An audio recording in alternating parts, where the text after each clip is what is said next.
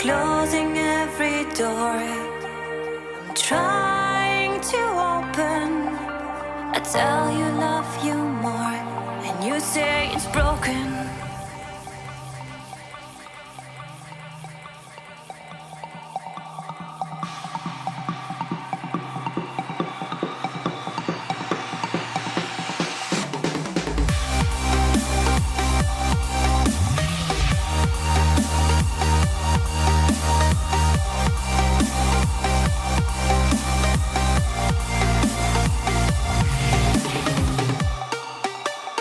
You make me weak. You're the one I seek. And I hate that I love you.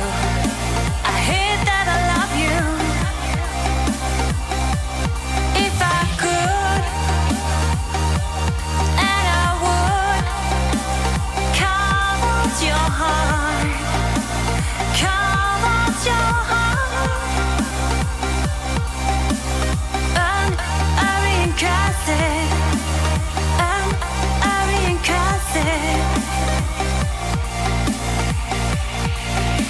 It's hard to keep smiling when you're closing every door I'm trying to open. I tell you love you more and you say it's broken.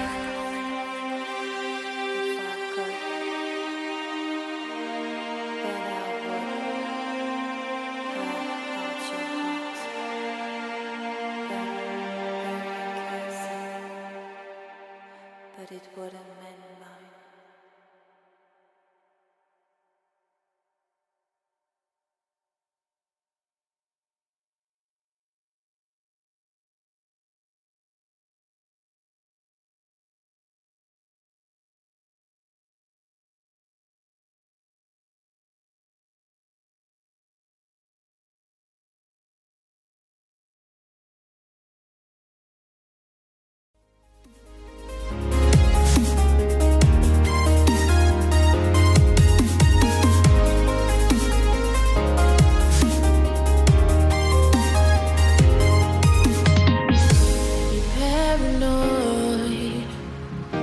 This love that you never started, you once destroyed a broken heart that was already shattered. Holding on to what we have, you take us to the edge and back. Holding on to what we have, you take us to the edge and back.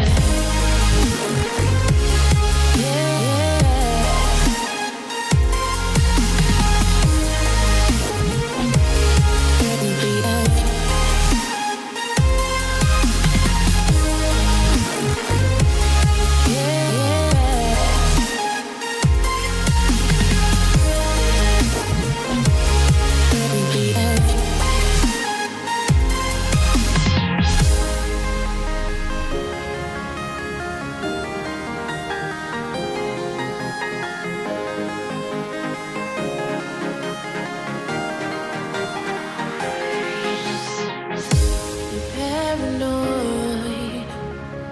This love that you never started, you once destroyed a broken heart that was already shattered. Holding on to what we have, you take us to the edge and back. Holding on to what we have, you take us to the edge and back. Yeah.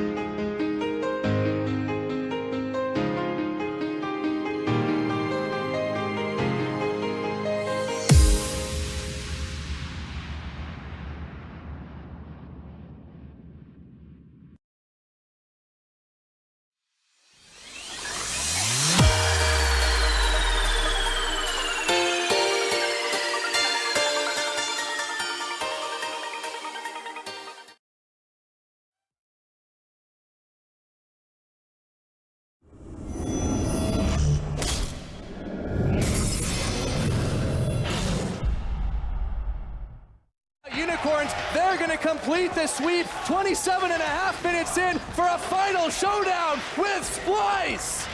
Unicorns sends their regards.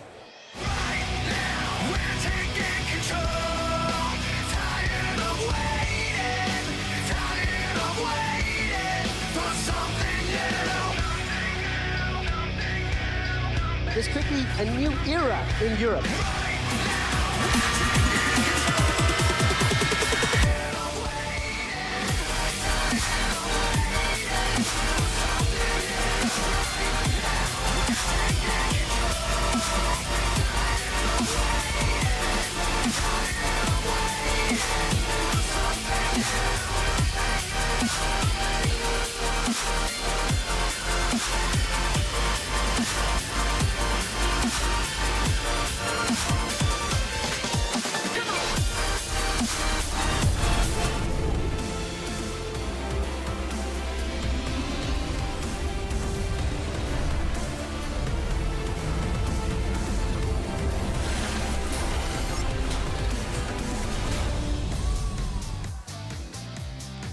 Hello and welcome to Berlin, Germany, where we are coming to you live with the finals of the European regional qualifiers.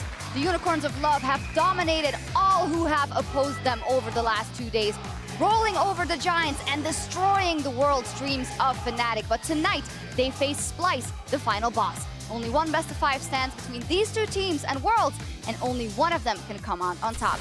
Good evening, I'm ePicSkillshot, joined here at the Analyst desk by definitely not Crepo, H2K's Freeze, and Fnatic's Mikyx. Aha, it was me all along. All right, cool. Never mind. I don't think anyone saw it. No, there's a little mustache. Your little mustache. You can't grow on yourself. It's on, no, I can't actually grow that myself.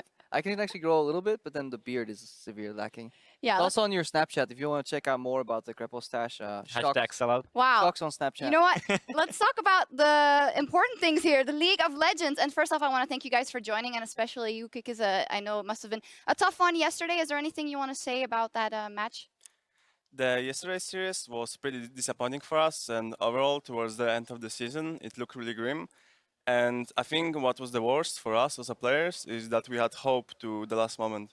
Even after the being 0-2 versus Unicorns, everyone still believed we can really come back and we can reverse sweep. So we're just really crashing after the lose.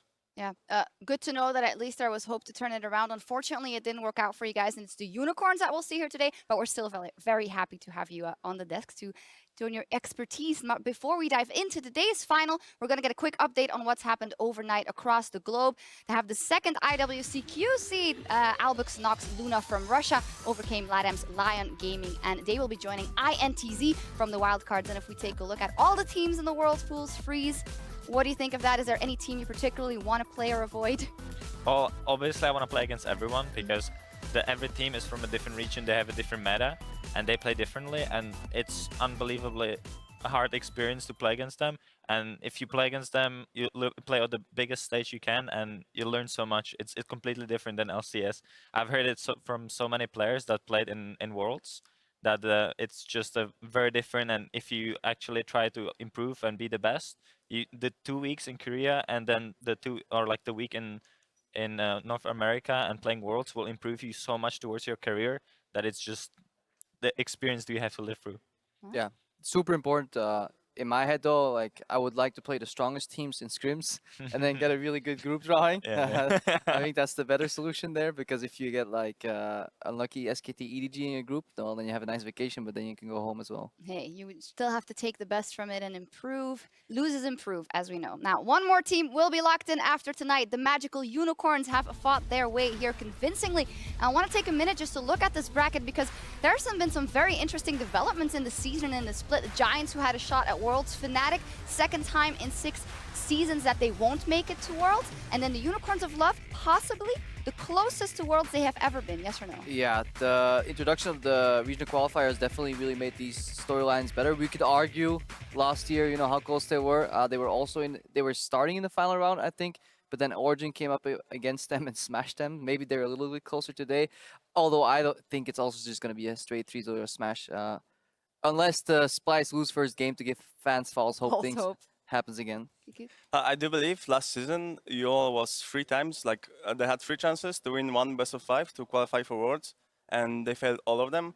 So I feel they were closer last time, but of course here they are only one series from Worlds, so they still have a chance again. Yeah, exactly. As said, only one best of 5 away from Worlds, and let's take a look at that red-hot Unicorns of Love, because they shut down Fnatic in 3 games. They are 6-0 in the regional qualifier so far, and if you talk about momentum, they have all of it right now, Freeze. How much is that gonna push them forward here? Well, I've always thought very fondly about the Gauntlet format, because for me, I've always had a better experience with playing more on stage and then transfer. Like if you play 2 games in a row on stage, you actually start to understand yourself on much deeper level and much better. So you know how you play on stage compared to how you play on scrims, which is very valuable. And then Splyce didn't really have it. They obviously saw how they play and they saw how they were like destroying other teams, but that doesn't really help you that much as I feel like when you play on the stage.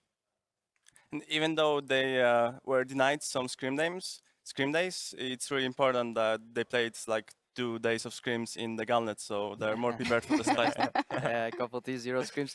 It's also a concept a lot of people listen to them, what Freeze is saying, and they're like, but why can't you focus, you know, and make your gameplay as close as you can to what's on stage? But what a lot of people forget is that it's not only your gameplay, it's your entire team. Because if you have a team that plays super reckless in scrims and all 3 lanes overextend at once, that's fine, because when one guy gets caught, the 2 other guys will make a move and make up for it. But if on stage suddenly one of those guys shuts down, the whole overextending strategy goes like to the water, which means these other 2 lanes now have to change their entire playstyle, even though they were perfectly fine mimicking scrim and stage, right? So it's not always all about the single player. It's about how all these players play so much differently on stage. It's more importantly when you have to go for like a risky play. Like, do I make that flash and do I risk like looking like an idiot, or do I just say, you know what, guys, Yes. I'm gonna back off? And that's actually, there's so many fine details. That's why Unicorns may have more momentum here.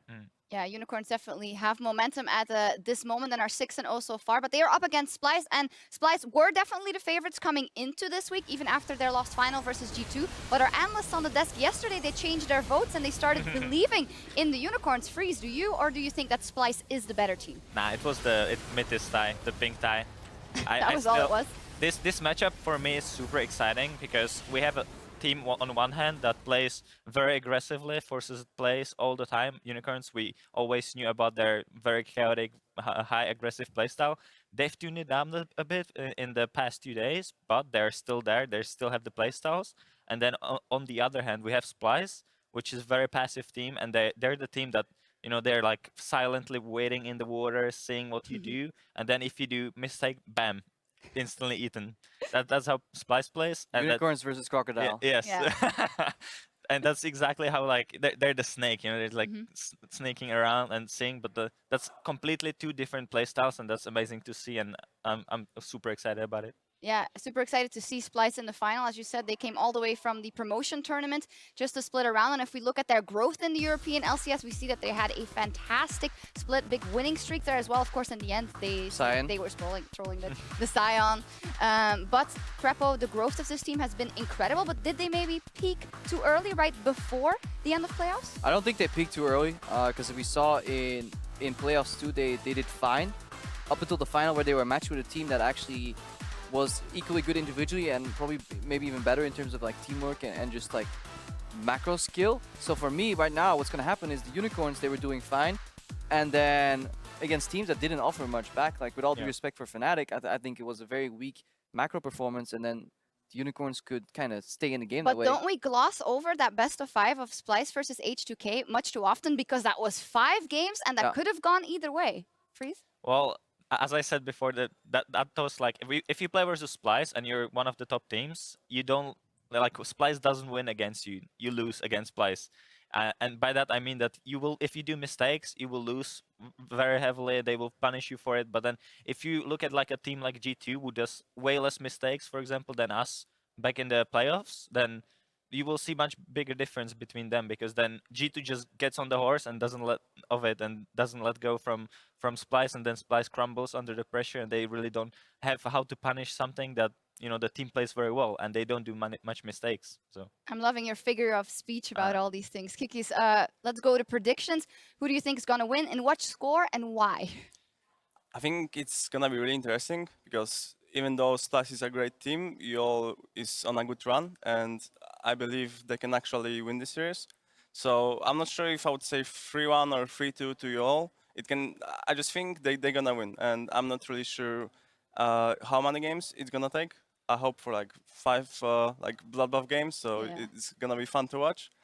And yeah, I think they individually it's really similar, but they will just make sure they don't let Splyce just farm up and like win the game in mid-late game. They will just force their plays as usually with like high priority on picks like the Shen and Kassadin and just try to fight all the time.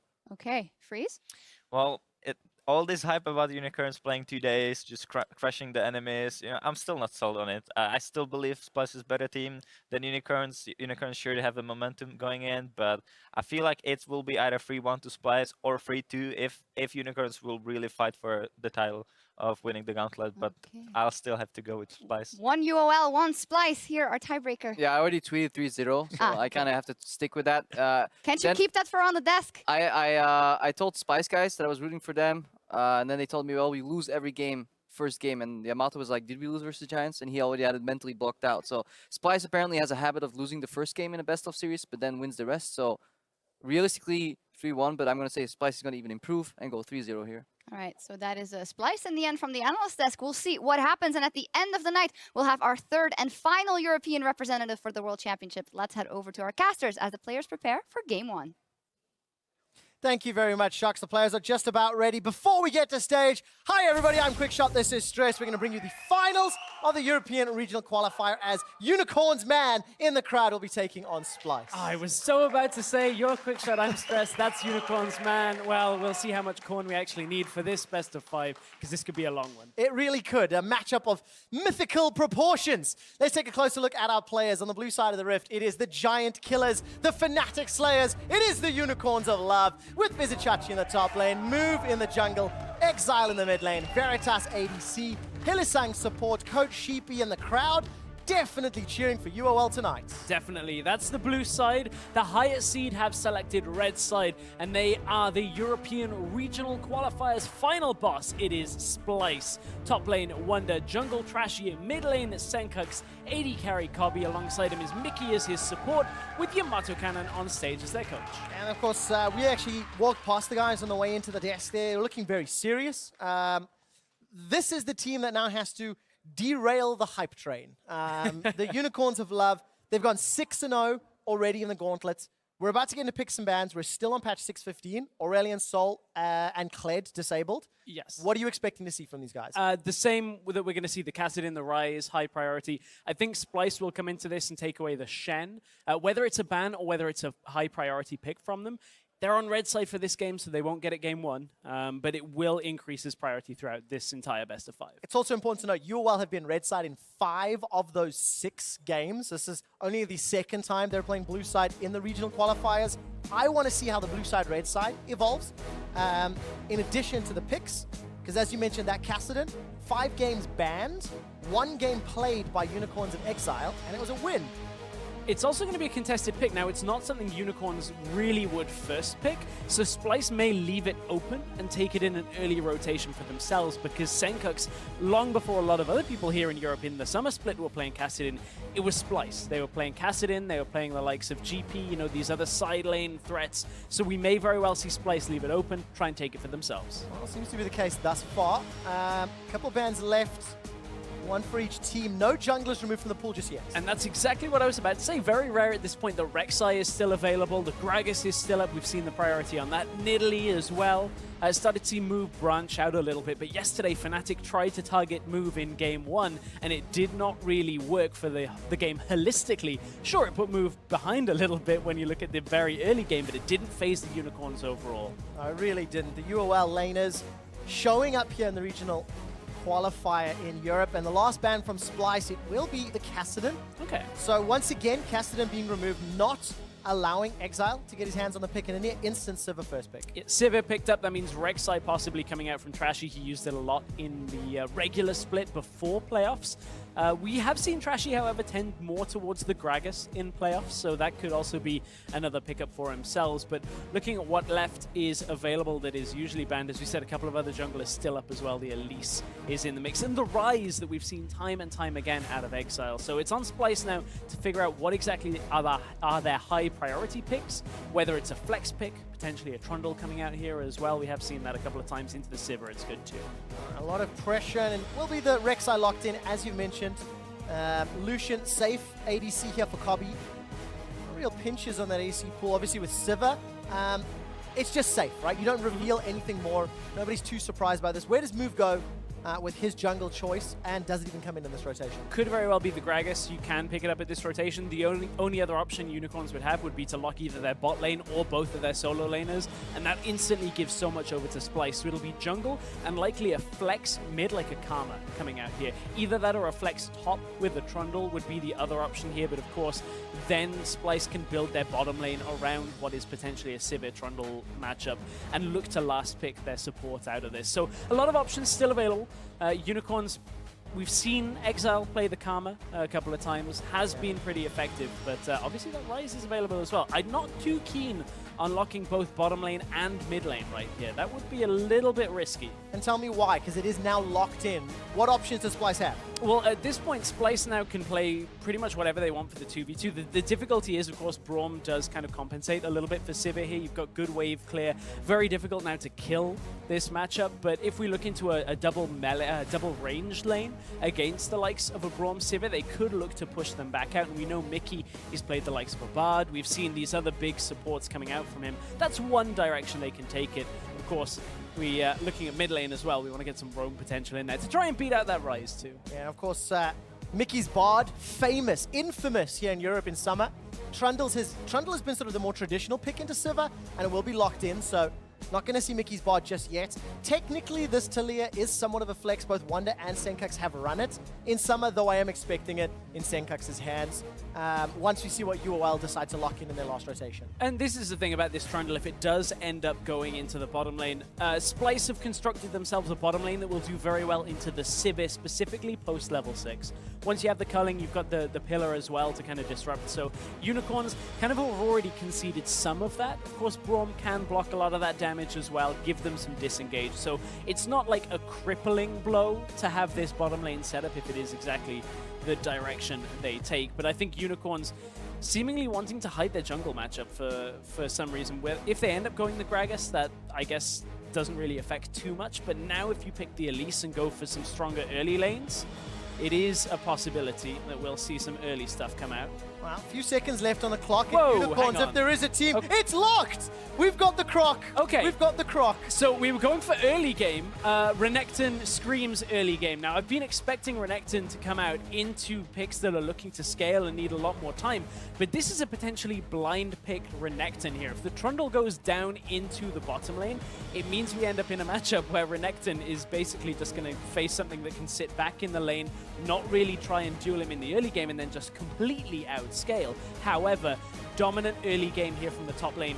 Pair that with the Elise, potentially looking to snowball Vizicsacsi super hard against Wunder. And that's something that UOL have used to win multiple games in the regional qualifier. What other options does Wunder have in his toolkit to play with? It's tough going up against Renekton, but obviously ranged or a ranged top laner in Kennen going to help out your team fights, going to give you some TP power. Irelia into Renekton, that's something that was years and years and years ago pretty standard.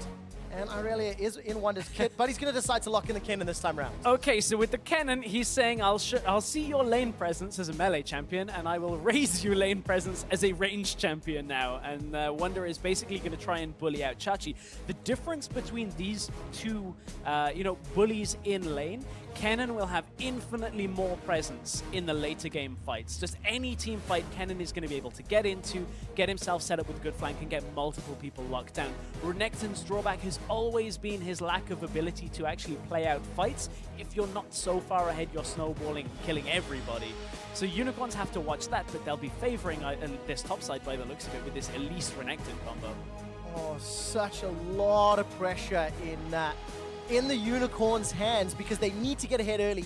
need to make this Ryze pick and this Renekton pick work out. In actual fact, the last king of Renekton in Europe was Freddy. That was the last time we saw it played last year, I believe. So it is a long, long time away. The only catch for me, I think Sencux, if he can get off a good roam with that Weaver's Wall early, that can be turning. Very possible, and that's what Splyce have. Rek'Sai, Talia, they got the teleports in there as well. They're looking to close the distance around the map and turn it in their favor. Well, we'll find out if they can. Europe's roads to world has come to this. The final qualifying spot. It is on the horizon, but only one team can emerge victorious. I think we did a lot on our way to Worlds, that we cannot just lose to Splyce and not go to Worlds. I think we have to. I feel like we should be able to be there in the team, and that's why we are also the final boss coming into the gauntlet.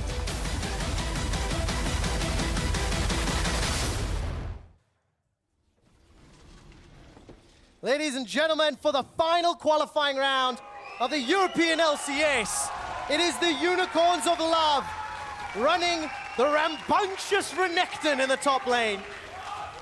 Not since spring, not since Freddy, have we seen the Crocodile.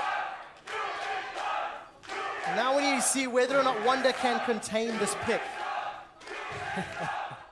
Oh, we get to see a bit of a roll of the dice in game one. Renekton is sure to dominate most matchups, but not really a Kennen, unfortunately. Unless Wunder makes a mistake. If you tread too close to the Renekton, he will lock you down and try and take you out. But Wunder should be okay on the Kennen and should be okay to hold himself through. But obviously, it's going to be Move, it's going to be Trashy getting themselves into the mix and getting themselves into the lanes as a big effect. So for Splyce, it's a matchup that certainly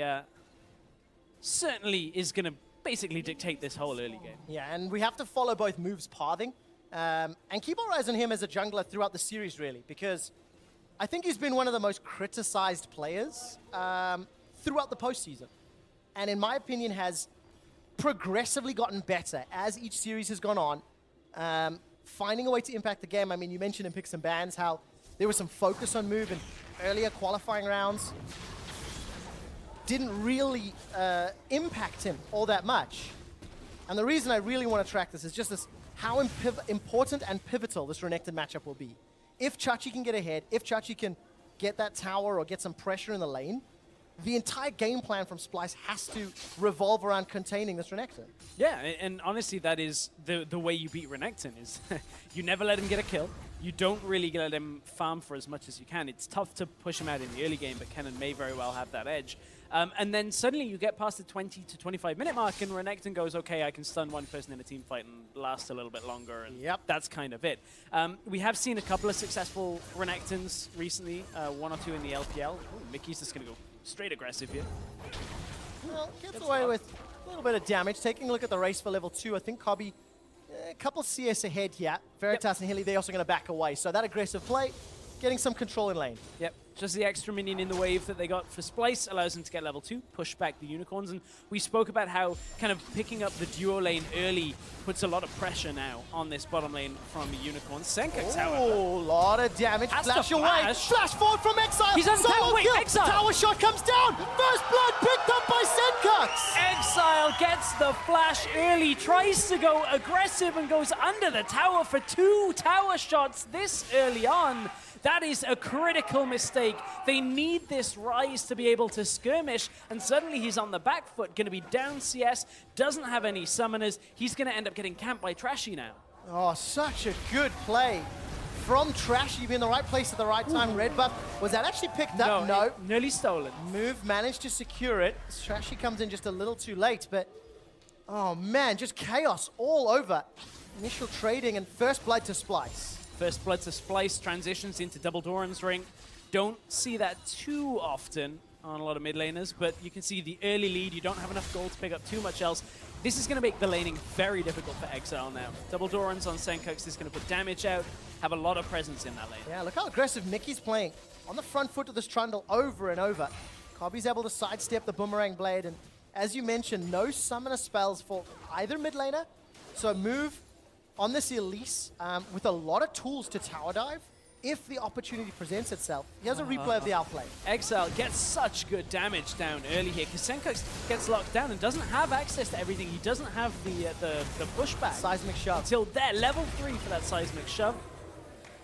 Exileh goes under tower, takes 2 tower shots. I mean, a lot of players will talk about first game of the day, warming up to it. That's a big mistake out of Exileh. No excuses on that one. Goes straight under tower. Tower range is always the same, no matter what game you're in. Yeah, of course. It looked like Sencux was just trying to shove the wave out, it felt like. Got caught down by that rune prison.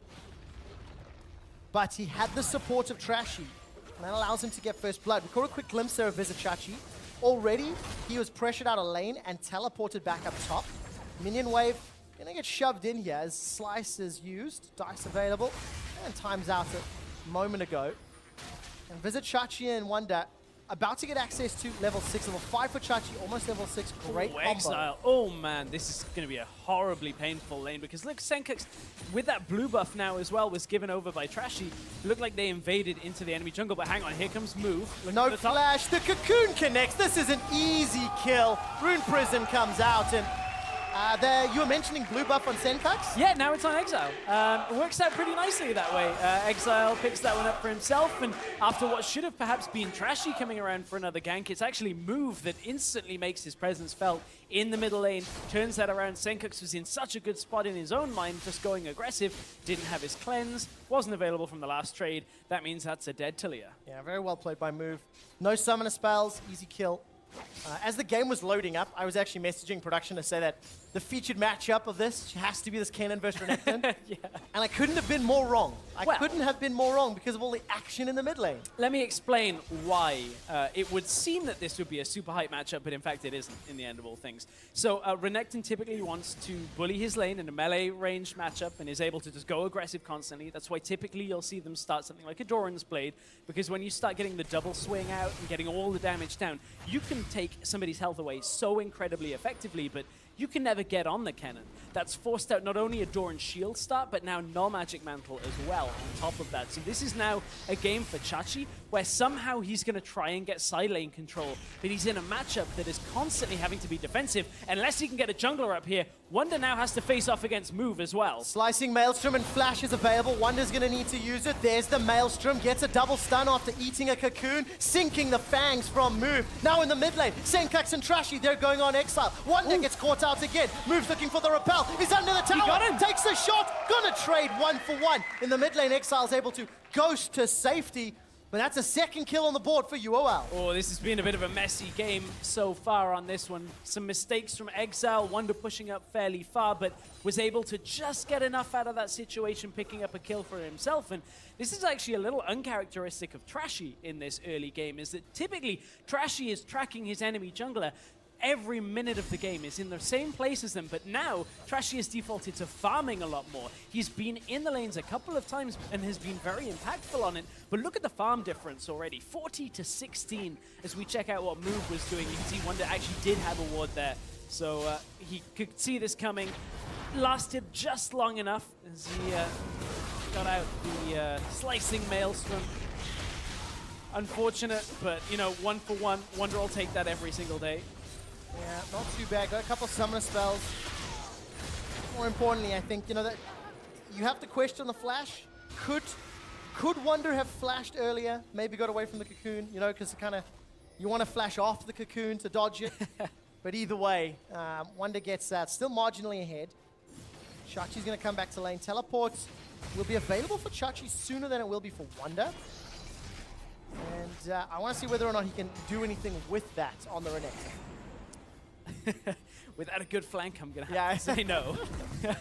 But then again, the same for Wunder. If Wunder can't get a flank when his TP is available, it's all going to be about that bot lane, though. That is where these TPs are likely to be used. The same with Sencux and the wall, because we haven't seen it come out yet. Now level 7, so Sencux could be looking to get out of that lane. Of course, wow, actually, hang on. Exileh has ranked his ult. That is interesting. We saw a lot of Ryze delay until like past level 10. 10 would be the first time you picked it up. There were a couple of adjustments to Ryze, which increased some of his ult potential. Don't believe that was on 6.15 though. I may very well be mistaken. For future I believe patches, it's the patches we're playing on live. Future patches. I think for Exileh, though, we have seen him take a couple of points before 11 and 10 in that ulti. It's just such a short range. It's not going to have anywhere near the impact of the Weaver's Wall. And Trashy, every time the observers are highlighting him, he's kind of camping out that red buff, has finally decided to back away, trying to steal a buff away from Move, but the opportunity simply didn't present itself. But the one thing that Splyce have managed to get over the last few minutes is just this vision control over the river. If you look at this, exactly where Move is coming through now, it's the same path that Exileh is going to have to track to be able to get himself down to the bottom lane, but he's not able to do that without being on wards. They ping them, and suddenly the bot lane moves back in the lane, takes a step away. And they've taken a step away and recalled here, Trevor. They're looking for this push onto the top side. No gangplank in this game is not going to be able to deny a push like this. Oh, and Unicorns are backing away at the same time. This is kind of a rough timing here. They're looking to defend the push up at top, but it depends how much Splyce can get done first. Chachi's going in so early. He's going to realize he's in trouble. There could be a flash pillar from Mikyx, not even going to get needed. Subjugate and culling. It's a 3-on-1, and Kobbe gets the kill. I think, however, Unicorns can come up with their bottom lane and move just in time to defend the turret off the first push. So it's not going to result in a turret, but inevitably it's another kill going over to Splyce here in this early game. And you can see Splyce know the bot lane recalled. They backed away. But look, again, bottom side, Trashy, who's gone all the way down, shoved the wave out into the tower. So now when Chachi actually comes up, there's no experience to be gained for him in the bottom side either. So again, it's a double win for Splyce. May not be turret first blood, but they don't really mind about that right now. Get the kill. They deny CS. They deny experience. Now they potentially are ahead of the push. However, Veritas, Hilly, with a supportive move, are going to get onto this top outer turret. It looks like Kobbe and Mikyx, they literally just backed off, spent some of the gold, and are now returning to defend their own tower. Chachi's making his way up and now will teleport. Okay, I thought maybe there could have been a dive being set up, but Chachi uses a TP to lane. Hang on, whoa, Chachi just TP to lane. This is not something you see all that often when we're looking against a comp that has like Talia, Kennen, who has his teleport available. Matching that TP is going to be so important, and this is Unicorns basically saying, well, Chachi, we just need somehow to get him extra farm, somehow to get him some kind of presence. He's maybe 11 CS up right now, but that's not going to win them the game. The problem is this Renekton, to actually win this game, needs to put in so much work. And I don't know whether that TP usage there by Chachi is going to backfire, because Splyce can force an engage up in the top side with the Talia and suddenly bring 5 people up there. And that just means Unicorns have to 3v5, and that's not a fight they want. Exileh does have his ultimate available, as we said, though. All right, 3.5 minutes for teleport. If Exileh decides to realm warp, or in this little situation, realm hop, I think is more appropriate, into the potential dive. Obviously, Wunder should be able to reply. Only catches he's under tower, and Sencux and Trashy may have read this because they are in the river as well. So the moment Move was getting in, in any sort of range, instantly there was a response. Oh, hang on, Exileh's moving for this. Is he actually looking to ult? Again, he's nowhere near his range. That was zoning ult, I guess. Optimistic? yeah, that one, not really sure hitting a Lucian that has flash and dash without any crowd control hitting first is really what you're looking for on that Braum ult. But some jitters to begin the first game, Little bit of jitters. Game 1 is on the line. In the best of 5. This is the closest Splyce has ever been, and obviously the second time that the Unicorns have been in the regional qualifier finals. We'll continue that story time in a moment. Move is hanging out. Wunder, Flash and Maelstrom. If he takes one step further forward. He's done so. He's done so. They're going to get him. The Cocoon's going to come up, but not after the Ruthless Predator. Chain CC, and Wunder is eaten alive. Patiently, the Spider waits in the bush and gets the kill. Second kill for Move in this game. And man, that's a fairly important turnaround. They use that TP, remember, to get Chachi down into this bottom lane. So now the 2-man push here is going to try and get it with this cannon wave.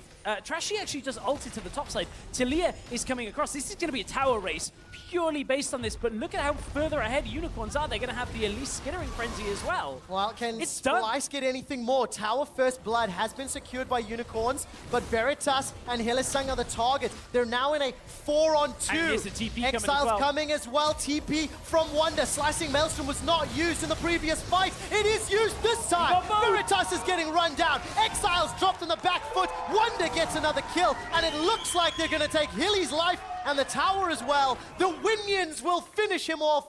Not just yet. And Sencux should be able to run him down shortly.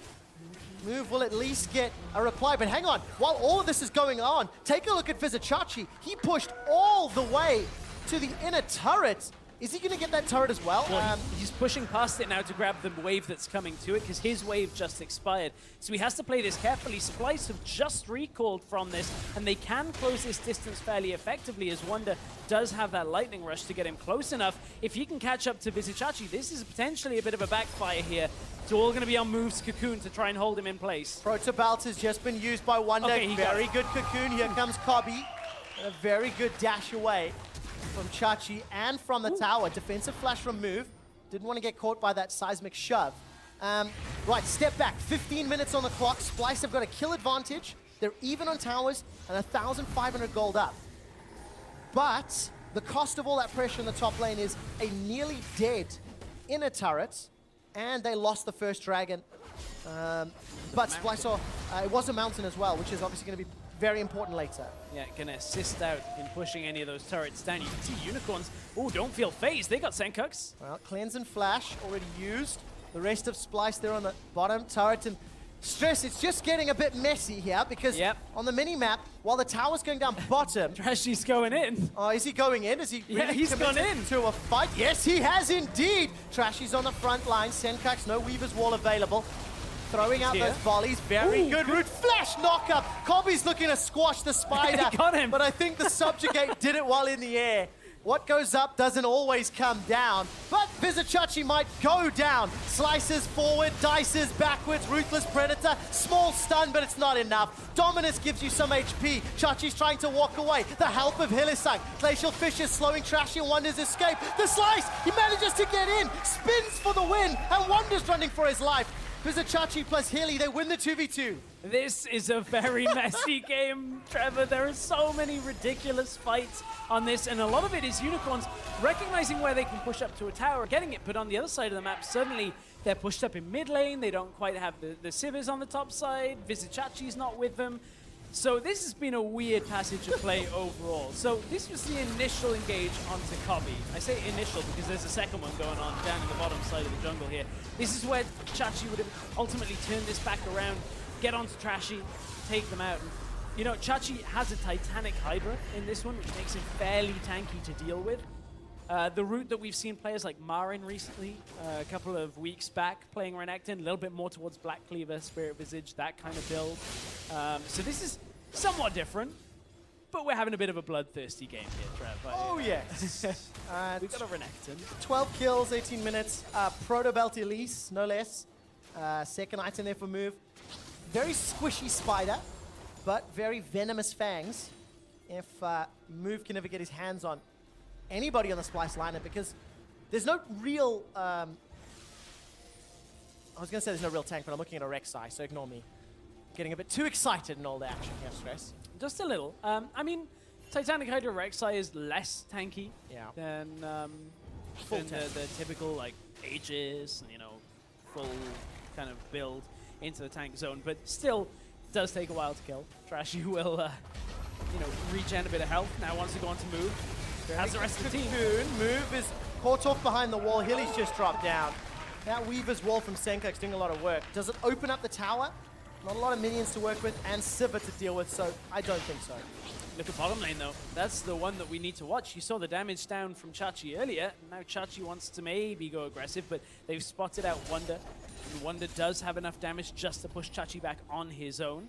Good path of wards up through to that bottom side tower from the Unicorns. You can see that Trashy has tracked through and placed a couple of his own as well, but it's out behind Trashy is where the important wards. The ones that track Splyce on the way to that tower defensively. And I think you have to keep talking about this jungle matchup. 58 CS on Move. Yes, he's got a couple kills and assists to his name. Trashy, 106. Really, really power farming his way up. In terms of gold, only equates to about 500 difference. So not a huge amount just yet. No kills in his back pocket is part of that reasoning. Obviously, we need to see what sort of impact the Rek'Sai will have versus the Elise as the game progresses. They're going to fulfill slightly different roles, really. Elise a lot more about getting the damage down, especially with this build. Yeah, that Proto Bell. Just got to get in there, get the damage, try and hit somebody as hard as you can. For Unicorns, though, this is a bit of a slowing down period for them. Trashy is going to try and edge towards the bottom side. You can see little skirmish over the Gromp from Wunder and Trashy. But Unicorns are going to try and they want to try and get that bot lane tower. Problem is, without really pushing mid at the same time and getting a lot of this control, it becomes very difficult because as good as their vision control has been through the jungle, they haven't actually cut off those jungle paths, and that's where you start restricting areas of the map that Splyce can or can't go towards. And Splyce, yes, they have a gold lead on this, but honestly, they're the ones kind of playing reactively. It's kind of what Freeze was talking about on the Analyst test, where it was like, well, you know, Splyce don't beat you, but if you make a mistake against Splyce, they're going to punish you very hard. Yeah. You lose against Splyce, not Splyce beat you. And I like that concept. And it's going to be a very good test for the Unicorns of Love, because they've had 2 incredibly dominant victories over Giants and Fnatic in the last 2 days. Momentum and confidence is definitely going to be on their side. But their opponent is a different beast, as you can see now. Trashy going to be jumping in. Yeah, Glacial Fissure comes down. Sencux delivers the wall, cuts it just a little short, and Hylissang's able to escape with his life. That Unbreakable managing to block so much damage, and Wunder cancel his TP. Yes, Trashy TP'd in as well by the looks of it. Ended up in mid lane, and they've pushed Splyce back away for now. Problem is, you can see Hilly was so low, they had to back themselves away. Unicorns look like they'll just drop down now and look for perhaps this dragon. It's not exactly the best prize right now for them, but they've already got 1 dragon, so maybe building later on to have as many different shades of dragon that you can have. Different avenues of victory. I think for a team like Unicorns, they're going to need to try to get their hands on this one if they can. Remember, scaling not necessarily 100% with that Trashy top lane. Flash away, though, from Mikyx. He's not going to be able to get a chance. Does in the end! Flash forward from Vizicsacsi to follow it out. And actually, Unicorns able to brute force their way onto the dragon. And I think that's important for the Unicorns because that Elder Dragon buff and having all of those additional potential tools is what Unicorns may need as the game plays out. Trashy's pushing bottom lane. Splyce had their recall stop. Trashy's getting this tower on this push. Yeah. There's no way he doesn't. That's gone. So Unicorns suddenly have turned this game back around, and this is what we've seen from them over the last few days, is anytime they have fallen behind, they've been able to just push. Sencux has to flash. Oh, Sencux is in trouble. Insta-cleanse, though, but it doesn't matter. The damage follows through. Very good timing after the W stun from Trashy. But Splyce, they lose 2 towers. They lose 2 deaths and a dragon in the last minute and a half. And you know what? I was talking about how Renekton, after the laning phase, doesn't typically have too much out of a single person stun, but Trashy has proved sometimes that's all you need in these kind of setups. So this was the fight over the dragon. 2 teams fighting over Cloud Drake, so Splyce back themselves away. Don't really think it's worth dying. Nice flash from Mikyx, but Trashy matches it with one of his own. Follows up with a slice and dice. Gets the kill. Then Trashy goes and gets a tower, comes over to the mid lane, because finally they have control of those jungle paths, and they can get into mid lane, pick up a kill. Yeah, and with the kill, with the gold, Vizicsacsi's extending that lead. So he's plus 40 CS, plus 1,300 gold, and his second item is Black Cleaver. So we're going Titanic into Cleaver versus Hourglass Proto Belt. I think Trashy never wants to be in a team fight. That's what this build is telling me. He just wants to be in a side lane the entire time. Hopefully with move waiting in the shadows. Yeah. That is, I believe, the game plan. Try to let Veritas and Exileh maybe wave clear, join in later if they can. But that's what those builds kind of scream to me. Yeah, he's been set on Spectre Scowl for a while as well, so just getting some magic resist. Exileh's dead. Well, that's a little bit of trouble. Round Warp comes out, is gonna maybe get away. Where did he go? How did he get out? He juked the observers. He juked all of us. He like spot ulted to like the point next to it and then flashed away. We have to see that again with vision toggle. Because I think Exileh stepped in and out of the bush, so Splyce couldn't hit it. Yeah, he did, and then stepped back into the portal, which was taking him about like a quarter of a screen away, and then he flashed. Like that. Exileh. That was amazing. Wunder gets caught out, goes golden with Hourglasses. Blue buff is picked up by Veritas in the back end, but just an easy kill thanks to some good vision. Hold that thought, stress, move Gonna proto belt to safety. We talked about these jungle paths. As soon as those outer towers are down, that is when Trashy can push up, and it suddenly becomes not Splyce jungle anymore. They cannot take the step in there. Wunder tries to, can't really survive when there are 3 people from the Unicorns in there, and Unicorns have fully turned this game around. So, with the vision toggle, so Exileh, where does he actually do it? Because I think he appears like right next to it.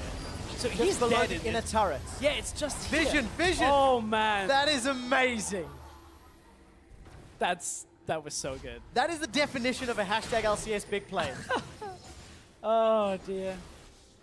Like Harry Houdini. I was trying to think of a funny one, but with Exileh, but I haven't got it. I'm just gonna let that play. Go with classic. Go with Yeah, classic. exactly. Harry Houdini's good. I was gonna go with Dynamo, but I don't know how many people know him, so we'll move on from that one. You don't even know who he is. Exactly. I rest my case. Television magician who was famous a couple of years back. Showing my age, maybe. At this point in time, Unicorns are in charge. They clawed back some of the early game deficit. They're ahead in gold. They're ahead in towers. And now they're trying to set up some vision around Baron. I actually like how Unicorns have used vision this game. When Trashy was very heavily extended earlier, he had a ton of wards and a ton of vision to play with. And now the obvious objective is Baron. So that's what the vision game is being set up. Yeah, Unicorns are gonna back themselves away with that and try. They've got such good vision around mid, around the enemy jungle. Just Unicorns making sure they can keep track of Splyce, so Splyce is struggling to punish all the time. Finally, Splyce will get a little bit of control over the Baron pit. You can see they got some in Unicorns jungle as well. They've been spotted out by the Rift Spirit. Trashy and Wunder going head-to-head again, but Trashy doesn't really want this for now, by the way. All he wants is a Grom. Well, nobody would want to. Even with Hourglass, I don't think Wunder could still win that fight. Hourglass plus Dominus HP from Trashy. Protobell's down, yeah. I don't know. Maybe we'll see. I doubt they'll go toe-to-toe. There's too much at stake. So spots at Worlds on the line. Hang on, watch mid lane, though. All right, watching. Reaper's Wall, gonna cut off Hylissang. Very good cut off the job. wave clear is the Hilly other puts thing. down the Glacial Fissure, flashes over the wall. No follow-up. Ooh, hang on, here comes Splyce, Trashy. but there is a round. Teleport's been channeled. Wonders come in. Remember, this is a teleport and a flash. Oh, Stand he's behind down. me! Harry Houdini, but it's the whole Unicorns. 2 of them have got away. Trashy flashes forward. Trashy's cut down where he stands. There's no front line for UOL. This is messy. Move dashes away with the Veritas. belt. Veritas is locked in by a pillar of junk. And Splyce say get dunked. They kept themselves 3 kills and turned for Baron. 3 kills. Splyce managed to turn that around from what looked a little rough from Trashy TPing into the backline, but that's where Renekton struggles. He locks one person down, and then Splyce turn all the way around for a move. He's going to look to try and steal this. Let's see if he can get in there. Still 6,000 health on the Baron, so not really an easy steal, and he's dead. Oh, Sencux just cuts him down, and Splyce will stamp an authoritative control on game 1. Stamp that control, they turn this one back around, so let's take another look at the initial engage. This is cutting off the wave clear from Veritas and also trapping out Hylissang, as we were talking about. TP starts coming in, but this is Hilly making his miraculous escape. He said Harry Houdini, how about Hilly Houdini in this scenario? Jumping out onto Veritas, getting himself out alive. And look, here's the turn back onto Trashy. Get the knock-up, lock him down. Even with Dominus running, he can't keep himself alive for the majority of this team fight, and suddenly Veritas gets pillared, Spell Shield does nothing to that, I'm sorry.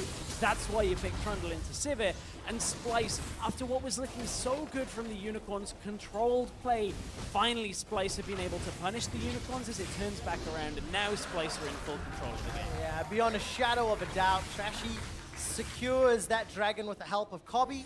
That's their first of the game. There'll be one more Mountain Drake before Elder spawns. And Trashy takes a lot of damage, got caught out by those concussive blows. Small stun. Outer turret is still standing for Unicorns of Love. Wonder for how much longer against the Baron empowered minions. I'm so disappointed I didn't get the Hilly Houdini. Oh, such a good line. But look at the damage difference in that last fight. I mean, some sick Renekton damage. but he's not a team fighter. No, I know, Not with exactly. a Black Cleaver Exactly. and a Titanic. Like, Yeah. I mean, this is the thing, is like Renekton has very specific things that he's good at. Always has been a difficult champion to balance because he was either incredibly good in the laning phase and just crushed and won, before you could have a team fight against him, or you would drag it to the team fighting stage and suddenly you lose everything that Renekton is good at. And that's the position that we're starting to find ourselves here for Vizicsacsi, is he still has presence in the side, but Splyce are forcing fights. And you have to loop back to the original discussion as keep an eye on Trashy. Unicorns are very proactive. Unicorns are an aggressive team. Mithy said it yesterday on the desk, how the first time they played against UOL in the semifinals, they got surprised. You know, they had to adapt their playstyle. Wunder's going to go toe-to-toe with Exileh. Proto Belt forward. Hourglass is available. Wunder's going to go golden. Really does not want that fight, but luckily the help of the minions will get him the survive, at least. I think Exileh was just panicking because Splyce were coming down through the jungle. Didn't want to get led on a chase to try and kill Wunder, so just decided that was enough. That was what he needed from that exchange. Wunder not having the same level of control, maybe, on Cannon that he would have liked. Using that 1v1.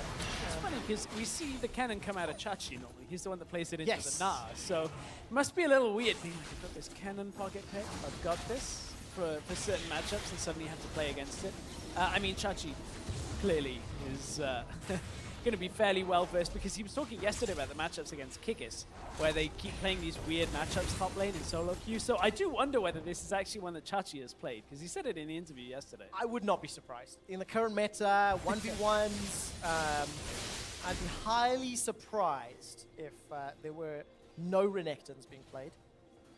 But to just loop back again to the original story, the Unicorns playstyle are very aggressive, very proactive.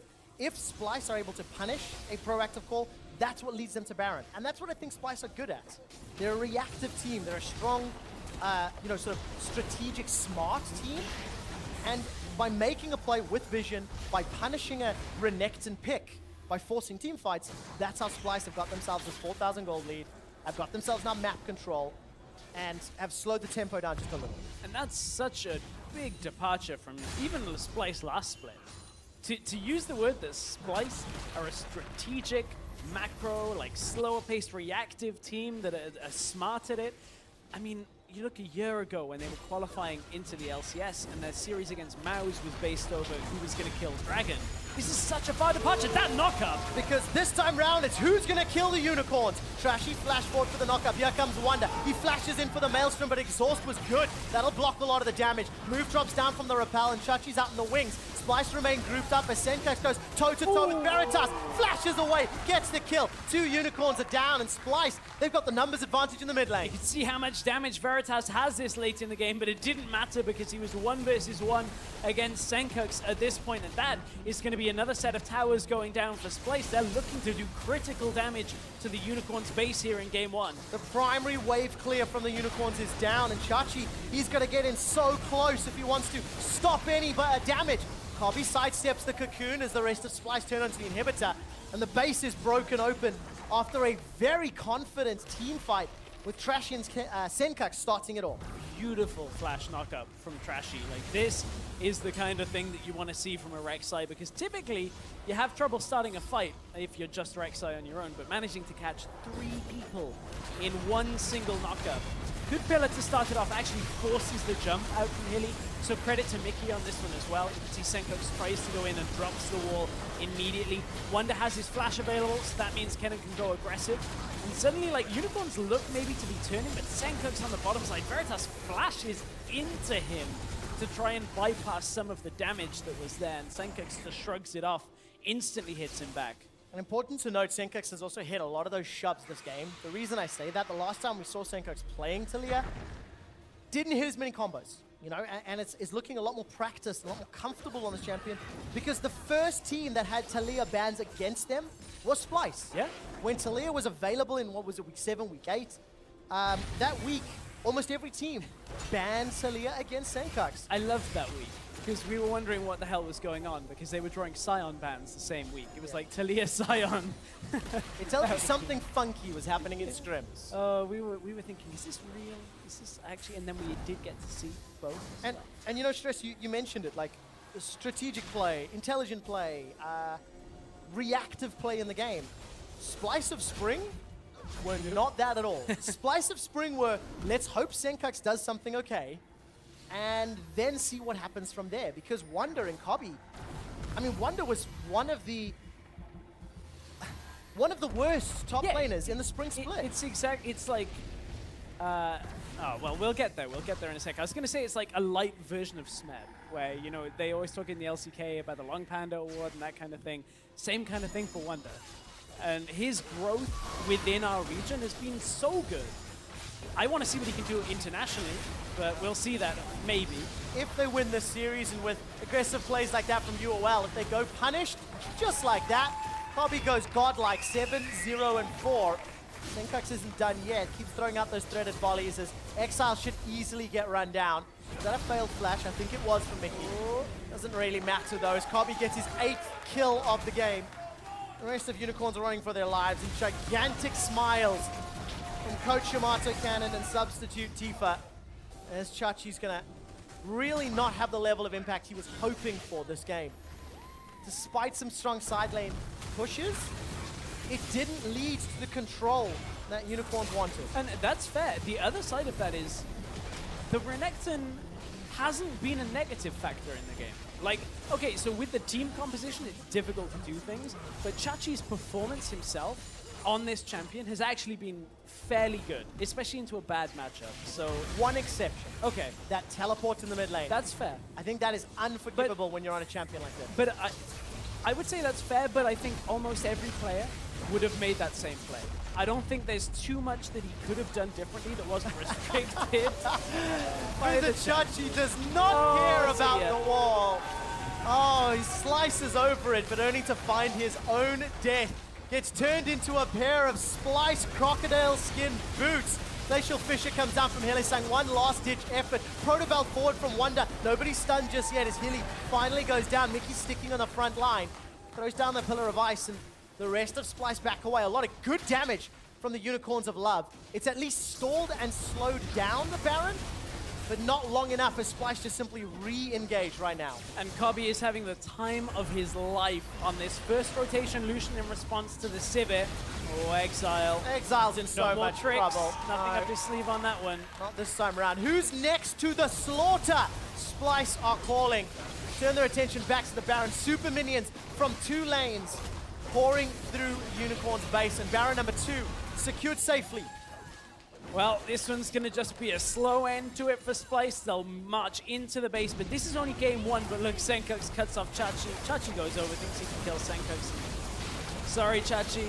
You've got some damage, but you haven't got that much at this point in the game. The Titanic Hydra Blackheat Asterix gauge is not enough to take this out. Wunder, Zhonya's just in time to keep himself alive in this fight as well. And again, Splyce just fighting in these enclosed spaces allows Kobbe to get so much damage off, Sencux gets so much damage, Wunder is able to get multi-person stuns. Splyce just looking like they're, you know, picking up where they left off from the semi-finals. Not so much from the finals, perhaps, but at least not the last 2 games of the finals. That's game 1, about halfway through. Game 1 and 2 were pretty good.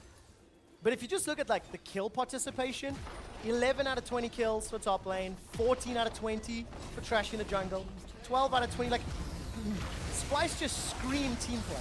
They just scream togetherness, holding hands, the power of friendship. Maybe that's a bit too far, but... I mean, it's kind of funny though, Kobbe's got the highest kill participation in the game. Yeah. He's 15 out of the 20. I mean, get around him, stick things on the front line, and Kobbe will kill whatever's left.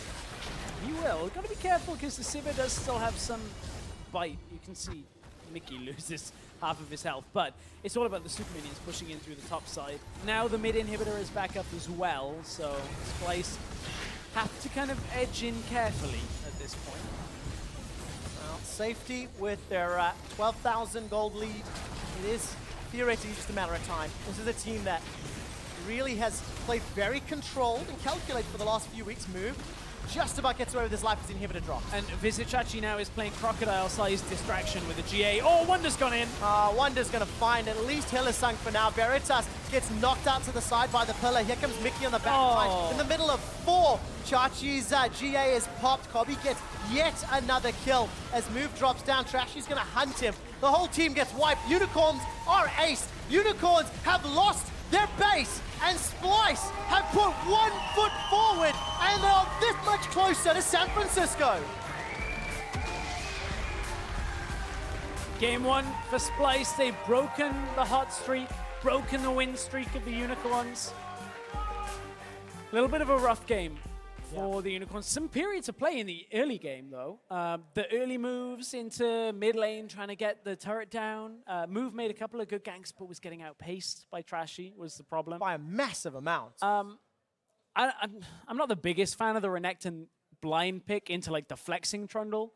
I think if you know your lane matchup, you can get away with it. If you know it's a lane, you can dominate. And he did, like Trashy didn't lose this game. Yeah.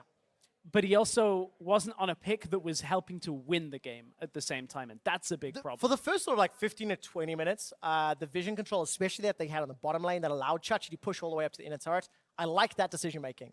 The problem is it felt like there weren't many more steps after that. You know, like for that pick to work, they need to get Trashy using that Renekton on multiple lanes, and unfortunately it didn't happen. So anyway, Splyce, they've struck first here against the Unicorns. Let's head over to the Analyst desk to break down exactly how Splyce won that game.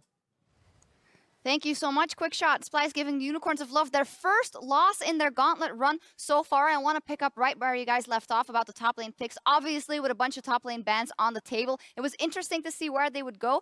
Kennen versus Renekton, and you guys immediately said, well, there's only one thing that can happen here. Move should go pay a visit to that top lane, but that didn't happen. Yeah, if you look at past seasons when Renekton was very meta pick and aggressive jungles like Elise got played, like if you're playing Kennen, and before we go into replay, like the goal is really to just dive that Kennen level 2. And right now we see that Elise has kind of cleared 3 camps and is pathing down to bot lane. Mikyx, you had a lot to say about that too as your experience at the top laner.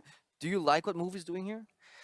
I feel like since the top lane matchup is really jungle dependent, I mean, if they are let to be alone, Kennen can really pressure Renekton, but you don't really blind pick Renekton to not play around top lane. Yeah. I feel like Move starting on top side is not the best choice, especially that Splyce knows that he started top side because Renekton helped them, and they saw the bot lane. He cannot really start alone, and I felt like Trashy could have abused that more and maybe try to invade enemy red buff as well with mid and bottom pressure. Yeah, and the reason we're showing these 2 clips here, guys, is as well is because, yes, Move is coming back into this play, but it initially was a really big misplay from Exileh 2 chasing the kill, and those 2 instances made things worse. Like, Move missed out on the opportunity to really punish the Kennen in the top lane, and Freeze you felt very strongly about Exileh in that duel. I was like, when he forced alone 1v1 both summoners, I was great. Mid lane is over. It's lost. And then he You mean Exileh forced them from Sencux, right? Yeah. Sencux lost both summoners at level 2 alone 1v1, and they had Elise, so they can dive mid lane anytime. Like,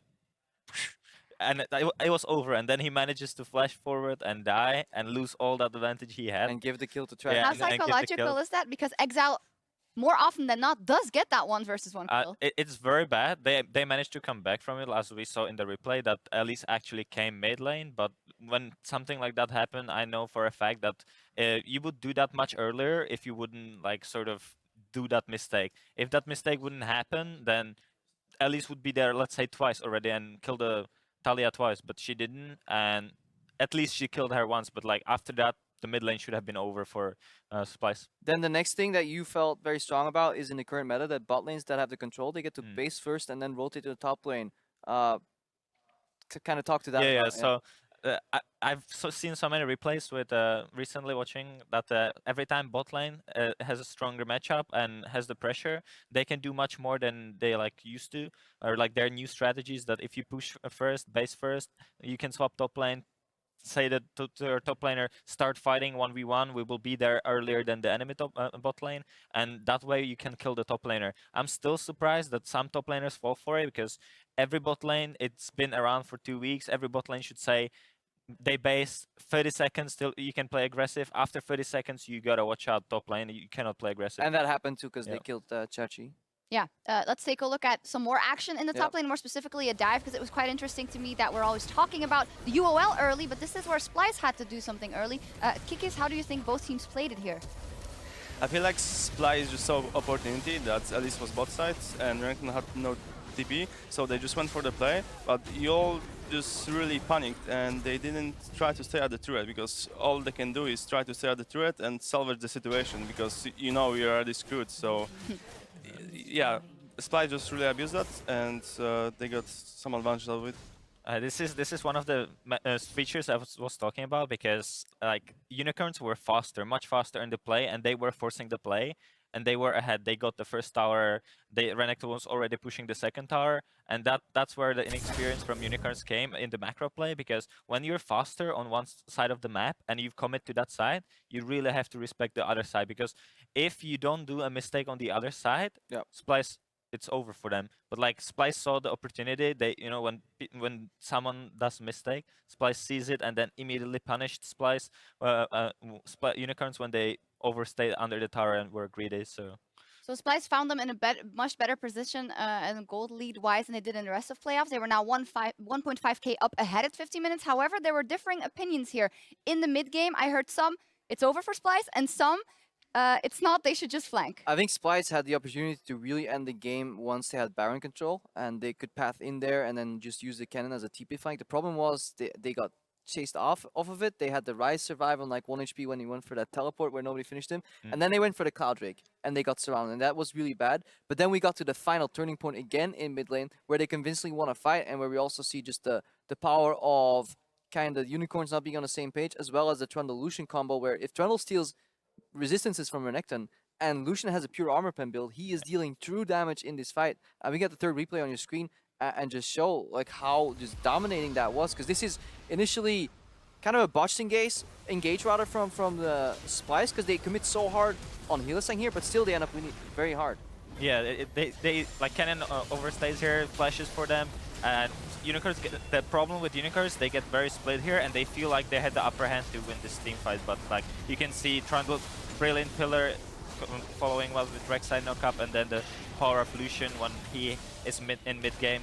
At this point you usually don't want to play. Like if I play AD carry, I know with the Sivir right now, I would just be, guys, let's wait till I get free items. Please don't fight against Lucian with the power spike. If you fight, it's over, because he was just going to roll over you.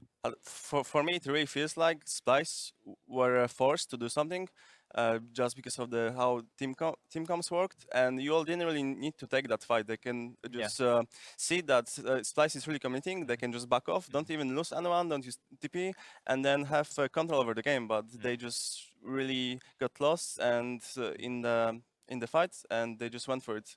Yeah, the more and more we talk about unicorns and Splyce matchup, the more and more I see how unicorns, they always stress out and they start doing, they do something well, or like, and then they start stressing out and just fall back into the chaotic playstyle when they don't know what to do. They split around and they're not very playing as a team, and then Splyce punishes them. Yeah, one major critique that we've had in like early and mid game is that they just play aggressive everywhere on the map. And if you play against good teams, they'll play passive on one side, punish you on the stronger side, and suddenly you come away with nothing. Yeah, it's fun to watch, but it might not be good for the results for the Unicorns of Love. We are going to recall and buy some boots, but when we come back, we'll have game 2 between Splyce and the Unicorns of Love. Don't touch that browser. I've never seen a snake kill a horse, by the way, if you're saying. No, as a horse, you just walk around and you randomly kill snake. So you mean we stomped them, basically?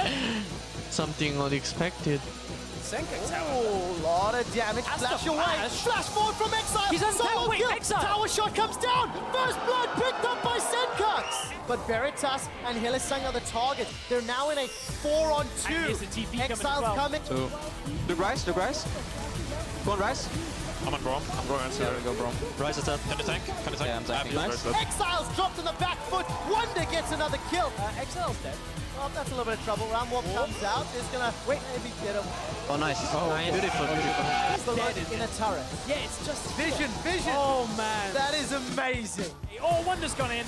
Wunder's gonna find at least Hylissang for now. Veritas gets knocked out to the side by the pillar. Here comes Mikyx on the back line in the middle of 4. And Splyce have put 1 foot forward, and they're this much closer to San Francisco.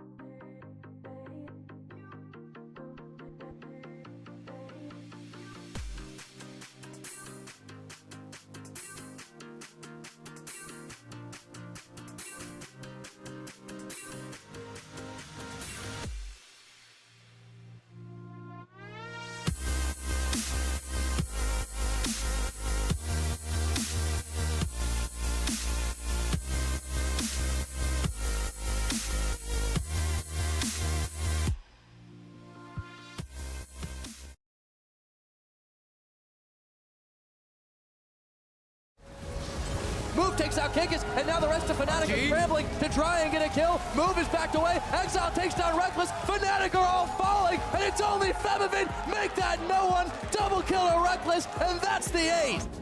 Coming into the series of Giants, we were quite prepared for both picks and their playstyle as well, and also they had lack of practice compared to us. So I felt like we were very far ahead already from the beginning. So we got the 3-0 there, and against Fnatic, we scrimmed them a lot before, so we kind of expected their style and knew what they're gonna do. Coming into Splyce though, I believe we have a harder time because Splyce is amongst the top 4 teams together with us, and they're quite strong. And even though this is our last chance to make it to Worlds, I think it will be quite hard, difficult challenge.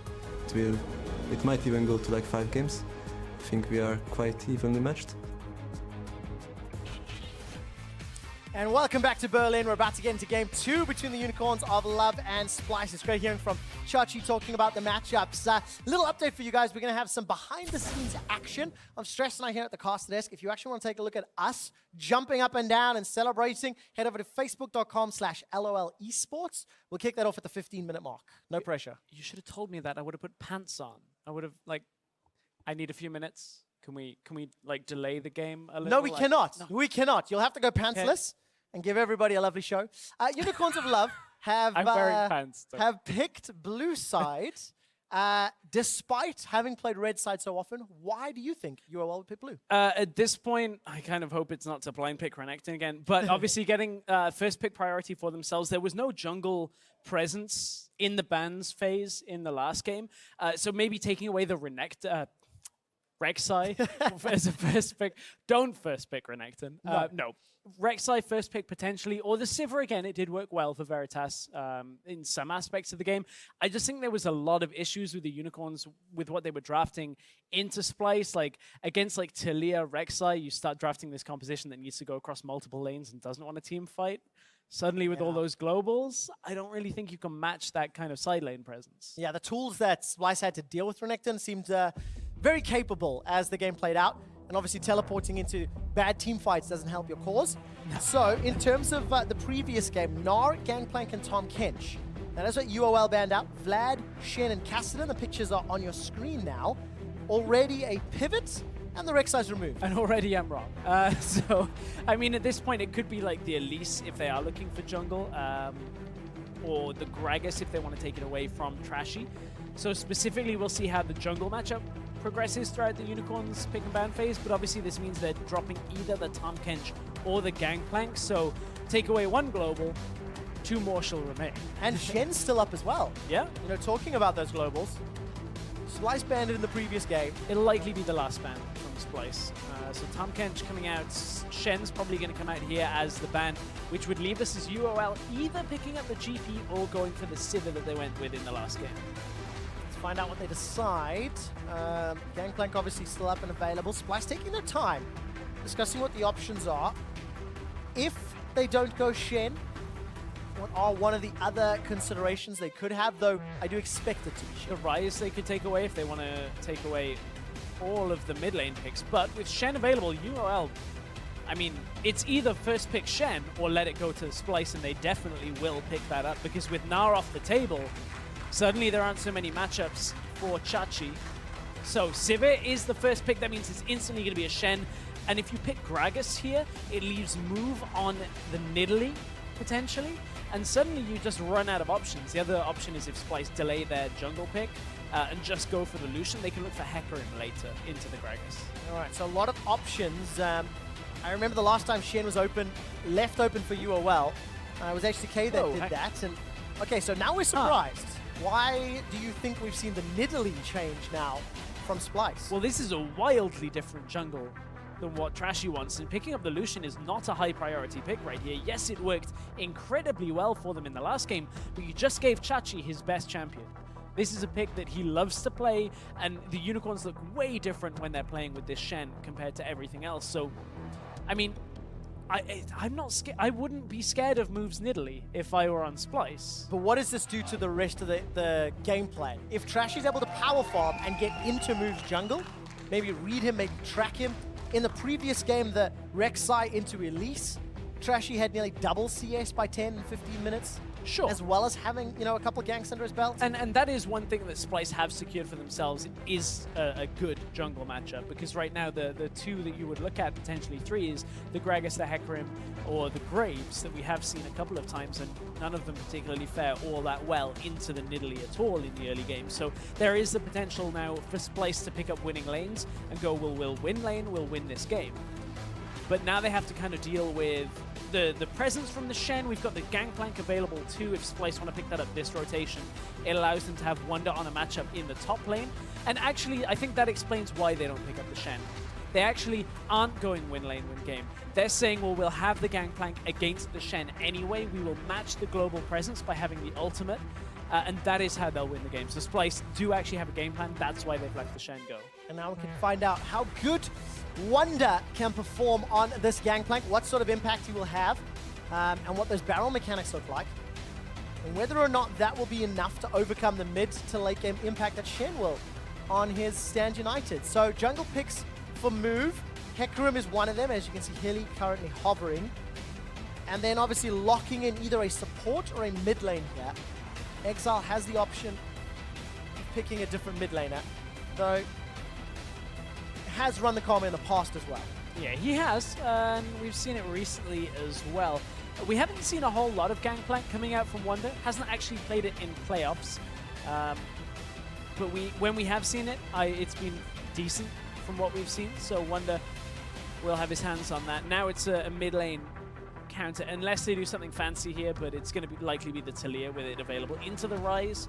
Ryze tends to have a fair amount of 1v1 in the middle lane presence, but Taliyah roams better earlier, so you can snowball other lanes better than Ryze can earlier. Ryze is a little bit more of a skirmisher right now with the way you do that. Wants smaller fights, doesn't necessarily want the big 5-man fights all the time. Yeah, I really like the options that Unicorns have drafted. They've got some side lane presence, they've got some global presence, good front line as well. Front line is something that Splyce are not in plenty of supply. Only the Trundle, and even that is optimistic. Yeah. That is optimistic at best. So for Splyce, they've drafted what I think is a fairly complex team composition to pull off. But they do have the ability to lead with Trashy. If Trashy can get ahead, if he can put move behind, then Unicorns will never get the chance to set up 1-3 round. They'll never get a chance to use this sort of death ball if they want to. Exactly, and Unicorns are less looking for 1-3-1. They're looking more for team fighting with the Sivir, with the Shen, the Gragas, like these kind of picks all together. Start a fight, take somebody out before the fight really can progress too long, and at that point Unicorns will have the advantage. Problem is, Splyce have a fair amount of damage when it comes to it. Like, we saw Kobbe go huge in the last game on the Lucian. Unless this game goes super late and he's going the Black Cleaver build, Splyce are going to be able to take a lot of these small fights too. Now we get to see who's mechanically going to pull them off. The coaches are just about to shake hands. Only 2 Nexuses remain for Splyce to qualify for the World Championship. Sheepy, however, needs to secure 3 victories, needs to bounce back from that loss. Tracking where some of the support is, you know, Mikyx, Mithy, they're in support of the Unicorns of Love. Freeze, Crepo, Perks, and Vander, however, feel that Splyce have it. I feel that coming into the series, Splyce, if both teams played their best, had the ability to outplay Unicorns. It's easier to say that when Splyce are 1 game up, Trevor. If only you had said bus. that before the series. Not like you said that to me earlier. No, luckily I have some social media proof, but it's just, it's one of those things where it's like, you look at the strengths of both teams, a proactive team that is messy can be beaten by a reactive team that is playing smart. Yeah. However, as the crowd is chanting and yelling, the Unicorns are incredibly strong in the early stages of the game. And if Exileh can get another good early 1v1, this time Flash Ghost for Sencux, no Flash Cleanse, that could be a solo kill. That could be a way to open up this game here for UOL. May very well be the case. We'll have to see whether Exileh goes aggressive and takes 2 tower shots again. Keep in mind, this is for the last spot for Worlds from the European region. You can see down in the bottom left of your screen, the group draw show will determine exactly where everybody goes in the groups for Worlds. Will take place on Saturday, 10th of September. So either Splyce or the Unicorns will be in that mix. Yeah, last European spot, and also the second last team worldwide. All 16 teams will be concluded today, as both teams just trading a couple of love taps. Nothing really gained from this, because of course, it'll be either Immortals or Cloud9 that'll qualify from NA, and that'll round out the top 16 teams in the world going into the World Championship.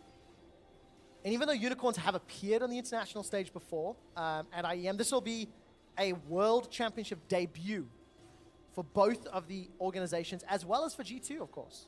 Yeah, there's a lot of young talent going to Worlds from the European region right now. The changing of the guard, right? Yeah, exactly. Well, I mean, for Europe, if you take a look last year and this year, it's shades different on what has happened. Very different region. A new era, you might say, Trevor. A new era, indeed. Find out whether or not Unicorns or Splyce will be etching their names onto the Summoners 2016. Well, I was going to say the 2016 team list. The 2016 I was going to say, I think you might be reaching a little farther. I can be hopeful. That's true, that's true. Between now and Worlds, still a lot of time, and regardless of who qualifies, my eyes are on Unicorns now. They had a good lead in Game 1 of the series.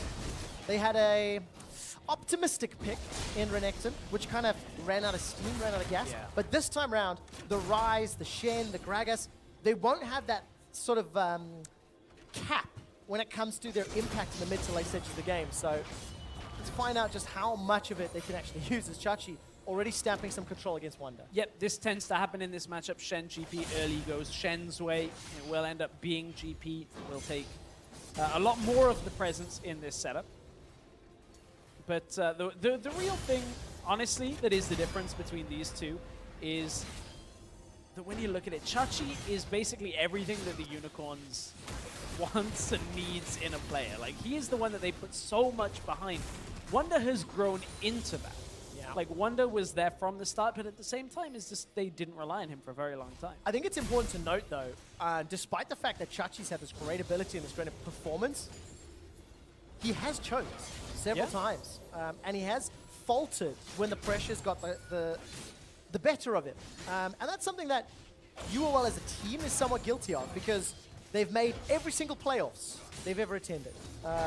They were regional qualified final boss last year. They're in the finals this year. This is an organization that has had medium levels of success, but doesn't have a title to their name just yet. And I think that's the funniest thing, because so many people always downplay the Unicorns, whether it's their play style, the players that are on the team. This team has never been in a position where they've had to be in relegations. As you said, they've always made playoffs. Like, this is an organization, whether you like it or not, that is consistently performed now over 4 splits to the point where they are still here, and with multiple different lineups have been very, consistent throughout the why Unicorns consistent? You'd never have thought that initially, but they have done it. They are consistently good while being inconsistent in their playstyle. I think that's kind of a fair thing. And what's also great is, like, the organization and the players, they've also got a lot of personality, which is why the guys on the ground here in Berlin, why everyone always screams their name and screams "Fear Our Horns," because they've built up this loyal fan base and this great level. Now, we're at a pretty standard laning phase here, no advantages anywhere. CS is even. Sivir and Karma obviously getting the better of Lucian Trundle for the time being. Yep. There's a couple extra CS in the wave down there. We'll end up picked up. Oh, Exileh here, but maybe this is the advantage we were looking for. Well, Exile's on the wrong side of the rift, running away from Sencux to Sencux's tower, but he's going to be able to escape with his life. Trashy's got a ward here, though. Javelin toss. Oh, Exile's got a mouse. Not by the hair of my chinny chin chin. Exile's able to just sidestep. Well, as long as Sven would be happy, right? Yeah, he would. He would. And Wunder may be happy if he can get some damage down onto Trashy, but Trashy's gone back anyway. He's going to force out the TP. But what this does now do is, as kind of always tends to happen, Trashy has been forced back pre-6 now, so it's just delaying that 6 spike for the Shen. So bottom lane, they already get the flash. Respect flash there from Veritas. Does not want to go toe-to-toe after he was kind of pinched between the wall and the lane by that tower. And important to note that Trashy is having his jungle invaded by Moon. Let me repeat. Nidalee is being invaded by Gragas, but there's a flash forward in the bottom lane. Here's Talia as Cannon well. Barrage comes down. Here comes Sencux, but can't actually get anything. Doesn't actually equate. So flash, heal, and exhaust down for the UOL bottom lane in exchange for a flash exhaust from Splyce. And 2 ultimates. They used both the GP and the Talia ultimate, and that was an important timing window, as Trashy does not check that bush. An important timing window, as now he'll notice that, because the Shen ultimate is now available. The GP ultimate is not, and that was the advantage that they had. Splyce will pick up ward out of the jungle, but as you said, Move had gone aggressive into Trashy's jungle. Is still a level behind though, so can't really do too much with regards to fighting this early on, so has to go back into his own jungle. But we're back up to this top lane. Trashy and Wunder and go toe-to-toe. Trying to, but Trashy didn't connect with any of Wunder's toes, so that taunt did not land. Wunder's going to have some more support. Another early back. This time, Kobbe's changing up his item build. When Ghost played previous game, picked up a BF sword this game. And I like this. This is going to build towards the Essence Reaver build that people have started to go back towards. Here's the turn as well, because look, same thing, 2 games in a row. Splyce are now bailing out into the top side. Unicorns are doing the same. Typically, it's the team with the winning top matchup that will do that first. Or the pushing it. Or the pushing is the other one. That's what I was going to say. Wunder has been able to use the barrels to push it out. I wasn't going to say pushing it, but I'm going to make that word. Mickey's able to sidestep that taunt by actually walking forward. Trashy caught a little bit by surprise. You know they can't see you yet, Trevor. You Oh, make touche. pushing motions. The Facebook Live thing will go live in about 8 minutes. But 7 minutes rather. Vizicsacsi holds onto his tower. And it looks like Wunder's backed away. So Wunder's moving down bottom. And Mikyx, once again, being bullied out by the double-ranged of the UOL duo. Yeah, and this is the difference now with Unicorns picking up that Karma a little bit later on. You saw the Sivir Karma locked in, and it's a difficult kind of situation where, you know, you're playing double-ranged, and now Splyce end up with the Trundle because they wanted to flex it, but it kind of ends up in a tough spot where Splyce are like, okay, well, I guess we're just not going to win the laning phase at all, but we're going to have this presence later on in the game. Once again, and that's kind of what Splyce did in the last game too. Yeah, and taking a look at some of the presence, Move on screen down 20 CS to Trashy, but Kobbe, who's being forced away, is down 20 CS to Veritas. A gigantic fight is breaking out in the top lane. Hylissang's going to flash away. Stand United will finish its channel, and that's a barrel knocking away. Sencux is in trouble, trying to clear out the wave, getting the help of the tower. The seismic shove knocks Trashy backwards. Sencux getting away with his life. First blood not secured yet. Move throws out the barrel as Splyce are running away. Not done yet. First blood not secured, but first tower blood is on the cards, and UOL, they're knocking on Splyce's door. Yeah, but Splyce still are trying to just deter them as much as possible. Wunder's pushing in the bottom lane, but look, the push top is going to be stronger, but the minions are dying. That is the key thing for Splyce here, is they used the GP ult to take away the minions at first, and now the second wave has pushed up. I think this is barely going to be in favor of the Unicorns because Wunder had to back away. In fact, that bot tower is still so much healthier. It's going to be in the Unicorns' favor here. Strong play from Unicorns. They don't get the kill, but they should get tower first blood. Yes, Wunder's not even hitting the UOL tower. And Veritas knocks it over. Plus 1,000 gold, plus 1 tower. And the UOL squad are in the lead. Those are the plays that Unicorns do and have done throughout all of the postseason to get these advantages and put pressure on their opponents. Yeah, and a lot of the teams that they played against have kind of crumbled under that. And Trashy Takes a little damage, but you know, Unicorns making that active play into the top side. Wunder used his ultimate, and I didn't see how many minions were in the wave at first, but the wave was just joining. Like a couple of seconds later, and the wave would have joined. They would have cut the second wave off as well, and Unicorns would have been completely deterred. So if we do end up seeing that sequence again, it would be interesting to see how many minions were in that wave, but certainly Splyce coming out on the bad side of that. Despite not using their teleport on Wunder to join the fight, they were relying just on the GPL, which we've seen work for teams time and time again. This time, it wasn't quite enough. Yeah, not this time around. Both teleports available for Wunder and Vizicsacsi. Stand United will be up in the not too distant future. Looking down through some of the itemization, BF Sword and Long Swords for Veritas, as well as Berserker's Greaves. When you've got a CS advantage of 25, obviously going to give you the item advantage. No real surprises everywhere else. Runic Echoes with green Smite for both Trashy and Move. And Kobbe, this game in comparison to the previous game, has not been able to get ahead and punish that Renekton. Because, of course, what allowed Kobbe to do so well in the early game previous was pushing Renekton away. And this time around, the fights in the engages have forced Kobbe to fall behind. Trashy coming into the enemy jungle, and you can see one of the other pickups here without the cleanse now. Sencux getting himself the Mercury Treads, wants a little bit more MR and a little bit resistance to some crowd control effects. But of which there are plenty. Of which there are a lot, so good luck with that. Exactly. Cleanse, I guess, on its own, probably not going to do a lot in this game with just the one. Yeah. Maybe, but nevertheless, opting for that Ghost, trying to roam faster, trying to get out onto side lanes, perhaps, for Sencux and the rest of Splyce.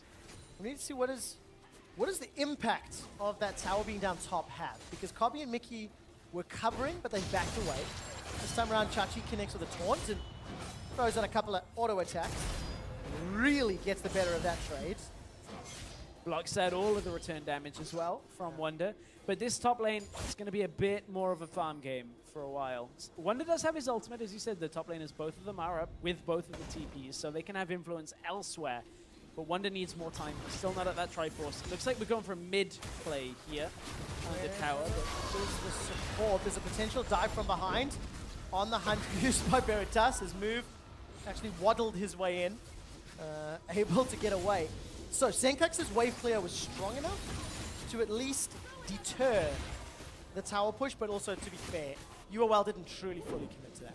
But look at this, Splyce didn't really commit to a defense either. They pushed up in the top side with Kobbe. He's looking to farm up further and further, but he's still behind in that CS, keep in mind. So is looking for that build to build later into the game, so Kobbe's not in too much of a hurry.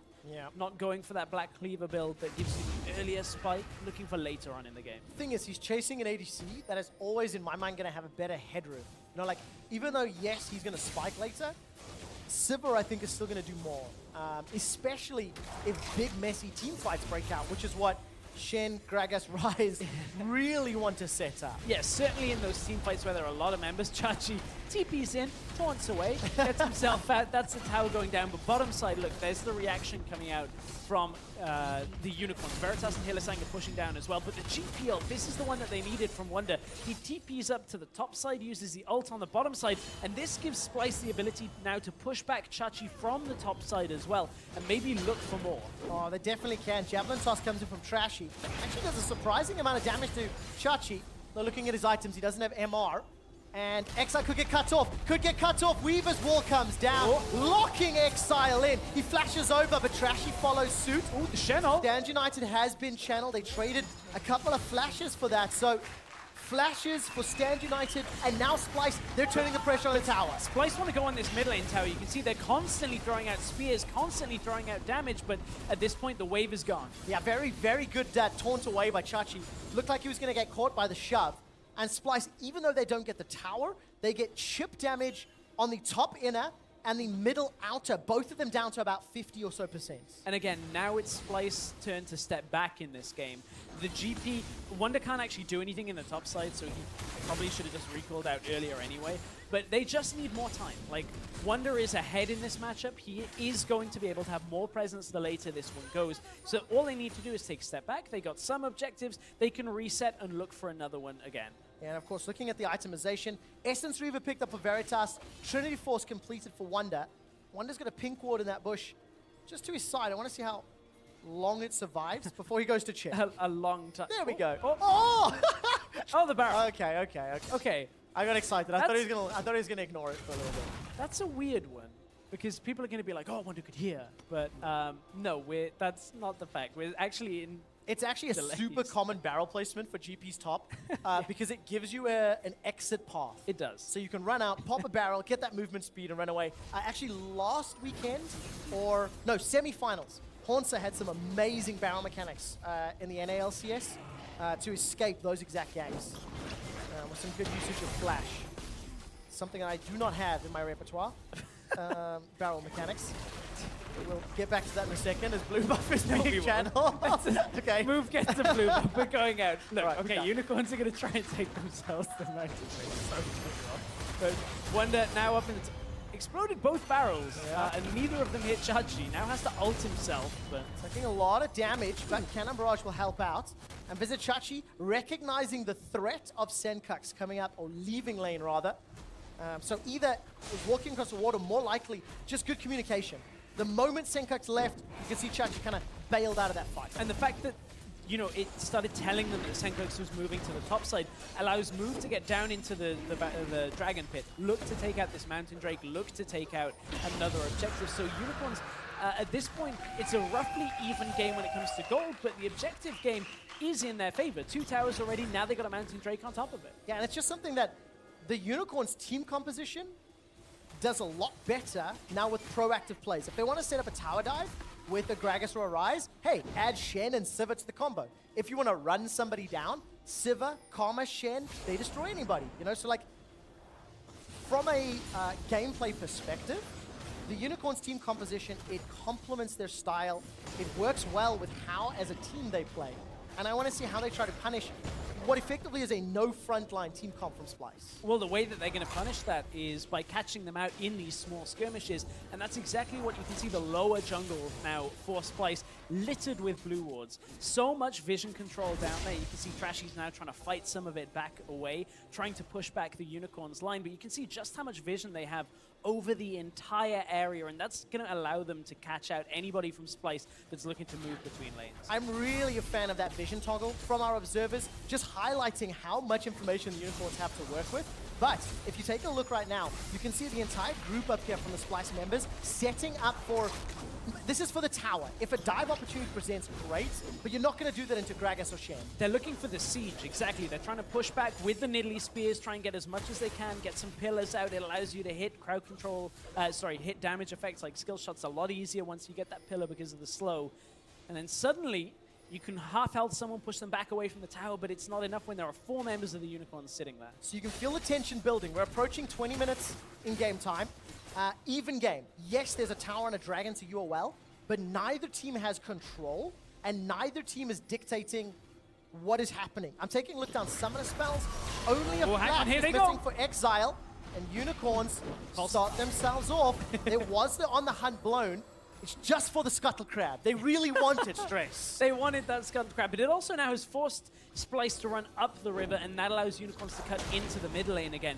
Now they can look to push that one back out. They can push Splyce further and further away and then try and get some damage, but the problem is Sencux is sat behind that tower. He can clear it out and make sure that they can get themselves into the mix again. We'll find out what happens. We're almost at 19 minutes. Still no first blood secured. And over on Facebook.com/LOL eSports, we have a behind-the-scenes caster look. Hello. That's for Facebook viewers. For everyone else that's watching the actual stream, Seismic Shove, that was very close.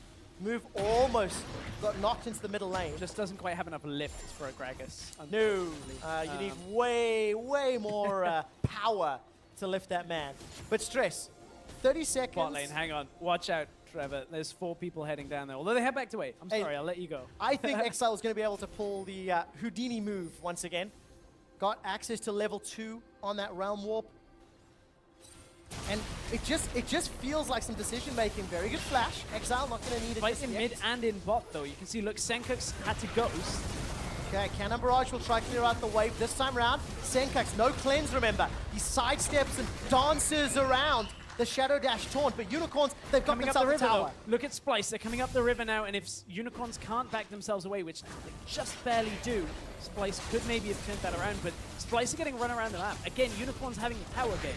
Right, we're approaching the slowest first blood in summer. 21:51 is the timer. That's what we're looking for. And after Splyce, they group up. They push themselves down to the bottom lane. Yes, they get Exile's flash, but they do not get the tower. And Unicorn's response easily secures that mid-outer tower, gives them the third of the game, and they are taking advantage and pushing forwards. Unicorns, again, are doing a good job of getting residual vision control after they've moved into an area, leaving wards down, and it kind of gives you an idea of where Splyce are on the map. This time it's in the top side. That's where they were kind of angling around towards Rift Herald. Now, of course, it is the Baron that has spawned, so Unicorns are now going to go into the bottom side, try and get themselves vision down there, but they have to be careful because Trashy is here. Sencux is around as well, has his ultimate. Well, a lot of damage put down into Hang on, look, they're caught bot. Taking a look down bottom, Kobbe's in trouble. They got Pinned against the wall. That's first blood. Picked up by the Unicorns of Love. Now Mikyx's in trouble. He's been surrounded by the Unicorns. There's no support from Splyce. Splyce are peeling away to the mid lane, and Mikyx's going down. Shadow Dash does not connect, but the big barrel does. Move gets the second kill. Sencux used his ultimate from this. Wunder didn't have his available. They've managed to deter in mid as well. It's not done yet. Teleport's coming in, but the taunt doesn't connect. Vizicsacsi's trying to look for Wunder, looking at the supports in the minimap, and the rest of Unicorns, they're running their way up the river. Wunder's going to be able to escape with his life, but it's Unicorns. They get the tower, they get the kills, and they get out. It's all about the Unicorns being able to collapse with the Sivir, with the Karma. So many people that are able to just start this fight. Everybody has some kind of effect to get it started. Unicorns want another tower. They're not done yet. Cannon Barrage is buying some time. Ooh, The pounce Exile. forward from Trashy, and the exhaust comes out. Culling is way too short, son. You can't get Exile. Ooh, He's Wunder. running for his life. Wunder's on the back line. Flashes away. He ain't no tank, and he gets dropped where he stands. A pounce forward from Trashy. He's Here's farmed up Sencux. the damage. Now Chachi's running for his life. Seismic Shove finds nobody, but Trashy's looking for more. Javelin toss from human form. Not going to be thrown out, and it's a one-for-one trade in the back end of the fight. But now Splyce are going to look to push down mid-tower, so even up the objective control that came from it. Veritas can't handle this on his own here, gets pillared back, but Splyce are going to retreat, lick their wounds a little bit, and hold this game roughly even. There is a Mountain Drake on the Unicorns, so they will look to maybe build on that with a Cloud Drake that has spawned, but Splyce will be at least kind of content with that last minute of play after eventually getting the next step. So this was the collapse. Veritas gets some damage down over the wall. A lot of damage came from Move actually there. Yeah. A lot of AD carries will tell you just how painful it is to get ER comboed by Gragas. Plus auto, plus yeah, plus everything. Hit him with a W, hit him with a barrel. Hang on, Baron is being taken already. We need to go full screen. Well, we have just gone full It's screen. gone. Secured. Unicorns did it. We were in a replay, and Baron is just secured. Stress, early game, proactive, aggressive. We said at the beginning, this is exactly what Unicorns need to do if they want to pick up games and maybe the series against Splyce. It looked like Splyce just backed away after getting mid-tower, which normally would be the right thing, but Unicorns seem to have already made the decision to go for the Baron. They were already running out there, and of course, keep in mind they have a fair amount of mobility. Did they use any TPs or anything? Like, Ryze is still available on his ult. Didn't use anything like No, Silver Ultimate, they like just just snuck the it. Karma, and just ended up there taking down the Baron. We didn't see the build to it, though. And if you step back, though, game one and most of this game, the vision control that Unicorns have had has been great. The vision control in terms of playing the map, in terms of, you know, controlling the proactive plays. Ground Warp, Wunder's in trouble. He's just going to get run down. Exile pops up and says, hello.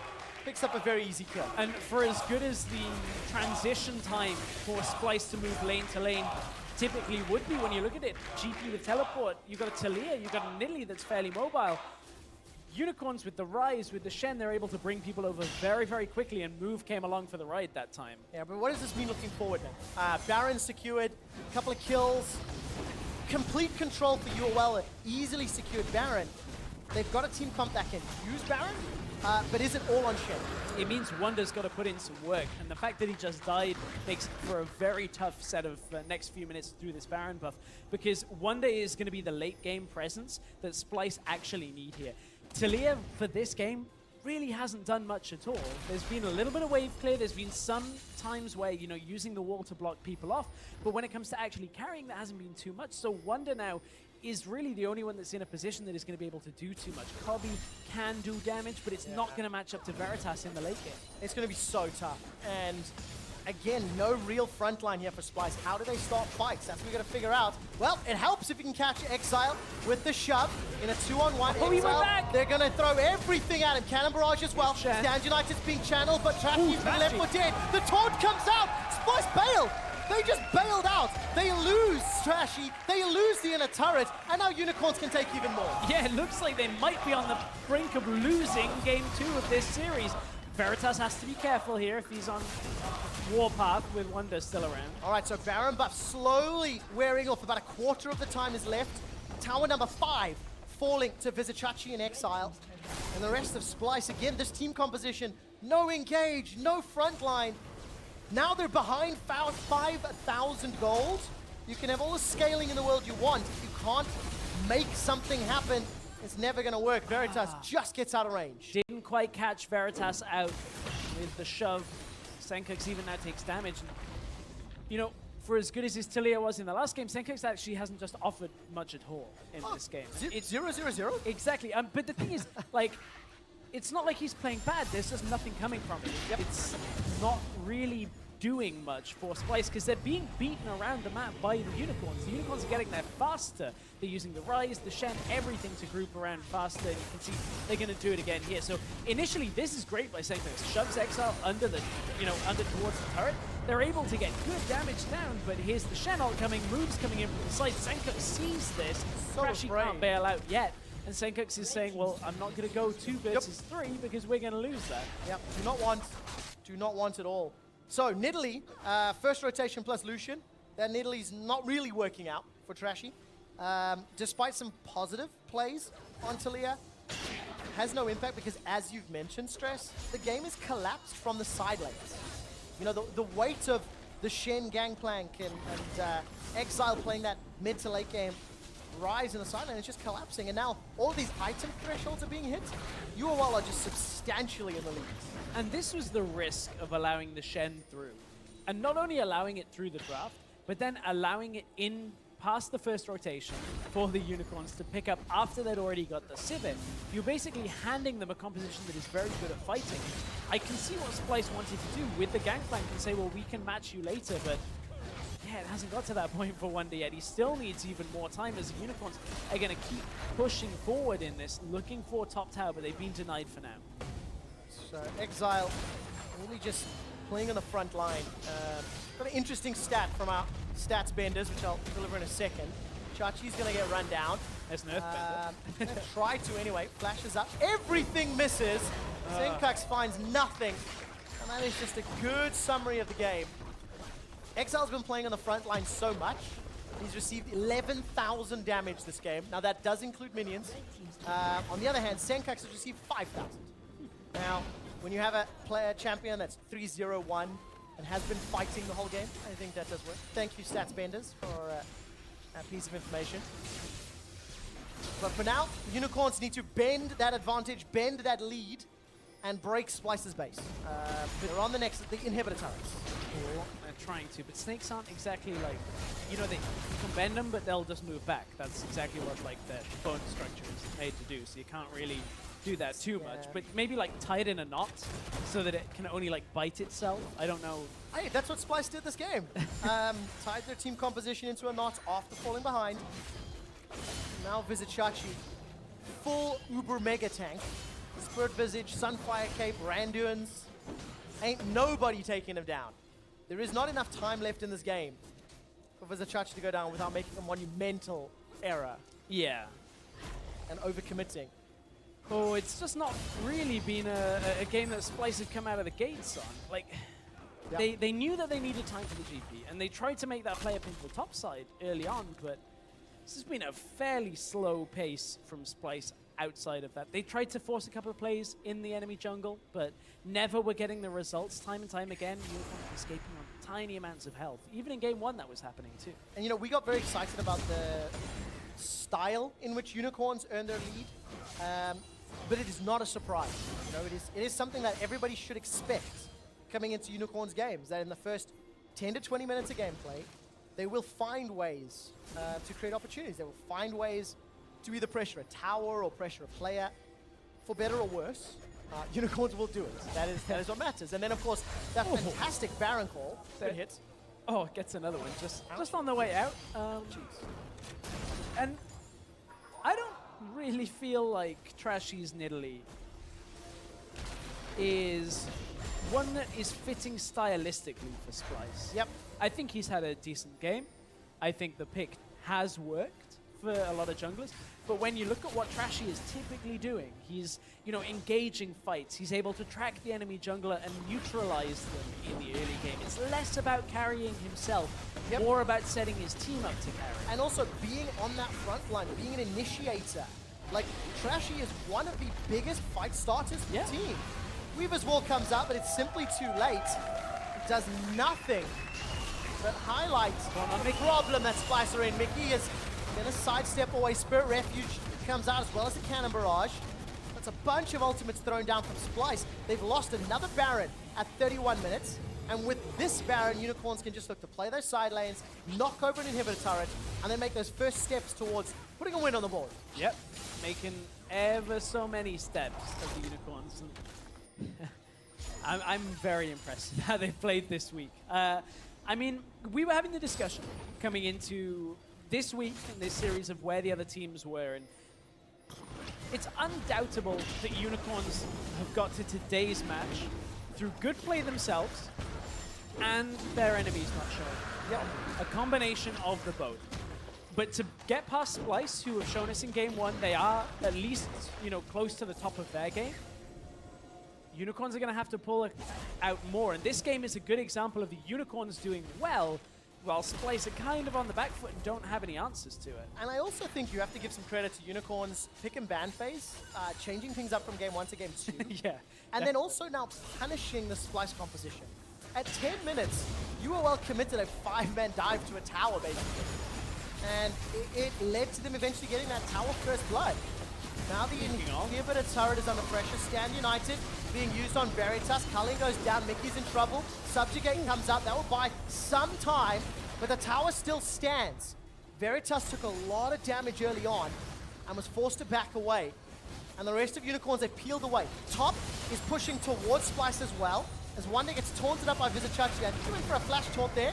And Wunder's going to flash away with his life. This will result in the tower. No kill onto Wunder, but knocks him away with the explosive cast. Seismic shove finds no targets, but the inhibitor is being hammered away on. Veritas gets the ricochet down. That'll clear out the wave. That'll open up the base. And now there's super minions as well. Oh, Trashy, hang on. Whoa, Trashy nearly gets ricocheted to death. Wunder's in behind them. But the minions are always going to push because of the level advantage that Unicorns have. Look at it, Exile's 18 to 15, Veritas 17 to 14. What this is going to do is with the minion empowerment on the level advantage, they're always flooding forward for the Unicorns towards Splyce. So Splyce have no room to make plays around.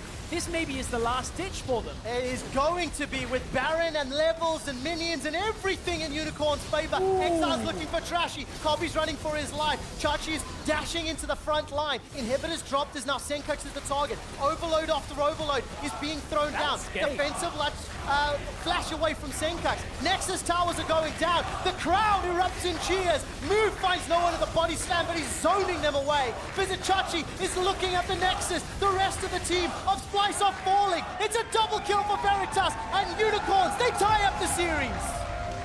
Unicorns basically just won the game with all 5 members of Splyce still alive in their base. If it weren't for the last few autos onto the 2 remaining members, the Trashy and Kobbe, that killed him in the end, Chachi was about to end that game without any kills, purely just from damage and experience advantage, just pushing Splyce back. They got damage down, chipped them, pushed them back, won the game.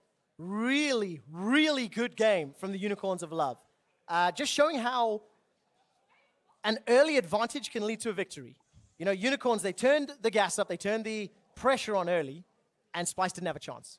They fell apart at the seams, and then every proactive play that Unicorns put together extended their lead further. I don't know how I feel. Like, I think Splyce's comp can work. and can be effective, but I just feel like they played it not to its fullest. Like, they, as you said, the early plays onto tower put them so far behind, they didn't really have too much of an option. They did not, and that means Splyce lose game number 2. Unicorns, they fought back. They tie the series up at 1-1. Let's head over to the analyst desk for a closer look. Thank you so much, guys. Indeed, the Unicorns of Love fought back in this one, but if I have to summarize the game from Splyce for our guys on the desk and what I heard, it is 2 things: greed and disrespect. Yeah, for sure. Like Splyce had a very aggressive comp early game, but they sort of like didn't play well around it, and they didn't play towards the strengths, and then they fall into very passive style against Unicorns, and they didn't really do anything, and they disrespected the amount of CC and the Ryze pick. Like this is the second game where they play against Ryze, and I just feel like they don't know how to play against it. And then the pick and ban, we have to just talk about pick and ban. Like, you don't leave Shen. That's nothing that ever leave Shen versus Trashy. Yeah. He plays it every time he can. I mean, if you look at the pick and ban, it's actually really well done by the Unicorns. And this is coming from somebody who has a lot of critique for the Unicorns. Like, they get the Sivir first pick, so they don't fall into the trap of rushing for their comfort pick, which is the Shen. They get the Sivir first picks, and you know you have a good draft when the enemy first rotation on purple side mirrors one of your picks. Like, the fact that Splyce picks Lucian as the first pick, matching the AD carry that's already locked in, as opposed to well, with the purpose of hiding picks, but I think it's useless to hide picks in the current meta. Like, you should pick power picks here. Like, they leave the Shen open to give it over to Unicorns, giving them Shen Sivir, which is the foundation of a lot of their strong comps. Then Unicorns of Love block the Lucian power in the lane by picking Karma, because even though Lucian is a good matchup into Sivir, Karma Sivir will win anything. It's just gonna AFK push in, and then they pick up whatever jungle's left into Gragas, because their Splyce is going for this kind of abuse the Gragas with Nidalee, which kind of backfired. And guess what? Ryze versus Stylia, something we've seen before, where actually there's a lot of damage on the Ryze, and I think Unicorns completely won this draft phase. Yeah. One thing I didn't understand was that they picked Nidalee, but then didn't pick strong lanes with it. So, like, what is Nidalee gonna do when she cannot invade and out-jungle the enemy jungler? If she has no lanes to play around, then you don't pick Nidalee. If you pick Lucian into Sivir and then you fall 40 CS behind, then I got bad news for you, bro. It was really smart by UOL that they went for the scaling team comp, and they noticed that enemies had Nidalee, and they just responded that they wouldn't let enemies have pressure bot side, and they just picked for Karma. And if Karma is in the game, then you all just won the lottery. So yeah, and if we go into the early game as well, like, there's a lot of tweets coming out from like how his move consistently so far behind, but he got chunked level 1, started Grump, and actually if he went for blue buff, he would have died level 2.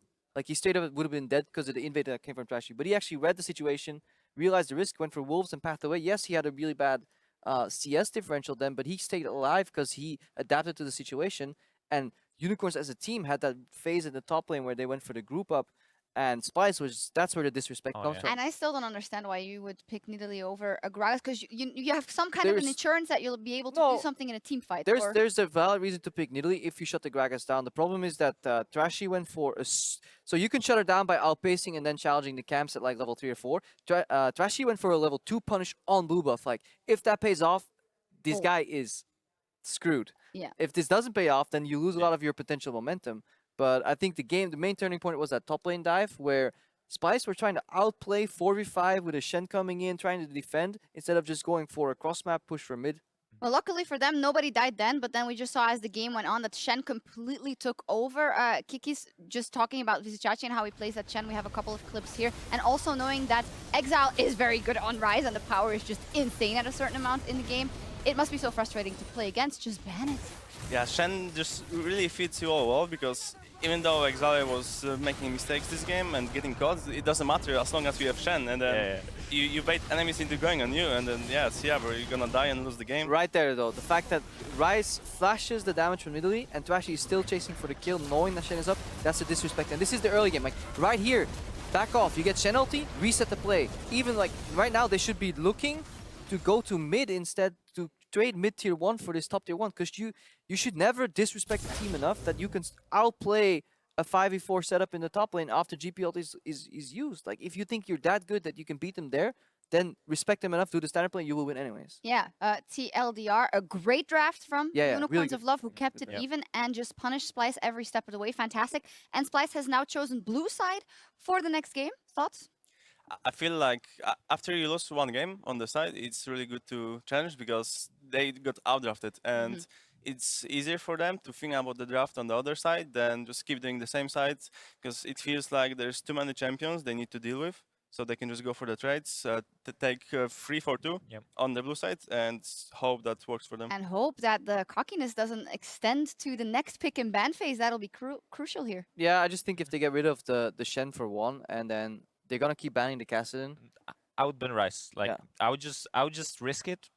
Ignore the Kassadin and ban can't Rice. pick purple side. But I don't know, man. It's good that they changed the sides because they like Splyce. We can clearly see that there's too many champions from Unicorns that they don't want to play against. So they want to change the way they play the approach to a pick and ban, and they changed the side. So I'm excited to see what the pick and ban will bring because it's something new, and I feel like it will change a lot. It'll be very interesting to see. All square at 1-1. We're going to take a quick break, but before we go, a reminder that the World's Group Draw Show will be broadcast live from Los Angeles on Saturday, September 10th at 8 p.m. Central European Summertime. The 16 teams who have won their way to Worlds will discover who they will be battling during the group stage in San Francisco. Find out who your favorite teams will be facing. Don't miss it. They will get their chance to prove just how good they are against the world's best. Tigers take it! GG! Welcome to the G2 era! And they are going to get a spot in Worlds again!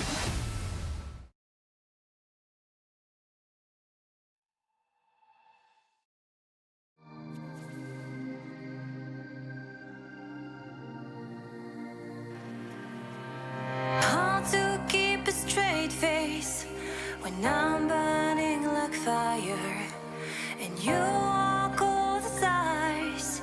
I'm drawn in desire, and you have to think twice.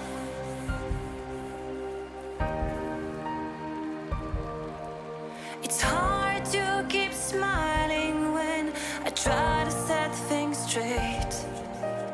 You don't even listen. I'm just getting late, like you're on a mission.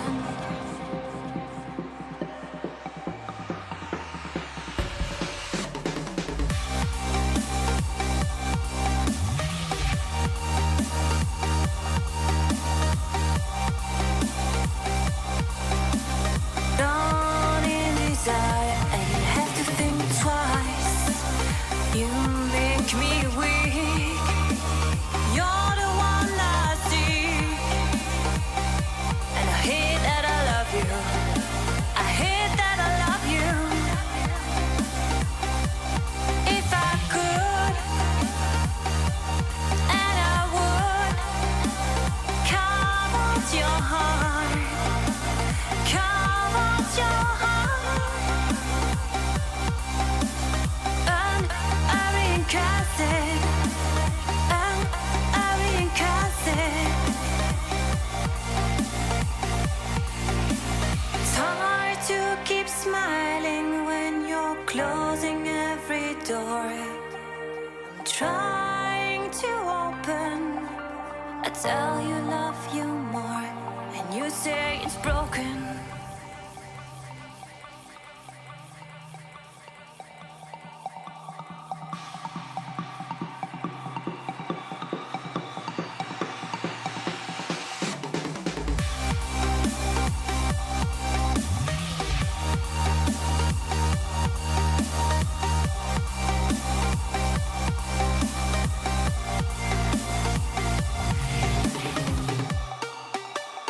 You make me weak.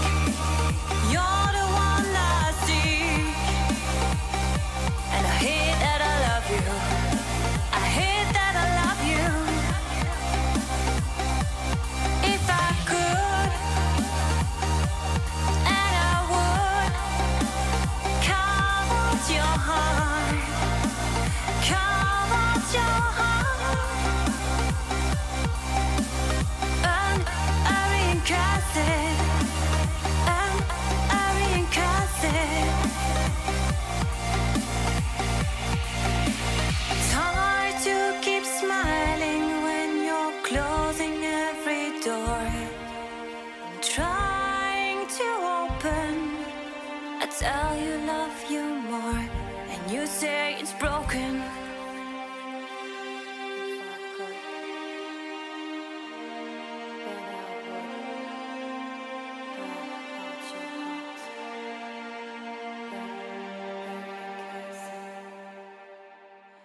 it wouldn't mend mine.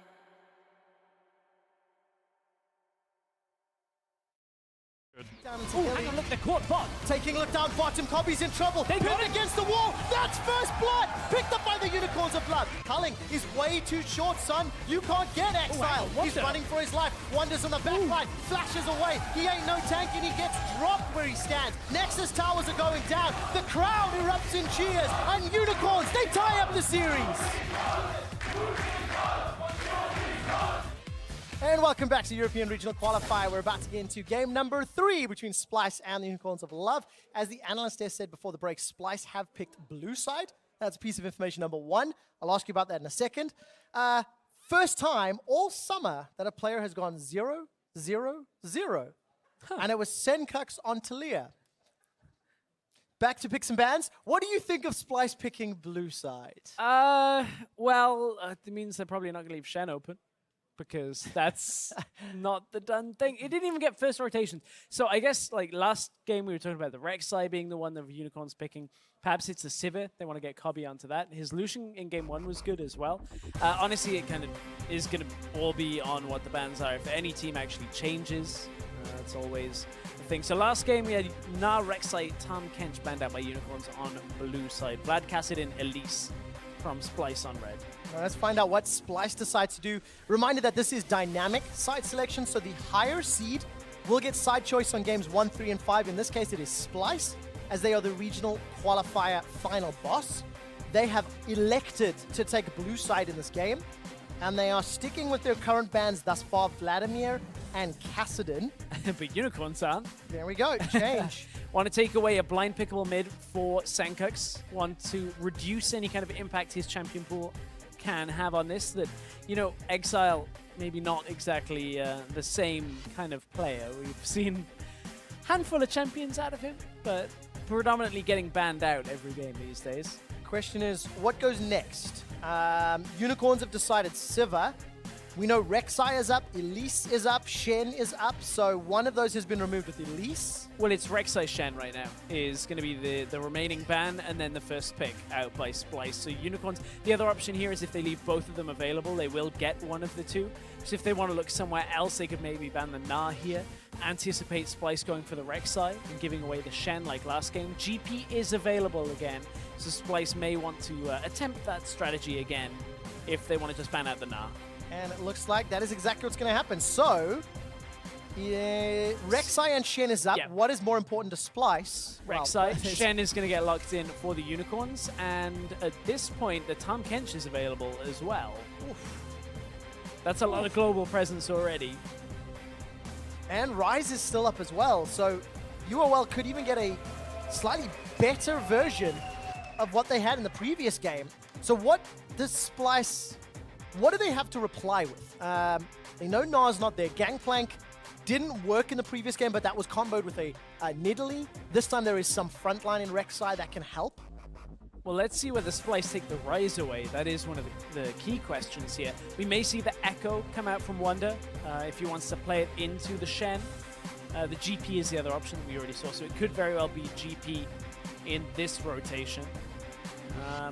Depends. Do they want the Jhin? They've hovered it for a while. I don't really know about blind picking the Jhin, but they are going to. So Jhin is locked in. Where does Mikyx go with his support then? We know that ranged champions are possible, viable, though Mikyx has trended more to melees throughout postseason. Gangplank, obviously, similar matchup to the Shen. He's going to play Sire. No. Not really, no. It would be amazing, though. The Jhin Sion is the one that they play, but not in this game. Not in a game of this importance. So they leave the Rise available. So that has now been passed over. So likely Gragas Rise here as this rotation, which will leave us with what Splyce wants, which is support and mid lane. So blind, well, not blind pickable anymore because the Rise is already in the lane. So we may see something that has the roaming potential, which would be the likes of like a TF or something like that if Sencux wants to play the similar style, or something that has lane dominance, the likes of a Syndra, trying to actually control the laning phase against the Rise. Cassio has also been something we've seen a few times, and Sencux has played that. It's in his playbook for the time being in summer. A lot of questions available. There's globals here from GP from Rek'Sai. as well as a lot of range from that curtain call on the Jhin. Does Splyce keep playing the range game? That will be the question. A few seconds left before Splyce decide. And I mean, Black Shield, I guess, into Rune Prison if this is a mid Morgana, but I don't want to get too excited with it. Malzahar, of course, is available. I was thinking what other picks are up for Splyce. Malzahar is a pick that Sencux has used to great effect. Typically one of the mid laners that runs it with the teleport. So is able to take control of the side lane, push it back out, get himself in time for fights, and now they've got Mikyx in time to set up fights as well. But you're picking a Malzahar into Tahm Kench, Shen, and Gragas. If somebody can't get eaten by a Tahm Kench, they can get stand united by a Shen, or the Malzahar could get knocked away by the Gragas. So there are tools for Unicorns to deal with Malzahar already. So that is one of my concerns. I want to see whether or not Unicorns can get coordinated enough to make that work, of course. And then we get Mikyx's Bard. I'm exceptionally happy about that. It's been a very, very long time since we've seen Mikyx on that champion. And we get to see if he's kept up his mechanics inside the queue. We shall see that. So as the Ezreal gets locked in, Unicorns are going to go for the play where they kind of back away in the bottom lane and try and just take time, build for later in the game. Now what that does, however, mean the Unicorns have got a lot of tankiness and not a lot of damage for a while. They got an Ezreal, they got a Ryze. Shen will obviously have damage in the top lane. Gragas will bring some out of the jungle, but comparatively to Jhin, to Malzahar, to Gangplank, like these are high damage champions, but that's what Splyce had last time. It's like it didn't work. Double threat comp, basically, is what it looks like. Prolonged team fights is what Unicorns are looking for. It becomes problematic if Mikyx's on form. Last time he played Bard was week 9 of the LCS, and if he can land those Tempered Fates, lock somebody up, or cut off half of a team fight, allow that CC to then kill the front line or take somebody out from the back line. Execution is what Splyce is looking for. That's what they're looking for, is see if it's better than the last game where they tried to go aggressive early and then just kind of filtered back and went very defensively. Unicorns have got a fairly defensive setup as well. Both offense and defense, but they got disengage, they've got shields, they got Tahm Kench, they can cross lanes very, very quickly. So Unicorns, if they can catch Splyce out, may very well be able to drag him around the map once again. We'll find out whether or not Splyce can bounce back from that defeat. I think both of these teams have got execution with regards to their team compositions. If Splyce can negate all of these tools that UOL have for the Malzahar and the GP lockdown, well, maybe they'll be able to pick up that win. Jump on Twitter and let us know. Hashtag SPYWin or hashtag UOLWin. We are loading up for Game 3 of the European LCS Regional Qualifier, and for the first time in 3 days, it will not be a clean 3-0. Let's find out who's going to dig deep and get the advantage in this best of 5. Well, I think we finally... The duel is on. I was going to say... We may have to get security in there. Crowd is getting rowdy. Good to hear the Splyce chants, though. Yeah. Splyce boys bringing sexy back like it's the 90s. That's Deficio different 90s. Deficio made fun of me for trying to pull the age card, but so I'm going to embrace it. I'm from the 90s as well, and bringing sexy back is not... I'm just... you so many things wrong with what you tried to reference there, Trevor. I want to be somewhere else. Maybe I don't. Maybe I make my co-casters disappointed, because now I've got disappointed stress. We'll explore that thought in a moment, because Mikyx's already in a little bit of trouble. Cosmic Binding found nobody. Hilly's hungry, trying to move forward. Tongue Lash was already used. Flash for the stun. Exhaust comes out. First blood picked up by Hylissang. Oh, the Q start from Hylissang. We've seen this a couple of times. Oh man, Reckless talked about this a few weeks ago. He was saying the damage plus the stun, if it ever lands, is almost impossible to deal with. The thing is, it almost never lands, but if Splyce face check bottom lane, have to flash, exhaust, and heal, and you still get stunned, you're never getting away. Gobble, gobble, gobble. Unicorns are hungry, and Hilly with the Tahm Kench, showing why he can make it work, and it all starts with this Cosmic Binding. Mikyx checks. He thinks tries he checks. to. Yeah, he thinks he checks. 3 stacks lined up. Oh, predicts the flash as well. Beautiful. Beautiful, beautiful stun on that to get that kill. Credit to Hylissang. We've talked about whether he's had an up and down split or season. That was the start they really needed for this duo lane. Definitely the case. And you know what? I saw some complaints on socials about First Blood taking a long time. 19 minutes, 35 seconds quicker in Game 3. The players heard your calls, ladies and gentlemen. And this was a gift in the regional qualifier finals. It was a gift from Mikyx. Now remember, no flashes for a bunch of this bottom lane. Trashy smells blood in the water. He's hungry for fish for dinner. Hylissang's gonna try, get away, rooted in place and locked against the wall. But Move may fancy a shot. Trashy's in trouble, down to 150.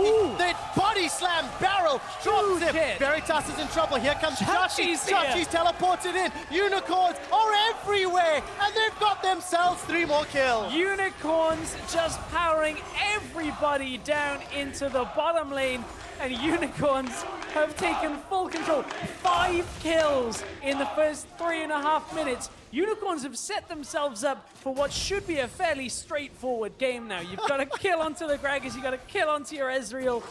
This is a good reaction by Trashy, but Move had read this play. He's a little late to it, but still ends up in exactly the right place that he needs to be. As Healy got taken down, watch this flash body slam, or body slam flash in this case, onto all 3 people.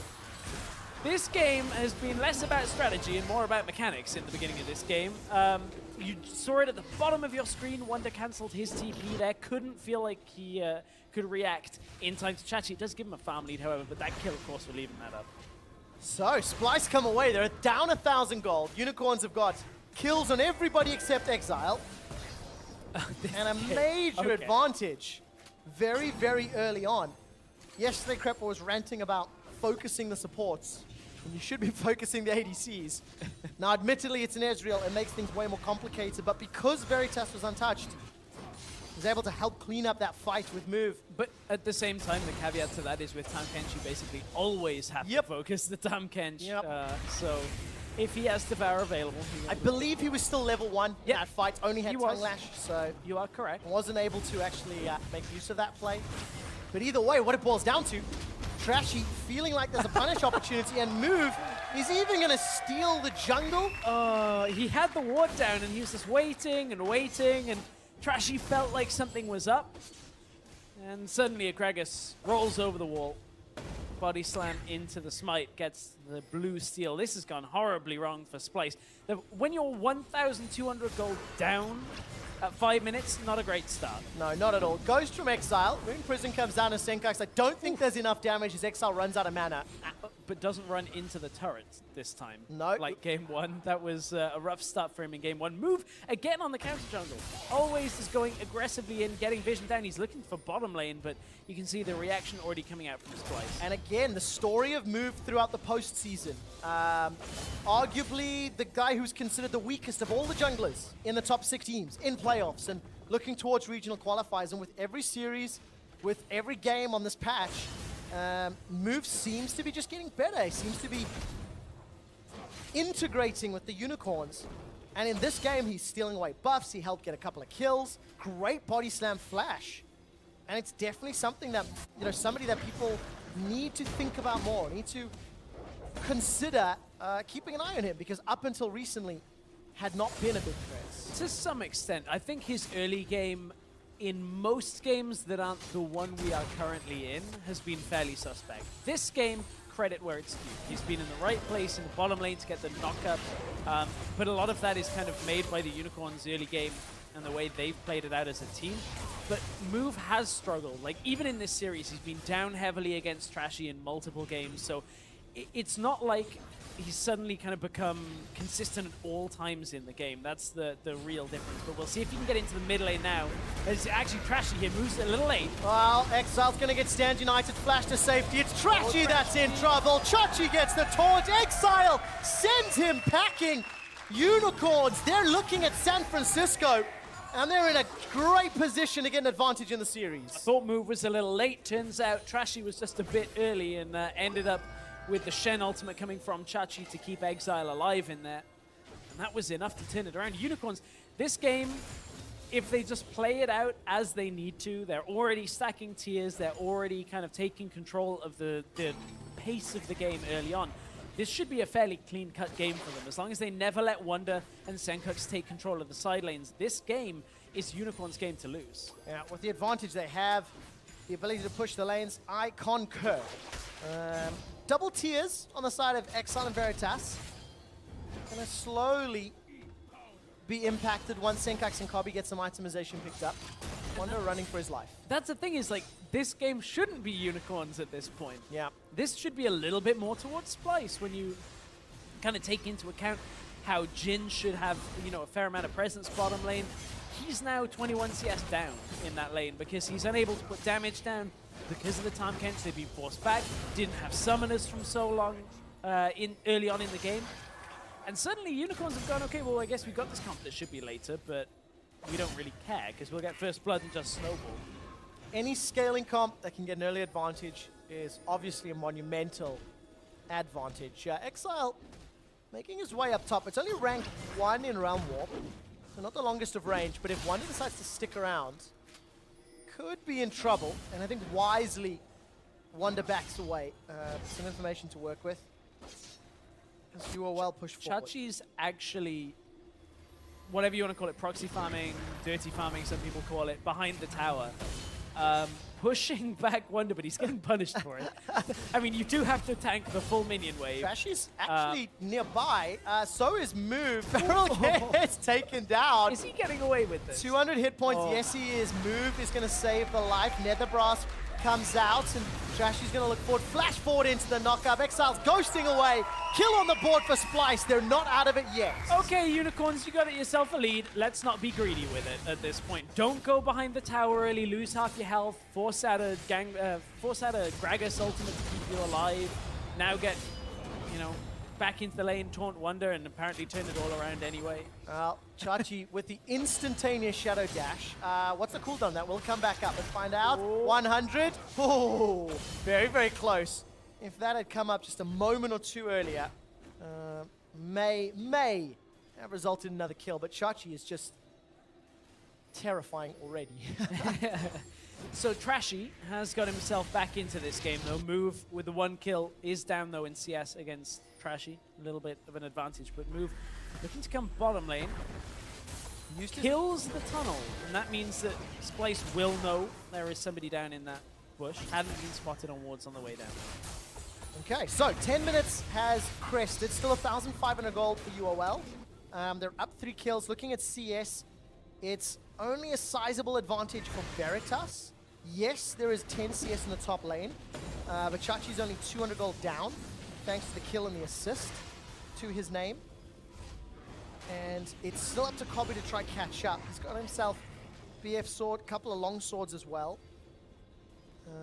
Whereas Veritas still working his way towards that mana mune, an eventual Mura mana. No real surprises here, itemization-wise. Nope, nothing particularly out of the ordinary when you take a quick scan of it. Veritas going for one of the most annoying builds ever, paired with one of the most annoying champions with that Abyssal Voids. They may be going for this. Look at how far Hylissang sat back. They're going in on Kobbe. Mickey, Tempered Fate needs to be perfect. Ooh. He's locked up 2 flashes available. Let's find out. Body slam connects and Mickey's knocked backwards, gets devoured by Hylissang, and the kill is donated to Veritas. Nice ult out of Mikyx, but they were too far up in the lane. They did not respect the Tahm Kench ultimate. Even at rank 1, you can get in there beneath them in that lane, bring the jungle. Move suddenly sets the bot lane alight. And that is the Unicorns again extending their lead. Tower First Blood is available, but Cannon Barrage could interrupt. Looking at cooldowns, Wunder is just used down the bottom lane. Yes, thank you, observers. And Wunder is busy dealing with some wave pressure up top as Chachi's doing great work of killing those powder kegs. Getting in range. Last game as well. Yeah, really, really good timing and ability. As Splyce are, once again, they're just falling slightly further behind. Nearly a 2,000 gold deficit. There is something to speak of, is the fact that Wunder has been kind of gifted a laning phase. With all that action very early on, Wunder's gangplank has not been punished as heavily. And as it was in the previous game. That's because Wunder, when everything was going on in the early game and cancelled his TP, they got enough out of the situation to get Wunder Sheen. So he had this weird early back timing despite using his TP that kind of granted him a slightly more favorable phase, but Wunder's going to have some favorable help here because Sencux coming top lane. It's a 3-on-1. with Trashy. Move isn't even going to make his way up here. Chachi's just trying to waste as much time as possible, and Exile's pushing into the middle lane. I think Chachi will go down eventually, but Yeah, what can Sencux got Unicorns them off. take in the time? Nethergrass comes down, kill is still not secured. One more parlay, and Wunder takes him out. But will this cost Tower first blood? No, not enough. Nope, not with that little minion wave and that little amount of damage onto that mid tower, but move again. Gonna try and go aggressive, doesn't really find anything on the bottom side, although red buff is coming up very shortly. Unicorn's pushing bottom lane, but I think they're gonna be hard pressed to push out the Jhin, but Kobbe is really struggling. Keep in mind, this Jhin was first picked into this lane. Well, Stand United's available for Vizicsacsi, and move. Ooh, it's gonna sit there. If They're he gonna wait. if he fancies a shot, teleport and Stand United, there could be a dive. And Exile actually is pushing out the top lane to open up for that dive. This is trying to punish Wunder because he doesn't have his ult or his teleport available. Trashy's nearby. This could be a 4v3. Deadly Flourish roots move in place, and that will at least thwart any further attempt. Chachi's still not going top lane, pushing towards the middle. And Unicorns, they're dissuaded. They decide against it, back out. And this will reset the game ever so slightly. That lead that the Unicorns had built up has set them up for a strong mid-game. You know, got over that power trough or hump that the Ezreal, the Rise have with those tiers. But now they're going up against a Trinity Force, Lucy Boots, Gangplank. You cannot deny the fact that with Rek'Sai, with Bard, Malzahar, it's a much scarier game. It is. And, you know, Splyce, this is kind of the quintessential comp they wanted. I like this comp out of Splyce a little bit more than the last one because the Nidalee, I just didn't feel like played Trashy's strengths, especially in these kind of compositions. But as Wunder and Chachi go together in the top lane. Oh, good taunt coming out, but the minions are in favor of Vizicsacsi. Cannon Barrage comes down, but here comes Exile. He's round walked in. The barrel's coming up. Gonna get a movement speed. Gets away from the overload. But now all of a sudden, Sencux is in trouble. Nethergrass comes out. Barrel knocks him sideways. The poison is gonna bounce. He's got one. Chachi's running for his life, and look at those Voidlings. They're out for ninja blood. Vizicsacsi's gonna escape, but now Trashy, he's found Hylissang. Oh, Wunder's still coming alive. up close. Wunder still alive in the back line. Exhaust comes down for Hilly. Trashy flashes onto move. Wunder's looking for more. Gobble, gobble, gobble. Get in my tummy. Hilly's running for his life. Now, Vizicsacsi, it's so much trouble. He survived. Vizicsacsi survives. They didn't get the sight on Chachi because the audio cue wouldn't have really mattered because they were hitting things anyway. So he got his recall interrupted, but he just stands there and he's like, well, if I just stay quiet, nobody'll see me. I don't care if Chaos style is not a thing. Somehow Unicorns inject chaos into all of their games. I mean, I do kind of care that it's not a thing, like, because I strategic play. Chaos style. No. Chaos style. Okay. You bring Chaos style up against the likes of like Rocks, and we'll see how that one goes. Don't care about that. I just think it's fun. Oh no, okay, that's fair. That's fair. So where did Exile actually join from? I'm looking at the minimap. I was not tracking that the first time around. He just runs up and then ults, I believe, into kind of like this weird spot in the lane, but it's enough. Yeah, there's the initial under tower. Okay, I think he was just trying to buy time for Chachi at that point. So here's the Malefic Visions plus the Voidlings kind of bounce across, end up taking out Exile. The silence just connected. Just connects, and then the run is on. Then the big chase, all the way down the lane. Wunder was kind of out in the middle of the jungle, just farming up. Another tower goes down. It does indeed. So Splyce able to even out the gold lead, get themselves some crucial kills. Trashy's had his jungle itemization accelerated. Sencux is involved as well. Kill and 2 assists. And really important to know, Wunder got away with his life. After that whole Started this 3v1 and Wunder's gangplank this time around. Trashy There you go. punch again. Powder keg goes down. Wunder's going to keep chasing. He's fighting minions. Trashy's also coming from the jungle. So if Chachi goes down, he's going to run into trouble. Prey Seeker will not find a target. They're not done yet. Cannon Barrage will force the flash. Chachi's out again. And that's worthwhile. And just to survive with his life, but they get the Summoner Spell. They do. They get the Summoner Spell, and they also kind of push a wave up into the top side now, but Unicorns should be able to react to that. But this has been a silly game.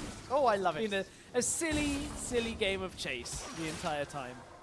Like we said right at the beginning, First Blood came 19 minutes and 35 seconds quicker, and the punches just never stopped. Just kept landing. All of that early game lead that Unicorns have built up has kind of been dissuaded. Observers showing us just how good Trashy's network of tunnels is, all the way through this top half of the jungle. A lot of options when it comes to mobility. And he's going with that traditional sort of Tiamat build once more. Yep, looking for that Titanic Hydra. Gonna get that. Nearly at the Ghost Blade for Wunder as well. So that's, again, the point where he's gonna start taking over the game. Chachi this time not quite having the same impact that he did in the last game. Like, Chachi was able to kind of shrug off everything that Wunder was doing. Wunder is going to be really mad, I think, at the end of this series, just with how many GP barrels Chachi actually ended up taking from him. So, we'll see what we check in with him at the end. The thing is, though, even with all those barrels going down, Wunder is still having a fantastic impact on this gangplank. And doesn't feel like he's under pressure. The problem is the rest of his team is still behind. You know, they're still having some trouble. Down 40 CS in the mid lane, down nearly 50 CS in the AD carry. A full item difference. Frozen Fist plus Mirror Mana, look at that, 1,600 gold, nearly 1,000 gold. There's big deficits that Trashy and Wunder need to overcome. The bright side is, with Trashy on the front line, if he makes the right calls, when paired with the Bard, can do so. Even Sencux is now down on the itemization. Chachi is going to get out for now. Oh, Cannon Barrage comes down. Trashy's running him out. There's no flash, remember, and Wunder gets the kill credit. We said how those are the two that need to lead the way, and that's what Splyce are doing. This time, he only escaped for a moment until he was taken out. Exileh, however, has pushed the top side. He's going to go aggressive onto Sencux. Oh, this is going to be a little bit of problem. Teleport coming onto the Voidling. Actually, I think that was cancelled as Wunder gets away with his life. And so does Sencux. This is a crazy, kind of weird, hectic game. There's not a lot of set plays coming out from this. This is just teams saying, okay, who's out of position? Let's go try and fight. True Shot Barrage? Not available. Not available. Not available. No. Nearly Veritas got him. You can see just how strong or how much damage can come out of Veritas already. He has such a good lead right now and is getting stronger and stronger. This game. Right, but what happens next, Stress? We've had 20 minutes of chaos and intriguing decision-making. Yeah. But now we've got fully activated champions. Morella Nomicon, Essence Reaver, Ghostblade, Triforce on the side of Splyce. Well, what happens next is Unicorns have kind of got to the point that they were looking for. They've got themselves the Rise that has 2 items. You've got Ezreal, and now you can start to skirmish really effectively. You've got the Gragas, you've got the Shen, you've got the Tahm Kench, all able to kind of close the gap fairly effectively. And if they can catch Splyce when they don't have like both TPs available, that is the kind of moment where perhaps where Unicorns can look to fight. Problem is they do still have GP ult for any early skirmishes as well. So kind of keep that in mind when you're keeping track of the globals. Just eat. Why not? If you can, go for it. I think he was trying to eat the cannon creep, but I'm not and sure. we get into this really interesting mindset equation where Unicorns have a fantastic, what is effective level 1, really. Get themselves a bunch of kills. But in the ensuing fights, like this one, start to lose some control, start to lose that lead. Keep in mind their composition still needs time to scale, still needs time to power up. Oh, well, we just about hit it, because there's the Mirror Mana. Yeah. Has changed. No Archangel yet. Abyssal, was that cancelled? Yes, it was. Yeah, it was cancelled, so it's not the full cooldown. if you don't take the Abyssal, it will give you a very short cooldown. Hylissang now has it available. Wunder has to flash. Exileh flashes forward, Barrel comes out, manages to get the movement speed, but not gonna survive this time. Where the Wunder was caught by Exileh, or he thought he was catching. Wunder finally goes down. This could open up the tower. This Trashy takes a lot of damage. True Shot Barrage is available. Hilly's actually going to devour Veritas and take them away. Unicorns, they keep the siege up. And Trashy doesn't have any armor really to speak of. He has a little bit of health and a little bit of MR, but you know, facing off against this Ezreal is going to be tough. Here goes Hilly. Let's take a look. Hylissang jumps onto the back line. Stand United has been delivered. 8 seconds till Wunder's up. The tower falls. Grey Health is not popped. Hilly's gone down. They've taken Sencux with him though. 1 for 1 and the tower. Teleporting Cannon Barrage. Let's see if they're comboed. There's the Cannon Barrage onto 4. A lot of damage, but the Realm Warp out. Unicorns do it again. Right in the middle of all of the crossfire. You've got shots coming from above, shots coming from in front. You know, just beam out of there.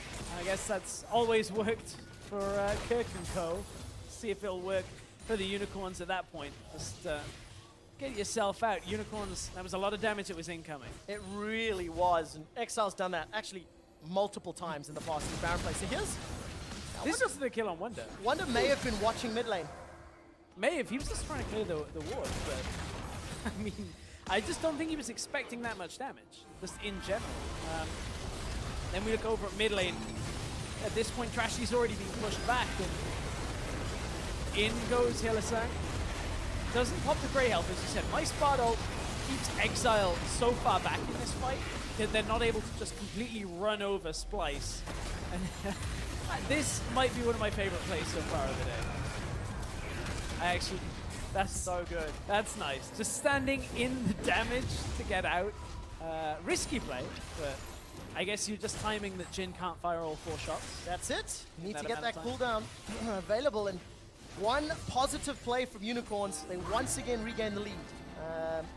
They still have item advantages in nearly every lane, with the exception of top. I really like the fact that Movie's gone fairly heavy AD tankiness. Got that Frozen Fist, got that Ninja Tabby. You expect them to build up some MR now as well to at least thwart some of what Sencux can put down. But it's Splyce playing defensive and Splyce playing on the back foot. Bottom side of the map, the top lane is going toe-to-toe. Abyssal Voyage is in behind Trashy here. Moves here. Move. Good flash from Trashy. Hylissang. Good lockdown. Not going to find anybody just yet. True Shot Barrage has already been fired. But they got the Cannon Barrage and Trashy's flash. Mikyx, great Cosmic Binding. Managing to ping Unicorns against the wall. Just get themselves out, because that would have spelled the Baron for Unicorns as well. They did chunk Trashy, and they're going to start it anyway. Right. They know there's no Void Rush available. Farm Alarm was used a few seconds ago. So Trashy cannot jump in with Void Rush. Baron cancelled. Still a lot of damage, and Unicorns, they're now in control of the map. They're dictating the tempo in terms of who needs to respond and where and when. They were looking for that Baron, and they'll make a play for that again fairly shortly. They're going to do this very often when the Tahm Kench ult is available. Try and always go in behind somebody like Trashy, try and catch somebody out, and suddenly you've won the fight before it ever really begins, because you combo it, you pick up the Gragas, you get the Shen ultimate on top of it, and you appear with like 3 people, and suddenly everybody's there. Luckily for Splyce, Mikyx was able to do small outplay. With no real room for error anymore, both Splyce and UOL. Here comes the TP in behind this away. All right, teleport coming down for Chachi. He's looking for a target. Mikyx has flash available. Very good unburrowed. Then the flash comes out. Mikyx, Tempered Fate is available. Teleport coming down, this time for Wunder. He jumps in from the Grom. Chachi gets knocked up by Trashy. Very good Devour. And that's why I like Tahm Kench into Malzahar. True Shot Barrage does not do a lot. And Vizicsacsi's able to escape with his life, but Veritas and Move, why are you here? Veritas has got a good way out, Move does not just yet. Flash away from Wunder. Sencux somehow goes down in the front line, just out of sight. Stand United will bring Vizicsacsi back into the fight, and Splyce are crumbling. They've lost 3, and UOL, they're peeling back for Baron. They just can't turn the damage back on fast enough. Ooh, careful is Veritas. goes forward, nearly catches out Mikyx. Tempered Fate is still available, but I don't think it's going to really be able to do anything in this scenario. There it goes onto the Baron. It's going to delay for just a moment, but that's about it. They eat up the low health move, spit him back out. It's going to be an easy smite on the Baron, and Unicorn's second game in a row, they are looking a lot better in this series. The aggressive plays. It all starts with a teleport here from Vizicsacsi. Again, it's all about Unicorn starting this fight off. They have so many globals or gap flows or just abilities to get in. Nice block from Trashy to stop the taunt coming in from Chachi. And then it looks like Splyce feel like they want to go on this. As you said, Tahm Kench now into the Malzahar. There was already a bit of a knockback there that allowed Chachi to get out a little bit quicker. And now Unicorns turn from this. Getting the damage over the wall from Veritas onto Wunder allows Exileh to cut in through the top side, take out Sencux, and follow on with the rest of this fight. As Mood gets the Shen shield, is able to get into the fight, and suddenly a double kill for Exileh opens up the Baron. So important to note, Splyce picked Rek'Sai over Shen in the first rotation. There's a Chachi 1, 2, and 4 coming back into that fight. And of course, the early game decision making, right? Mikyx feeling like that bush was clear, allowing Ezreal and Ryze and Chachi on Shen to accelerate their itemization. Unicorns, they've got such a good foothold in game number 3. They have, as Exileh's going to push down the bottom lane. To look at itemization briefly before we have another fight, Kobbe is going for a very unorthodox build on Jhin. Typically you see the Ghost Blade, you end up seeing the Dusk Blade come out alongside it. Kobbe is going pure crit. This is the type of build that when I was talking to Gypsy Lord, the champion designer for Jhin, he was talking about just how much damage you can do on the 4th shot and then the 4th shot from the ultimate. It is based purely on critting hard and is an unreliable build for most circumstances in comparison to what we've seen with Jhin. So Kobbe is looking to just one-shot somebody off his guaranteed critical strike. And again, Chachi blows up the barrel again. Oh, 3 for 3. Oh, that gonna get the 4th one. Shadow Dash, Taunt, Spirit's Refuge gonna block those auto attacks. Now Chachi in a little bit of trouble. Wunder's gonna turn the pressure on, gets the kill. A little bit of overconfidence. You can see the facepalm from Vizicsacsi. The rest of the map is still under pressure though. So Splyce may have bought themselves just a little bit of breathing room. But it doesn't feel like it's gonna be enough. Vizicsacsi just a tad overconfident there. Little overconfident, to say the least. Was trying the 3rd time's the charm on the Baron, but didn't get it. Oh, wow. A lot of damage from that spell flux. So much damage. I guess it's a 5 and 2 rise with almost 4 items. So it's to be expected this late in the game out of Exileh. Again, look at the experience advantage for a couple of Unicorns. I'm going to cherry pick some because there's some for this place too. Exileh was 2 levels up, now only 1 level. Veritas was 3 levels as I started this. He's now only 2 levels, but still, the experience advantage for the Unicorns alone. The top duo is still strong for Splyce. Wunder and Trashy, but they're not strong enough to overcome the 7,000 gold deficit. Because the other 3 members of Unicorns, Exileh, Veritas, and Hilly, are just in another tier above Splyce's bottom trio. Second, Cloud Drake will be picked up. Next one will be Elder. 4,000 gold on the Baron power play. I mean, it's just great proactive play from the Unicorns. And maybe it's a little risky, maybe it's a little messy at times, but they're making the forward plays. They're pushing Splyce against the wall, and Splyce are falling apart. Yeah, Splyce are really struggling up against the Unicorns in these last 2 games. When consider game 1.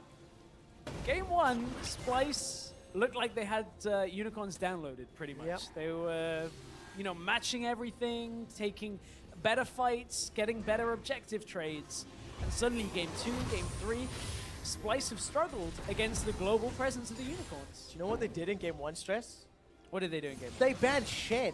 That's true. Now, that is actually true. Sometimes, sometimes we get a little hung up on small details, but it's so clear what a difference Shen brings to a gameplay. Chachi, who's on his game, he's playing the side lanes, putting all the pressure. Even though Wunder has had such a good matchup you know, with an early advantage, it's still not able to thwart what value Vizicsacsi brings the rest of the team. And it gets to the point now of you have to question, how much overconfidence is it to lose once in a matchup because of the way it was played across the rest of the map? Accept it again, and if you don't see a Shen ban in the subsequent game, have it potentially backfire again? Yeah. That would be Splyce just being way overconfident. The other question is then, let's say hypothetically it wasn't a Shen. Let's say we go all the way down to that early game decision making. That was no damage. Some trouble. Stand United comes up. That's a lot. Stand United will deliver. Vizicsacsi, curtain call. 1 on to move. 2 on to move. Double knockup. 3 on to move. The crit goes wide as the Shadow Dash manages to put him to safety. Trashy will not go quietly into a loss. He gets the kill credit. Now all of a sudden, Wunder's just way overextended. Devour should be available, not going to get used. Cosmic Binding, locks down Vizicsacsi. True Shot Barrage flew across the Splyce boys. Very good Devour. Trashy's looking for 2. Vizicsacsi and Hilly's on the back line. Here comes Exileh. Trashy will go down. Mikyx will not get the stun, but does get the slow. Kobbe will not find the magical journey. Instead, Exileh does. There'll be a lot of damage onto him, and 3 members of Splyce run away. They simply got caught out. Kobbe looked like he was trying to just get away, but thought, oh, I'll get the journey for the shortcut. He was dead pretty much either way, going left or right in that situation there. And Unicorns, it looked rough to start because Exileh just eats the ult and is thinking, okay, I'm actually not too bad off. The Shen ult comes through, but look at all the rest of the damage that comes out from the Splyce guys, and then hit them, don't quite hit ult shot number 4. That's the big one they were looking for with that crit build. But from here, Splyce are able to kind of bring Unicorns into this choke point here. Unicorns go on to Wunder. Wunder gets himself away from the taunt and then kites back up to the ramp. Unicorns are back and forth on this, thinking they want to go aggressive, but Veritas isn't able to put out the damage. The exhaust there is actually what slows him down so much. Kobbe uses his flash to try and catch on to the Ezreal, and that's what inevitably means he cannot get into the magical journey. Ends up falling to Exileh. Exileh has been the one that Unicorns can build this game 3 of the series around. Yeah, it felt like Kobbe was just half a second to a second late on the call. Everybody else had backed away, and he took 2 or 3 extra steps forward. Ended up costing his life. So close. I was about to say, nearly got a Flame Horizon on the 80 carry. Okay. 245, 337. Almost there. Almost. It's bad to get it. I'm getting a little too excited. Yeah, we both are. And so are the Unicorns. Which is probably a little bit why they got caught out there. Jumped out a little overextended. Baron is live. Elder's up in a minute and a half. There's no support here for Sencux, so this is slightly optimistic. So I want to go back a little bit talking about this build that Kobbe has gone for.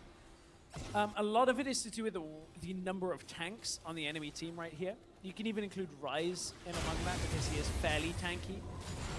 Has a big health pool from having that Rod of Ages and you know, the shield from some Archangel. So it's all about getting crit, armor pen, get all of these things, and that is a bad ult to check the Baron. Yep, very, very cheeky play. We actually saw SKT do that during their playoffs in LCK. Really cool, just delivering people with the Tom Kench, hopping over the wall for the mobility. Splyce sussed it out though. I think it's fairly obvious at this stage in the game. Oh, they're trying to go on Wunder. He pops the Ghost Blade. I think they're going to successfully get Wunder. How much time can he buy? Splyce aren't doing anything really other than Sencux in the bottom lane on Trashy, which is fine. Malzahar into Shen, you will catch him. Yeah, eventually. Rylise is going to run Trashy down. GA needs to get burnt through. Will Sencux chase forward? Wunder's going toe-to-toe with Veritas. Veritas will easily get the kill. Trashy's GA is not even popped, but Splyce will at least get a tower as the only victory. 36 minutes in and they just get mid outer tower. This has not been the best of series for mid lane for Splyce. Sencux has looked fairly quiet in a lot of games here. Game 2, 0-0-0. Still remember, he picked Malzahar into this team comp. Right, 30 seconds before Wunder comes up. Baron is being dropped down. Curtain calls fired across. Trashy's on the back line. The rest of Unicorns, they've bailed out. They've turned their attention to Mikyx. Tempered Mikyx's Fate's done. available. He couldn't even use it. Baron has reset. Exile's taking a lot of damage. There's no curtain call. 15 seconds before Wunder comes up. Trashy, can he be the Splyce hero? Oh, he's got into the pit, got in a little early. Before he steals it! He steals the Baron! Splyce managed to pick it up, but he loses his life.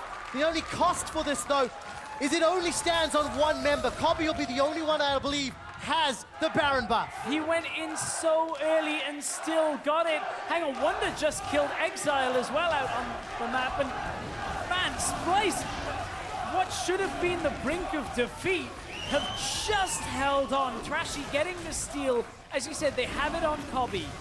And that is the only remaining member. More importantly, Unicorns do not have it. Yes. It is a tool they cannot use. All right, there's a teleport coming down here for Vizicsacsi. It's just to help secure Elder Drake. Abyssal Voyage used as well. Yeah, definitely want to get that buff. Deny, it's not going to be the most beneficial, but it's going to help them out in fights. Wunder, oh, you got way too forward. Forced to use that flash. And now Mikyx coming in as well. Splyce, they fancy They this. don't have Trashy, Sencux though. is coming from behind. He's looking for Veritas. Instead, sets his sights on Hilly. Great health can't be used. Sencux gets knocked to safety. What has Splyce done?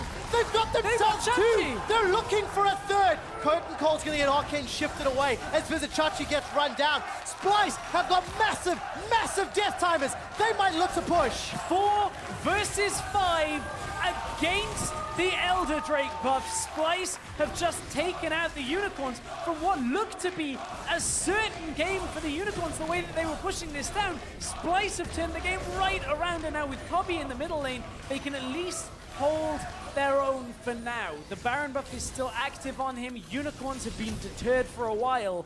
It's not Splyce winning the game right now, but it is enough to turn it back around. This was the engage around the Baron. So this is the initial one. Look, Baron resets. It was at 3k health here, and there's no real vision after this pink ward dies for Splyce. They couldn't get further vision after this gets turned on.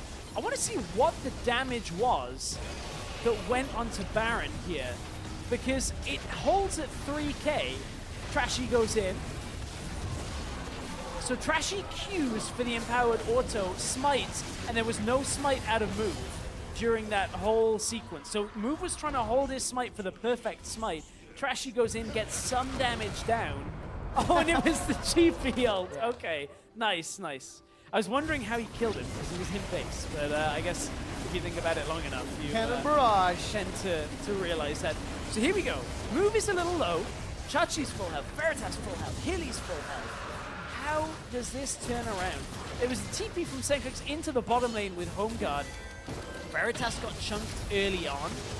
And Sencux just goes in, hits the silence. Oh, hang on, we're into a fight. Oh, jumping out of this one, Unicorns pushed all the way in. They managed to get the inner turret before the fight broke out. Malefic Visions, not going to be enough to pick up a kill, but there's that 4th shot crit. Trashy gets sent forward. Devour used onto Vizicsacsi. Now Splyce, they're running for their lives. They're still behind 6,000 gold. Yes, Splyce have had a series of magnificent moments, but they are not in the lead. They are not in control. This is still Unicorn's game.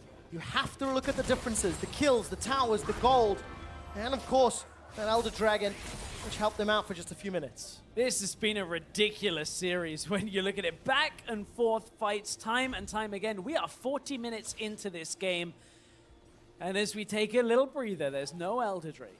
There is no Baron available. So we are into a quiet period. There is no real reason why a team should be pushing out on the defensive like Splyce. They shouldn't be going into Unicorn's territory, because otherwise they're going to get Abyssal Voyaged. Well, they are indeed. Kobbe is able to run away, and somehow Wunder gets out. Trashy interrupts the taunt. Nope. Oh, that's a kill onto Mikyx. Devour onto Trashy as well. He's got no flash available. Curtain Call will buy some time. Good damage onto Veritas. The Nethergrasp onto Move. Malefic Vision's not going to spread just yet. GA has been popped. Call of the Void not going to apply the silence. They trade 1 for 1, but it's a jungler for support. Not done yet. Realm Warp is already used, and Unicorns are running for their lives. Very good dash away. Here comes Trashy. Look, he Void rushed in.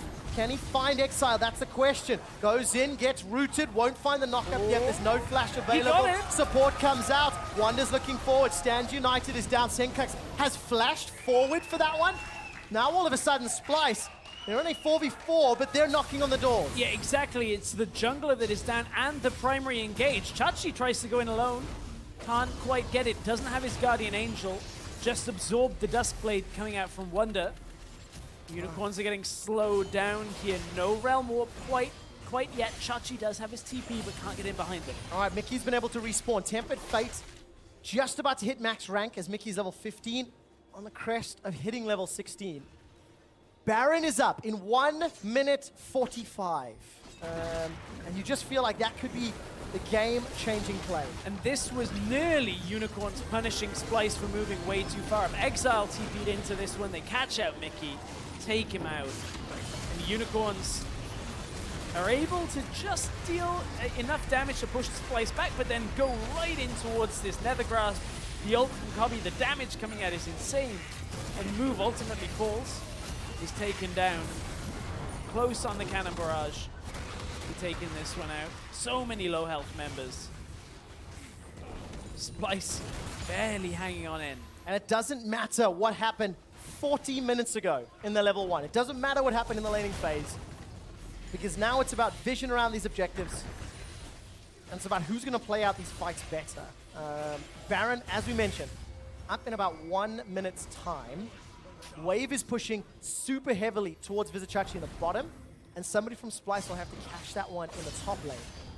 So I want to see who answers that, and then you can already see Mikyx on the minimap starting to set up some vision in around the pit, clearing it out as well. The difficulty Unicorns have is that Exileh and Veritas aren't really getting much stronger from where they are. Unless they sell boots and go for a different 6th item, they are at their peak.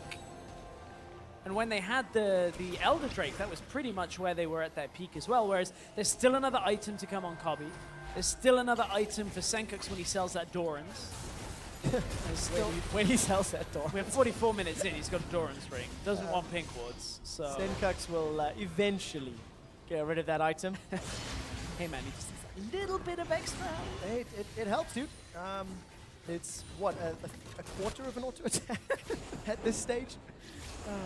But the main thing is, will Unicorns have enough damage with just their 2 primary damage dealers, or will Splyce have enough survivability with only their 1 true tank?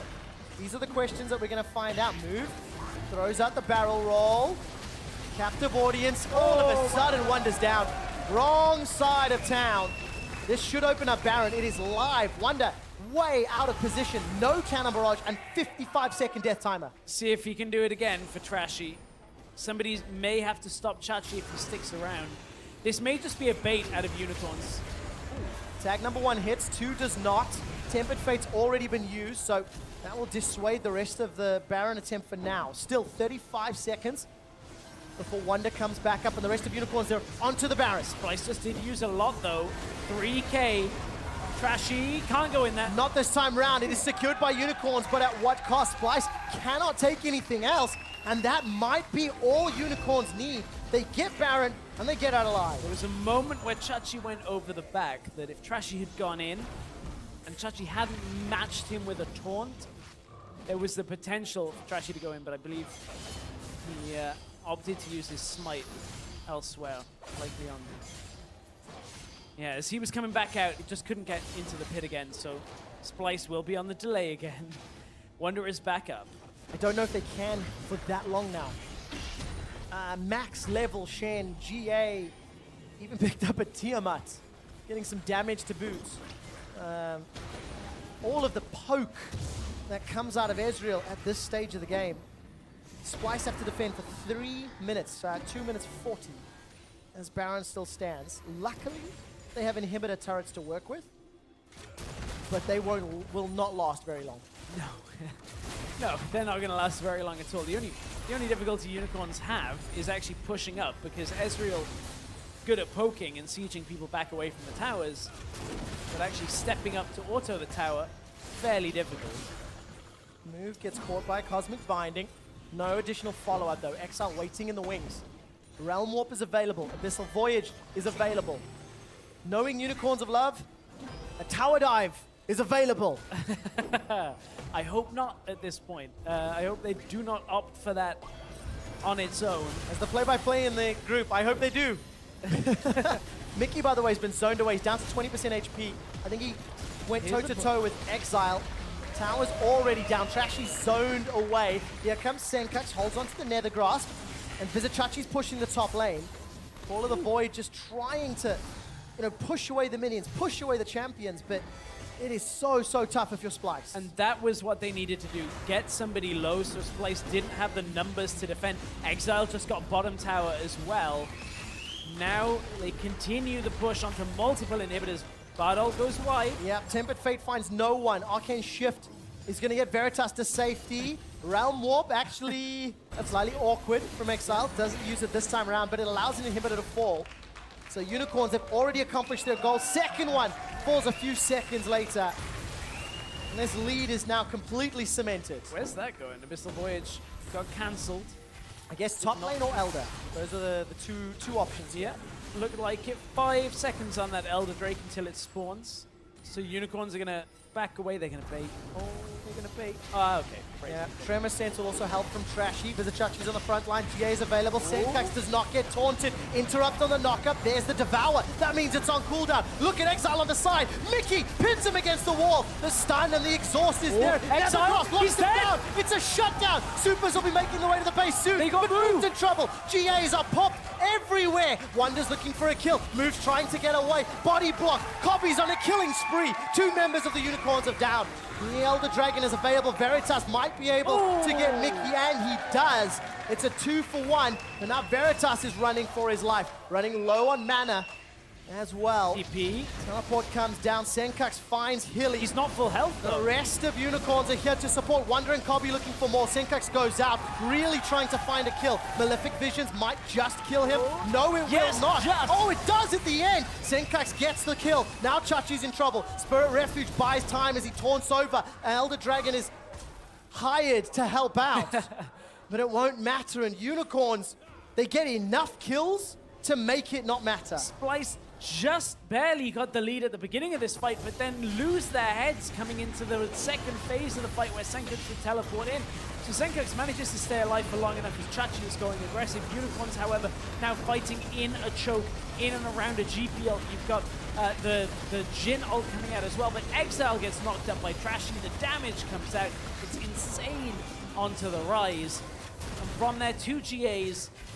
One gets chunked through again. His move ends up falling, but look at this. Sencux recalls from his... does he actually recall or does he just TP down? I don't believe he even channels the recall. Yeah, he just TPs in behind here. So ends up half health. TP in response from Vizicsacsi. Hang on. Elder Drake is live. Baron... It is live indeed. Elder Drake is secured by Splyce. They take it. This game just will not stop. Unicorns running for their lives. Vizicsacsi completes the stand united, and Splyce are running away. Sencux was left to defend the base against 2 lanes of super minions. And the 7,000 gold deficit at 51 minutes no longer matters. The Bard ultimate slowed down the Unicorns just long enough for Splyce to come in, and suddenly Kobbe over the wall is able to just put damage down, take away the Elder Drake. And man, this has been one crazy game in a crazy series. Crazy game, crazy series with so much on the line. 2 Nexuses need to get killed before either of these teams can go to Worlds, can go to San Francisco. And in dramatic fashion, game number 3 is going all the way. So, good Bard ult. Smite into the connection. Yeah. Whew. A lot of damage coming from that Jhin now. You can see how much that ult does. Hang on, we're back into a fight in the live screen. We are in every time we go to a replay. These teams cannot, for control, Ham is the name of the game. This is a good tempered fate, but it's support in the top lane. Move gets rooted in place. Trashy's trying to buy time. That's a kill onto Move. It's a 5v4. The Splyce boys are fighting back. Vizicsacsi's going to be in trouble. Knocked up by Trashy. Flashes away, but can't get away from the deadly flourish. The Malefic Visions continues to tick down. Hilly's going to try and get away. Realm Warp delivers him and Chachi to safety, but Move is down. Body block comes out and Chachi survives. Just the kill for Splyce. Hylissang goes in to save the only original remaining member other than himself of the Unicorns. They won Worlds. It's their second season in the EU LCS, and Hylissang wants to try and help get them there. Man, Unicorns just holding on in some of these fights. Splyce have had a miraculous turnaround, though. This is the closest UOL have ever been. They lost 3-0 last year. They have a lead and a game to their name in this regional final. But 20 seconds before Move is up, Baron is live. Splyce, they're trying to rush it, but they don't have the full contingent. Wunder's in the bottom lane, starting to recall. Cannon Barrage and TP's available. He has his TP. Here comes Exileh on the side, though. Move is not there. This has to be a miss smite from Trashy to take this one away. Vizicsacsi not going to get done. Splyce secure Baron. Here comes Wunder. Oh, this is a little brave. Look behind. Chachi could come in from behind. Tempered Fate was used, but didn't work. Not going to manage to connect with anybody. Curtain call. Double knock-up. Connect 2. Move has now rejoined the fight. Trashy's running for his life. Blade of the Rune King slows him down. GA is popped, and Hilly's running out. Vizicsacsi's got Malefic Visions. No kill. Rooted in place by the flourish, and now Move is piecing out. Unicorns, they are rooted, but look at the supers. They're in the base. Splyce might lose an inhibitor. They are. They will lose this inhibitor by the looks of it. It's so very Trashy can interrupt. Trashy can interrupt. He saved it. They've saved the inhib. Just with the smite, with the combo of the 3 from Splyce rushing out with the home guard. Barely had enough time. Thanks all to that empowered recall. If that had been an 8-second recall channel, Splyce would have lost their bottom inhibitor. Whew, Splyce have turned this game around. It all came from that one Baron steal, and then every fight that followed from Splyce. Just getting enough, just enough, like holding an even fight. Oh my word.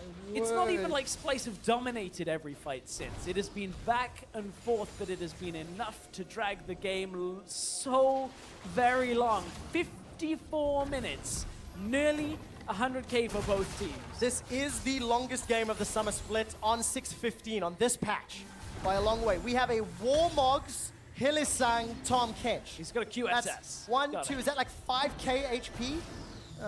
4,600 before Grey Health. That is terrifying. Yeah, those 4 matter. Deadly Flourish finds nobody. Move is waiting in the wings, and Sencux has got teleport available.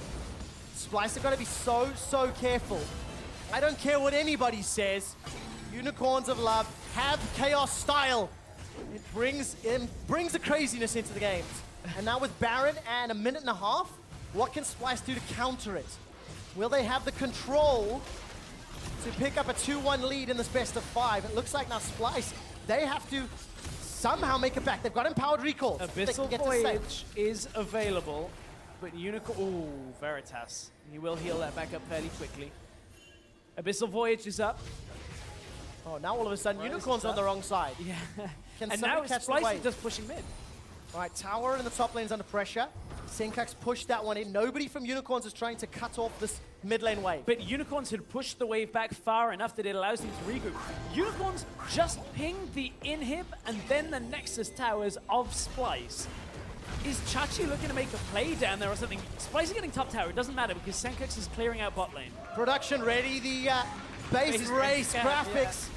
This might be a thing. Empowered recalls coming out. Splyce back away. They've still got 30 seconds of that ability. It won't be a base race right now because it is Sencux that has cleared out the bottom lane. It was a massive stack of minions looking to push down into that bot in here, but Splyce just do not feel like they can push too far up because they know Hylissang will just ult in behind them every single time, and if they can't kill Exileh at the beginning of the fight, Splyce are in trouble against the Unicorns, but they've managed to the last few times. Can they keep it up? Can Splyce maintain this momentum? From being down 10, 12K Now being down 3K at nearly an hour. And every fight now for Splyce is practically 5 versus 7 because the 2 GAs. Hang on, here goes Engage. Tempered Fates! That's going to catch Exile! That's the important Trashy one. can find him. Gets rooted. Look at the damage. Very good Devour. Veritas, though, he's jumping on a Kobbe. This fight has become split. Splyce have regrouped. Nethergrasp is still available. Veritas flashes away for his life. Arcane Shift, rather, is the spell. No flash available. Now Splyce are backing out.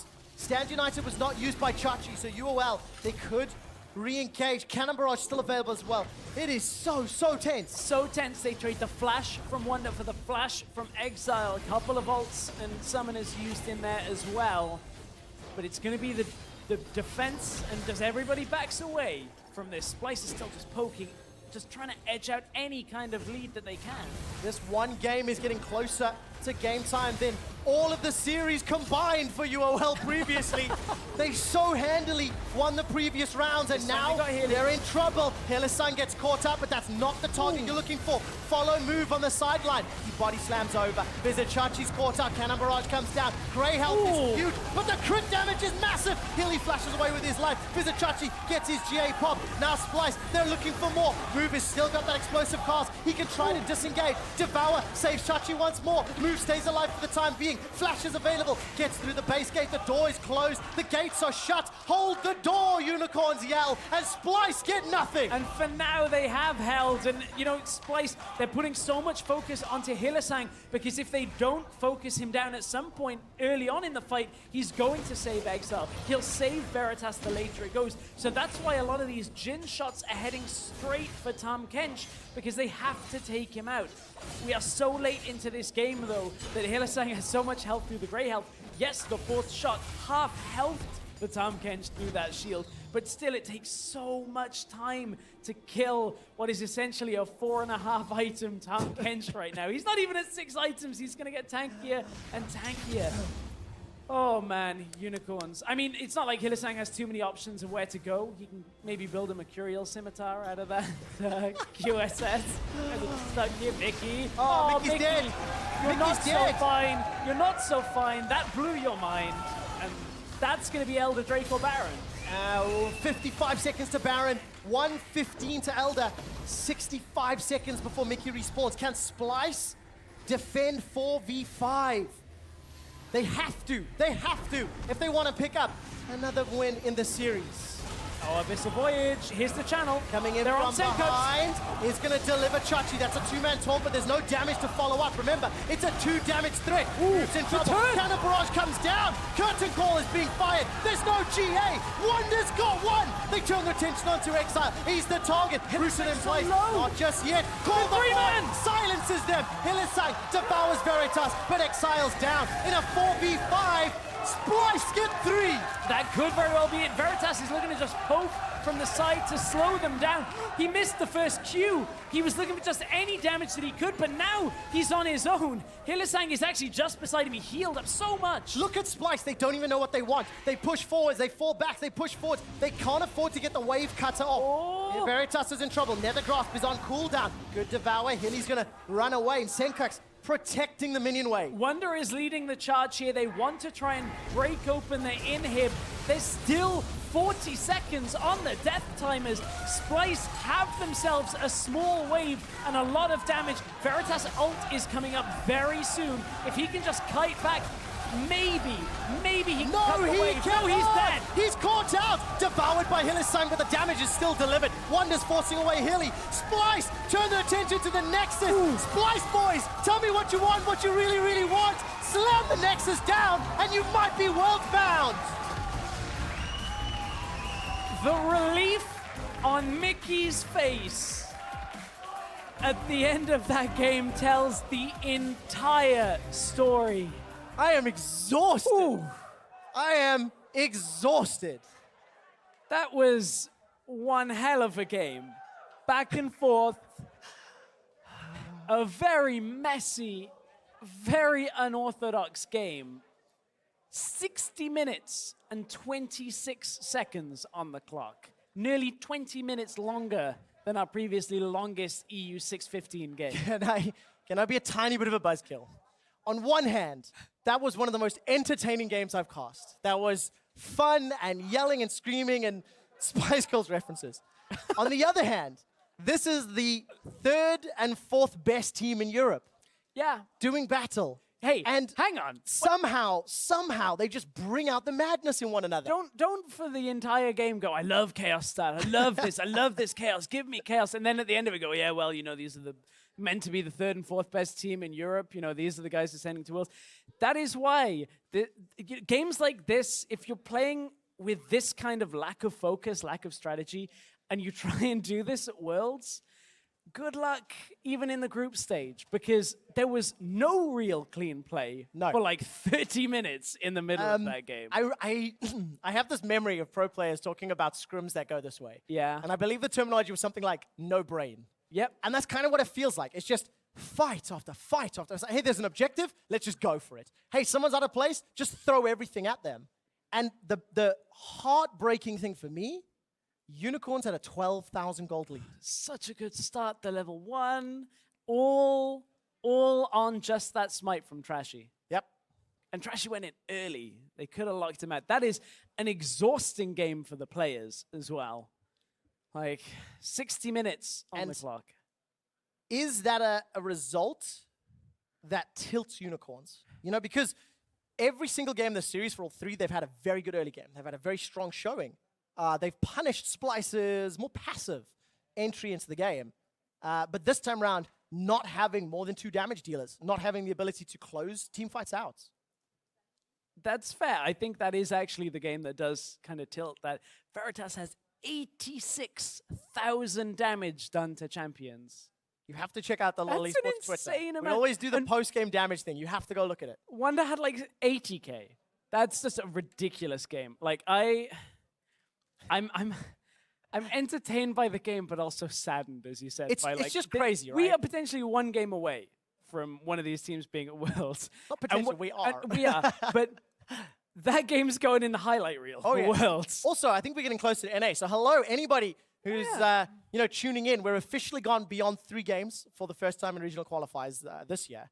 And what a way to do it. And now you have to ask, how do these teams bounce back? You know? We have to ask, how did they, we saw the faces, we saw the guys on screen. Guys, I need a very quick break before I lose my voice. Splyce is 1 game away from booking their tickets to San Francisco. We'll see if Unicorns can stop them when we come back. I think. How do you get the shot? If I WEQ. If I Q, WQ, EQ. I don't understand this rice language anymore. You say always the same, but it's different. Hylissang's gonna try, get away, rooted in place and locked against the wall. I'm going. Go, guys, go. Can Masa could... Yeah. I'm here. Fight on the journey. No, he doesn't.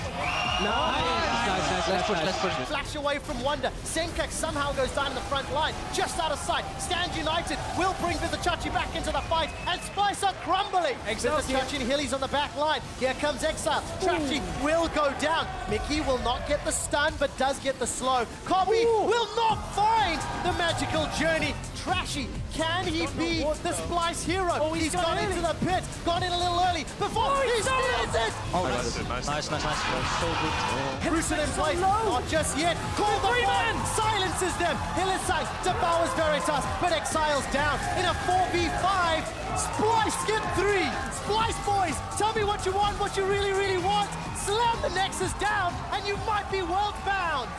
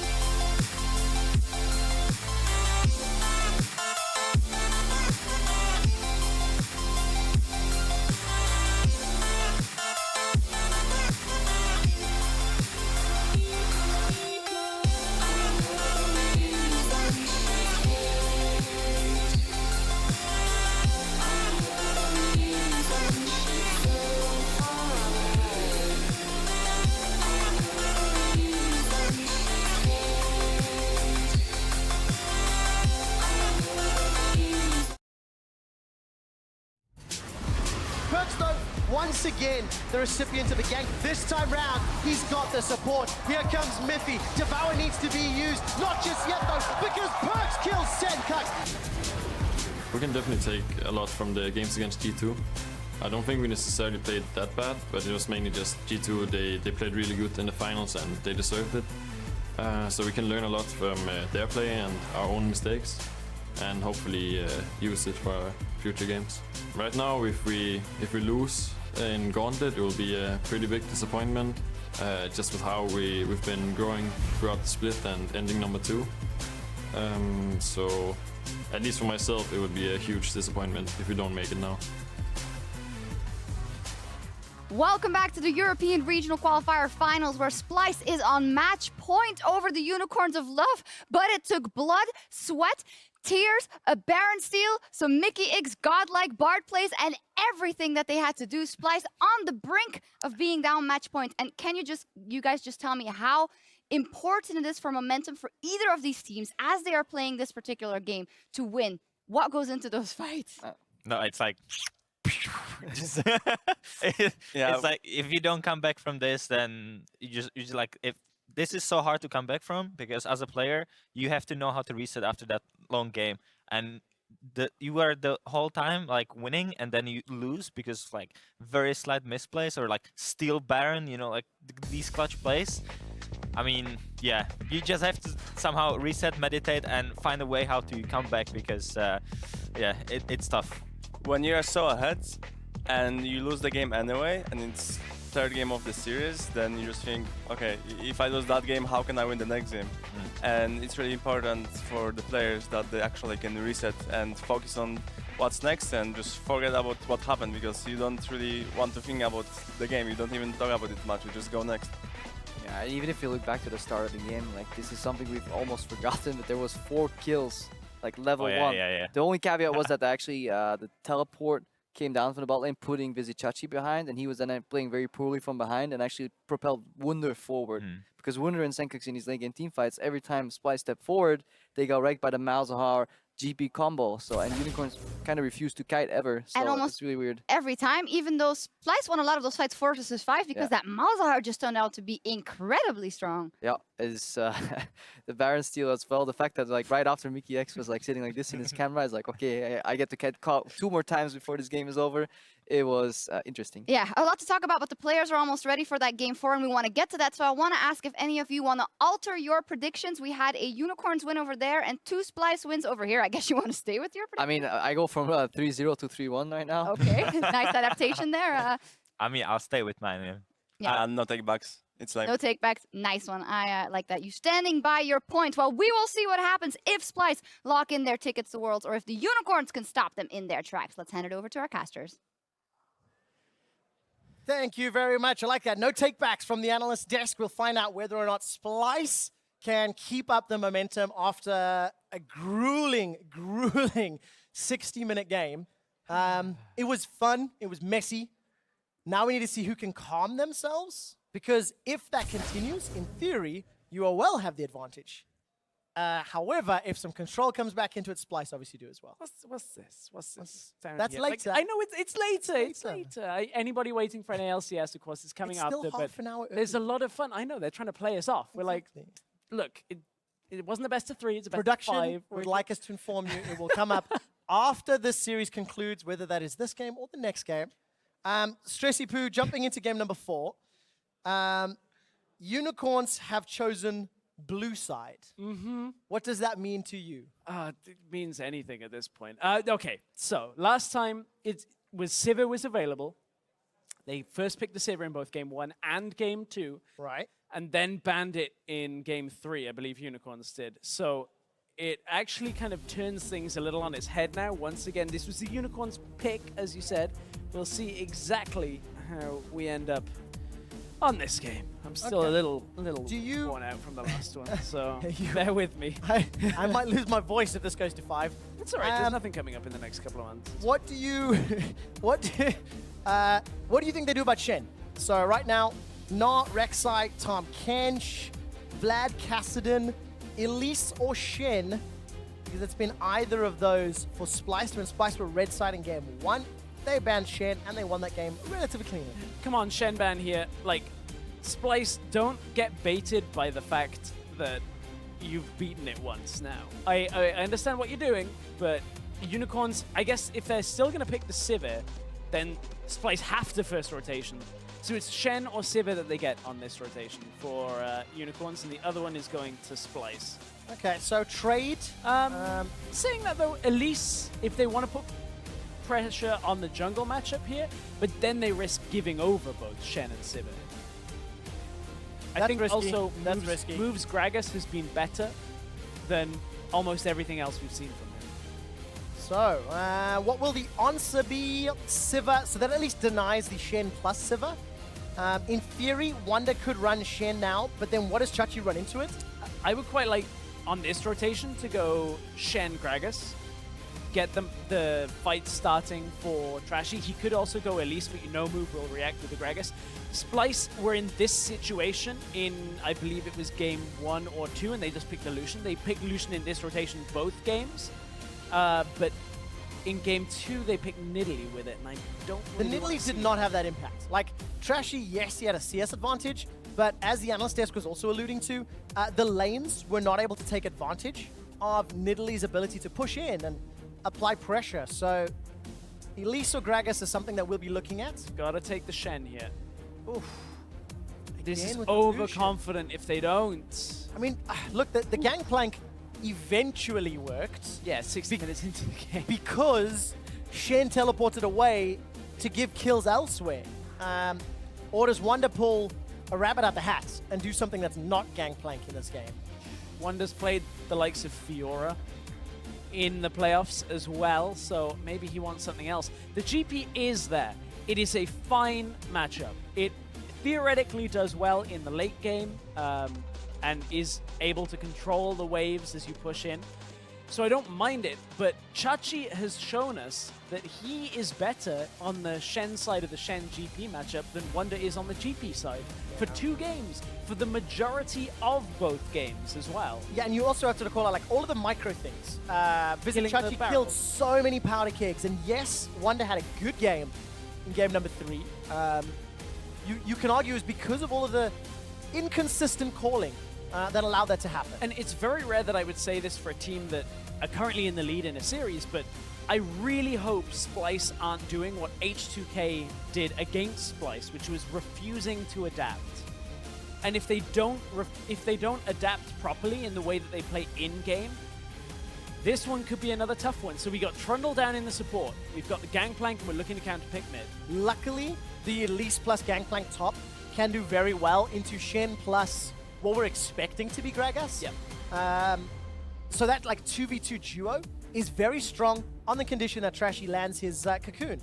And then all of a sudden you can, give that Gangplank a very strong advantage. If we don't see the Gragas, we may very well see the likes of the Hecarim. We don't see it all that much here in Europe anymore, but with the combination of the Shen with the Sivir would pair well for team fights. I don't know whether I want to see Move play Nidalee, I'm going to be honest. Tell me why. I feel like Move is already such an inconsistent jungler at times that I feel like a jungler that is based on carrying alone and does require strong lanes that are winning, well, we're going to find out now. I don't really feel like this is the confident pick. I feel like Move has to be, and he has been counter-jungling, but I really don't like this for Move. So the advantage here, the lanes are more in favor. At the very least, Shen should be okay against Gangplank. Sivir plus Bard are going to be able to shove in against Lucian Trundle. And then obviously the Karma mid. It's the first time this series. The one thing I am seeing, another sort of lack of team damage if Sivir goes down. Right? Like, yes, Sivir can do a lot and does a lot of AoE, etc., etc. Karma does have a surprising amount of damage. Pre-20 to 25 minutes, like, Karma will hurt every time she hits, but the later you go in a game can be difficult to get the damage down. Splyce have themselves a Malzahar to round out the composition, so again, a little bit about that push in the middle lane. Should be able to at least handle the Karma, but it's fairly a skill matchup. It's not so much one that either dominates. And that means that Move now doesn't quite have that push in the middle lane the entire time. Like, it will mean Sencux has to trade his mana out to push back in response, but this is going to be a real important one for Move to get a good start and transition into helping his lanes as well. I think that's where I'm going to be looking as well, is like, how do the rest of the lanes interact, especially Veritas and Hylissang on Bard, because Hilly's Bard, we've seen it a bunch. 6 games. You know, he's got a decent win record on that champion, but it's not amazing. You know, it's not something that I think of and actually associate with Hylissang. Yeah, that's fair. But then Mikyx just played his Bard, and that's Mickey's champion, right? Left a lot to be desired, right? 0, 8, and 7 in that game. So we'll see whether Hilly can maybe make it his own. Well, we'll find out. Hylissang has to make it his own. The Unicorns of Love, if they do not pick up a win here, they will once again fall at the final hurdle. Ladies and gentlemen, if you really want them to win, send them your support, send them your love, both in the crowd and online with that hashtag UOL win. Or will the young upstarts of Splyce debut on the international stage over the Unicorns of Love? We're loading up for Game 4 of the Regional Qualifier Finals. In game after a 60-minute epic game. Yeah, epic to describe the game time, perhaps not the level of play in that, but nevertheless, it is the hand we were dealt. The entertaining. Yeah, it was nice. You got some 90s references in there, you got some, you missed some. I'm just very happy I got to do the Spice Girls, Splyce Boys merge. I've literally been sitting on that all split, and I decided to save it for an epic moment, and I feel that was the most epic I'm gonna get. Someone just like... Someone got hit by that javelin toss. I was going to say. They got hit by that javelin toss. To give people some extra behind the scenes, if you have something like that, this is one thing Trevor did, is he saved that one for a long time. Because if you tell the other casters what your line is, suddenly there's like a time limit on it. Yep. You with your Smitty J, that Deficio sat on for like 3 weeks, trying to use it. It was not the most innovative of one-liners, regardless of that fact. I got to say it's a na-na-na-na-na-na. Yeah, Deficio was so mad. I wish you guys could have seen that. We'd have had a camera on Deficio. Hey, look at this. Mikyx and Kobbe, they put a ward down this time round. They learned. But they're in a matchup that's going to be very tough. Sivir and Bard into Lucian Trundle. Kobbe already gets hit by the Cosmic Binding. At the very least until 6, this will be very challenging.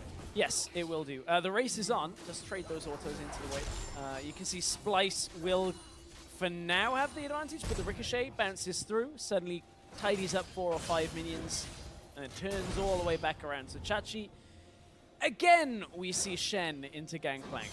3rd game in a row, and like I said, is this overconfidence by Splyce? Well, we'll find out, because this time around, Trashy's running Elise. I like the options of Elise plus, you know, Gangplank plus maybe a teleport from Sencux on that Malzahar. 2 teleports on both sides this game, which you've not called out. Also, first Infernal Drake, you know, right at the gates in terms of the first dragon. And I think crucial, if you look at the minimap, all 3 lanes for the Unicorns are pushing towards Splyce. So where does Move go? What does Move do? Wunder, it always back away to minions and a barrel, and Chachi wisely decides not to engage.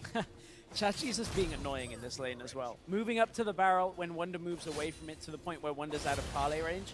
So it means he can easily clear the barrel, despite moving past the minion wave, because he hadn't actually aggroed the minions by auto-attacking Wunder in a while. It means Chachi just sneaks up, takes out the barrel, moves back away. So you can see just how familiar with the matchup Vizicsacsi is. And now 3 games in a row on stage, real good performance for him.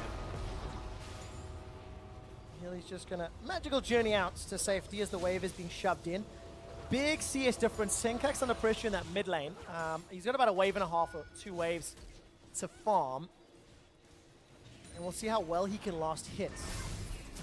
Still missing just a couple. This is a terrifying matchup. I actually learned much earlier in the year. Karma into Malzahar.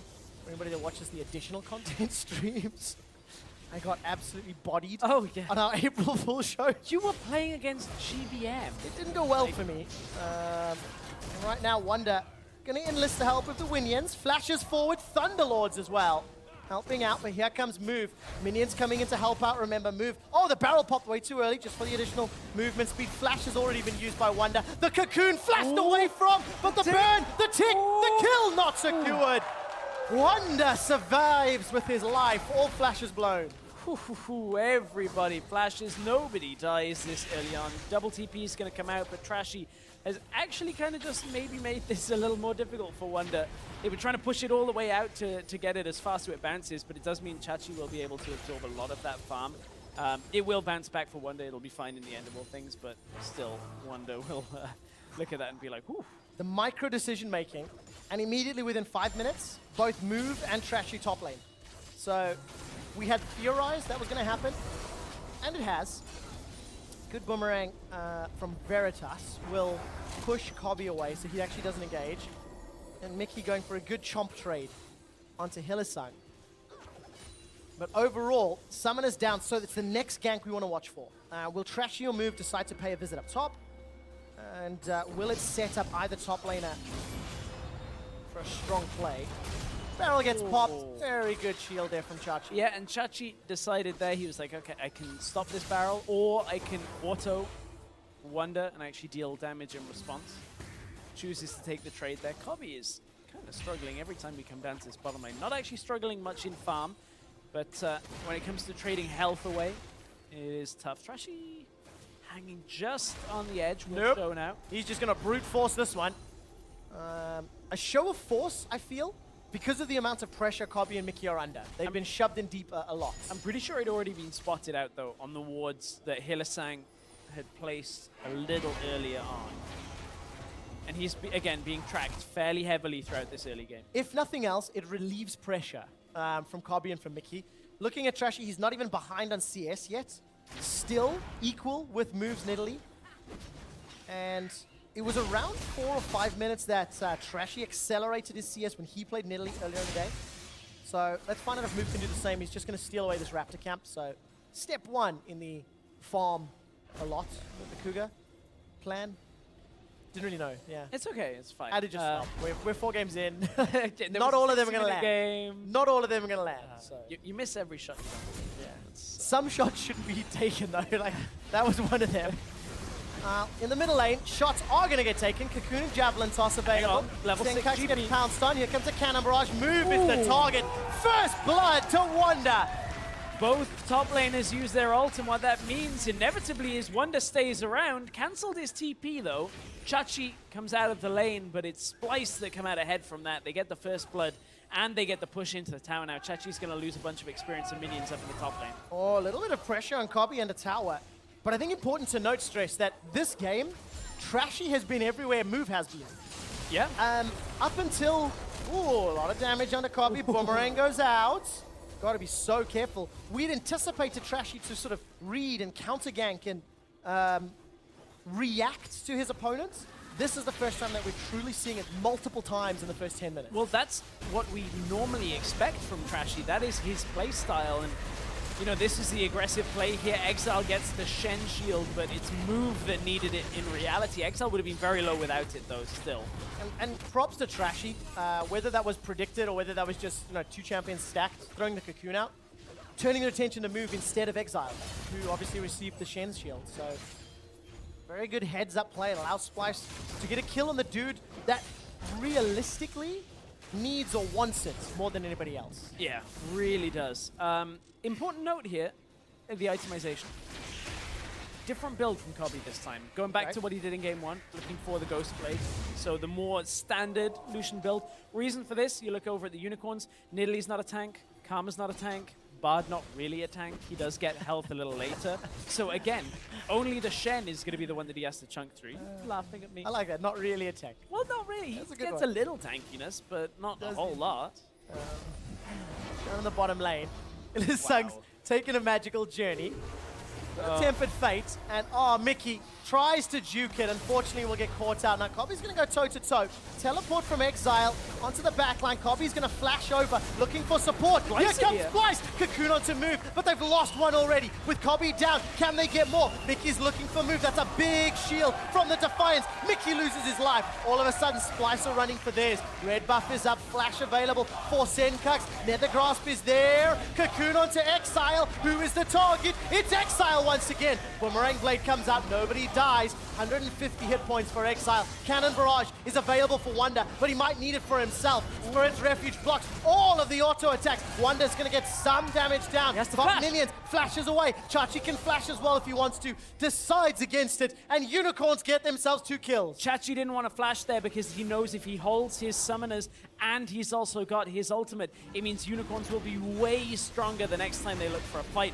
Sencux is going to do what Malzahar can do here and set up the Baron, the Dragon, sorry, the Infernal Drake to get this out. I was trying to come up with something a little funny with the pets that are all taking down the Dragon, but it's too long into the series and my brain's not working. I think we both need to play it safe. Yeah, I know. Here and out. Which is what Splyce want to do if they want to go to Worlds. Yes, and not do this by pushing up in the bottom lane. They had a couple of wards there in the jungle as well, but Kobbe and Mikyx way too far up, not really respecting the Unicorns, but in came the turnaround.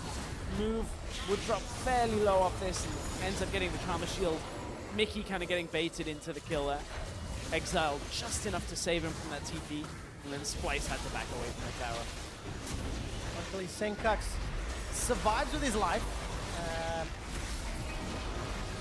Despite not getting those Malefic Visions down, unable to pick up a kill, we jump back to live, and all of a sudden, Wunder's in trouble. Teleport coming down from Sencux. Exileh and Trashy, they decide against the fight. Teleport will complete here for Sencux, so very important. Both mid laners no TP. Exileh's, however, about a third of the cooldown has already ticked over. Ooh, again, another messy game out from these two teams. It's Kobbe and Mikyx pushing too far up in the bottom side, then top lane just constant fighting from Wunder and Trashy. And it's Wunder that's the one that has the kill from that mid lane play that we saw a few minutes ago. But Sencux has been all around the map, and he's down CS because of it. Look at all of that vision. Observer's just toggling the wards. Trashy's actually going to find Exileh. Stand United's being channeled. No flash for Trashy. He gets taunted up. This should be a kill. Repels up, drops to a minion, manages to survive. Not just yet though, as Trashy goes forward. He's under tower. Tempered Fate will not interrupt Sencux because his passive blocked it, I believe. This Malefic Visions. Shield will not kill him. The minions are Voidlings. They're running for more. They're taken down, and Vizicsacsi escapes with his life. Here comes Kobbe, looking at Exileh. Not going to get the damage just yet. And Splyce, they get nothing in return. You are absolutely correct. Spell immune from the Malzahar passive was just enough to hold through the Bard ultimate. And Unicorns, they picked up Trashy. They lost move, but have defended mid. Teleport comes up top lane from Trashy to get in there against Wunder. Fight, fight, fight. Vizicsacsi's going to look at Wunder. Gets the Shadow Dash taunt. Let's keep this up, boys. Wunder's not going to be able to return damage at Spirit's Refuge. Gives a little ginger love tap on that parlay. Oh, dear. And Vizicsacsi, he's not stomping his lane, but he's in control of it, dealing with Wunder. Fight, Trashy, fight is apparently the chant going out in that top lane. It's a fairly universal chant, but Trashy now just gets another barrel. Oh, I wish we had like somebody that was tracking that. Yeah. I really wish we did. We'll have to check if there is a way to do that. I believe there isn't. Not just yet? Okay. I remember there was some technical speak about how there are certain things that don't count as an event in the game, and that's why... Stats benders need to make it happen. They do. I'm sure I'll get told whether that was true or false, as Trashy gets told that he shouldn't be in mid lane for this. Nice repel onto the minions, but Cosmic Finding comes in. Trashy flash into the attempted kill. There was a spell immune. You can see it just underneath the announcer text there. Just enough to keep Sencux alive. You can see how low he was. Would have been able to keep the rest of the Unicorns a little bit healthier if they hadn't done that, but nice little play. Net gain, 1 kill apiece. Both jungles going down. Itemization being picked up, so Morellonomicon, Essence Reaver, Eye of the Watchers on the side of the Unicorns. Sightstone and Lucy Boots for Mickey's Trundle. Ghostblade, Morellonomicon as well. So like those first spikes have been hit on both sides. And I'm going to come back to what we were mentioning earlier. Okay. In their first professional year as a League of Legends organization, and from Challenger to one game away from Worlds, Splyce are on the precipice of an international appearance. Because of course they qualified last year as Dignitas EU. You mentioned this much earlier in the day. It was a trying series. Oh, that mouse series. Where, you know, they didn't really know what they were doing. Splyce picks up a young organization in spring, and the whole org has been very outspoken about like growing and building the right talent, you know, finding synergy. And that's come together in summer of this year. Yeah, it absolutely has, man. That mouse series was back when Dragon just gave you like numeric stacks. Yep. And would stack up, and it just was all about who could take 5th dragon. We had something like 25 dragons in 5 games. I think we had easily. more dragons in that series than the whole Challenger series split. I think so, something ridiculous like that. But Splyce grew through spring to be, you know, a team that at times looked like they were a contender, but then just failed. Ooh. So much damage, but Malefic Visions, minions, the shield comes out, Sencux is in trouble, the poison, the tick, the damage! They trade 1 for 1. It's not done yet, as Jungler's going toe-to-toe. Stand United's coming out, Wunder can't just help just yet. Trashy won't find the taunt. Trashy's already used his flash. He's running for support, and Stand United is secured, at the very least, or used. So that's a small victory. Wunder used his ultimate again. It's the top lane ultimate trade coming out from here. Hylissang wants to try and get onto Mikyx, try and bind him against that wall, but can't quite get it.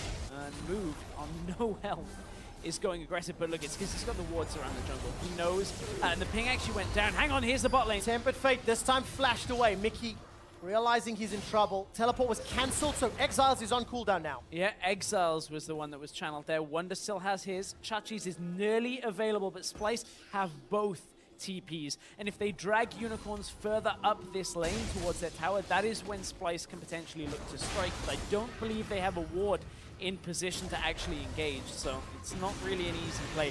This was the engage onto Sencux from Exile. And look, it's all about how many the Voidlings have actually already spawned, so the damage is being dealt onto Exile so significantly for the early onset of this little engage. Move nearly gets killed, but gets away just in time thanks to that Stand United. Trashy gets out as well. There's no hesitation here. Cannon Barrage, Stand United, support from the lanes. It's just coming in instantly. Now in the bottom lane, Mikyx and Trashy, they've caught themselves Hylissang, but wait, maybe they are the ones that have been caught. Starting to peel away because Exile had roamed down into the river. Mountain Drake is the target, and it looks like Splyce are going to give this one up. The problem is, I think the reason that everything is so go, go, go with all of the ults, all of the, you know, teleports coming out, I don't feel like either team is actually planning for the next 2, 3, 4 minutes of the game. It's not looking at what are we doing next, it's who's out of position, who are we trying to fight, how are we trying to catch people out, and this is something that really went away in the top level of League. You cannot afford to just live in the moment in the game. You have to be looking forward, looking for set plays using summoners, looking for the next objective, the next advantage, not just what is in front of you right now. And that's something that Splyce can do pretty well now. 2 teleports, Cannon Barrage up. There's a window of opportunity where Exile in the mid lane cannot respond. The only frustration, of course, is that there's no objective just yet. Dragon was secured. It was a mountain, locked down by the Unicorns of Love. And despite Splyce being in 1,000 gold deficit, because of the CS differences in mid, jungle, and ADC, however minor, it does mean that Splyce, they're still scaling up. You know, they want their 2-item spike on Lucian. They want Wunder to get his Ghostblade as well. And then they want to look to go toe-to-toe, I feel. We'll see if Splyce, with that Infernal Drake, can kind of hold on and look for some of these different skirmishes. Exile wants to go again. He does, but he's going to have support this time around. Hylissang's coming up from the river. Stand United from Exileh as well. Flash away. Shadow Dash under the tower. The tower is removed from the engage. Nethergrass will help out, but there's no follow-up damage. Here comes Wunder. He finished the teleport. Powder Kick's not going to get popped just yet. Manages to escape. Wunder's rooted in place. Trashy's looking for Chachi. Wunder gets dropped down shortly as Move pounces forward. Exileh sinks in the killing blow. 6 kills to 3, and Unicorns are winning the skirmishes. Again, the Unicorns, they're happy to live in the moment. They have trained for 2 seasons for this. Chachi, again on Shen, is turning these fights around. Now they push for the mid tower. It's only Mikyx and Trashy. They cannot defend against this properly. It's just the 2 of them. They're going to try. That tower will go down. Wave clear. Tower as well. Tower first blood. 2 extra kills. A bunch of summoners. And Unicorns have got a strong 3,000 gold lead. This is the same type of start as the last game for the Unicorns. Again, they're able to get this kind of advantage in the beginning of the game. Exileh constantly trying to go aggressive on Sencux. Sees that he's fairly low on mana, but at this point, Exileh's going aggressive. They know they have the Shen ultimate coming through. Omrecker style Bard ult comes out from Hylissang just to deny the tower for now. Wunder tries to go aggressive. Oh, you're trying to chase a Karma. I'm sorry. That's not really going to happen. I'm going to change my tone a little bit because my initial feelings when I see this, like, hey, that's Shen. Shen again was let through. I would like to speak to Splyce later and ask them whether they win or lose, why they let Shen through the whole time. And was Shen as important as maybe I feel it is, you know? Yeah. Because that's a play that maybe Chachi can't use Stand United to save Exileh's life. But then again, maybe there's no gangplank either. So, yeah, you know, what is the snowball effect of banding that out? Exileh forced to flash away from a gank by Trashy, and the Unicorns is taking a little slower than the previous games, but at 20 minutes, they've stamped authority on the game. Ardent Sensor picked up for Exileh, going all in on the Veritas damage, making sure that Veritas will be able to close out team fights. And in this next sort of 10 minutes of gameplay, his team composition can really enable that sim. Yeah, it can. And, oh, Trashy, gotta be careful. He won't get taken out at this point. That Ardent Sensor, the common build that we see on Karma is, as you said, a lot more about facilitating. It still has damage, a little less than the Ranju and, not Ranju, it's Rabadon's build. But this is less about being in the side lane now for Exileh. Yes, he's running TP, but this is more about giving benefit to his entire team. And Veritas, as you said. Yeah. Making sure that he's going to be the guy to finish things out.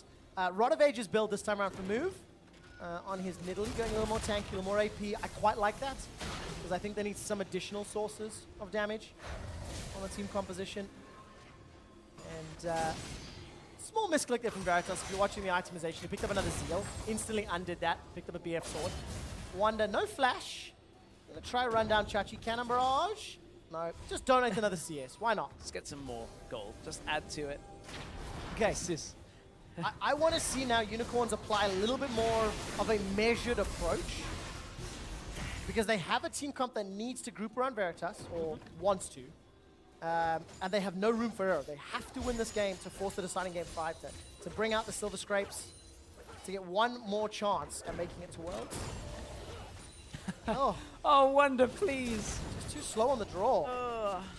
Dodges a lot of skill shots thanks to the movement speed increase there. I mean, the funny thing is, it's really on Veritas in that. It's a good block on the barrel. Like, I'm saying Wunder, please. It's just, it's happened so many times that I'm feeling the pain for Wunder in this. It also, it says a lot about how comfortable Chachi is into the matchup, right? Shen versus GP, it's something that is so heavily discussed. And we'll continue that in a moment. Tempered Fate comes out, finds nobody. Mikyx's able to sidestep, teleport this time round from Sencux into the middle lane. Not used by Wunder yet. Cannon Barrage is available, but has not been fired. The cannons are on hold, as Wunder's going to keep pushing out the bottom lane. Now, Splyce is still 4,000 gold down, and they're trying to defend this top tower. It is a 4v4 because Exileh's pushing mid. Yeah, Wunder pushing down the bottom lane though. So As you said, cannons are on hold. Run out the guns. Hylissang gets caught by the cocoon. This time Cannon Barrage comes out. Trashy's in trouble. It's going to get taken down on one last hit by Veritas. The Kobbe. damage dealers are falling. Kobbe's dead too. Veritas is running down more. Look at those critical hits. Here comes Wunder. He's not going to be able to do much because he's got no team to fall back on. Exile's chasing forward. Nethergrasp was already used. Call of the Void. Poison, Parlay, Voidlings will not kill Exile. Hylissang's going toe-to-toe. It's a portal combat with Mikyx, but Mikyx's going to come away with it. Sencux is in trouble. He flashes into the team, gets dropped down. Splyce might get an ace. Mikyx's the target. He's running for his life, and Unicorns extend their lead further. The tower is already down. That's all the Unicorns needed. Are they turning for Baron right now? Look at how healthy Chachi is. This is the Unicorns in the same fashion that they have for the last 2 days, taking absolute control in this game. And this is what the Unicorns need to hang on. This is what the Unicorns need if they want to get to Worlds. Exceptional fight, fantastic tower dive, and another 23-minute Baron. This is how it all started. This is how it starts, and the Unicorns go aggressive, and this is a little too early on for this Cannon Barrage to deal massive amounts of damage. You can see Trashy drops a little low. There is damage coming out from it, but remember, this is a team with a Karma on it. The shields are so significant in this fight. Watch this auto from Move. Saves this fight practically as Move denies another barrel from Wunder over the wall. Knew what he was anticipating, and if Move had died, he wouldn't have been able to obviously connect with the spear that inevitably catches onto Sencux and allows them to continue this fight to go down. Hylissang is zoning Mikyx from the side. Mikyx has no mana either, so there's nothing he can offer. The Unicorns take down the tower. The Unicorns might be about to take us to game 5 if they can do, you know, just enough to close this out. Well, they've got enough of a lead. They've got Baron on everybody, and they've got a team composition that can win in the next 5 minutes. Without any doubt. And now we just need to see them pushing. On the hunt was used by Veritas. This should allow that bottom inner turret to fall. Yes, it is being chunked down. It'll take another minion wave though, so decent defense here by Splyce. But look at Wunder. And that was after Wunder connected with a parallel off Chachi. He got one. Gets this one. Chachi doesn't care. Randuin's and Sunfire and Ninja Tabai. Here's Trashy though, he might care about that. 2v1. Cocoon. Gonna connect just yet. Red buff is the name of the next dodged the Cocoon. Buys a lot of time. Chachi should get run down though. Red buff. Parlay. Here comes Move. There's the support, and Chachi gets out. How does he do it? Unicorns are everywhere. The tower in the bottom lane gets taken down, and now Veritas uncontested for the time being, trying to drop the inhibitor turret. There's no support. Unicorns, they might get baited into the craziness. Exile's locked in place. Culling goes down. There's not enough damage to kill him. Dies. Veritas dies.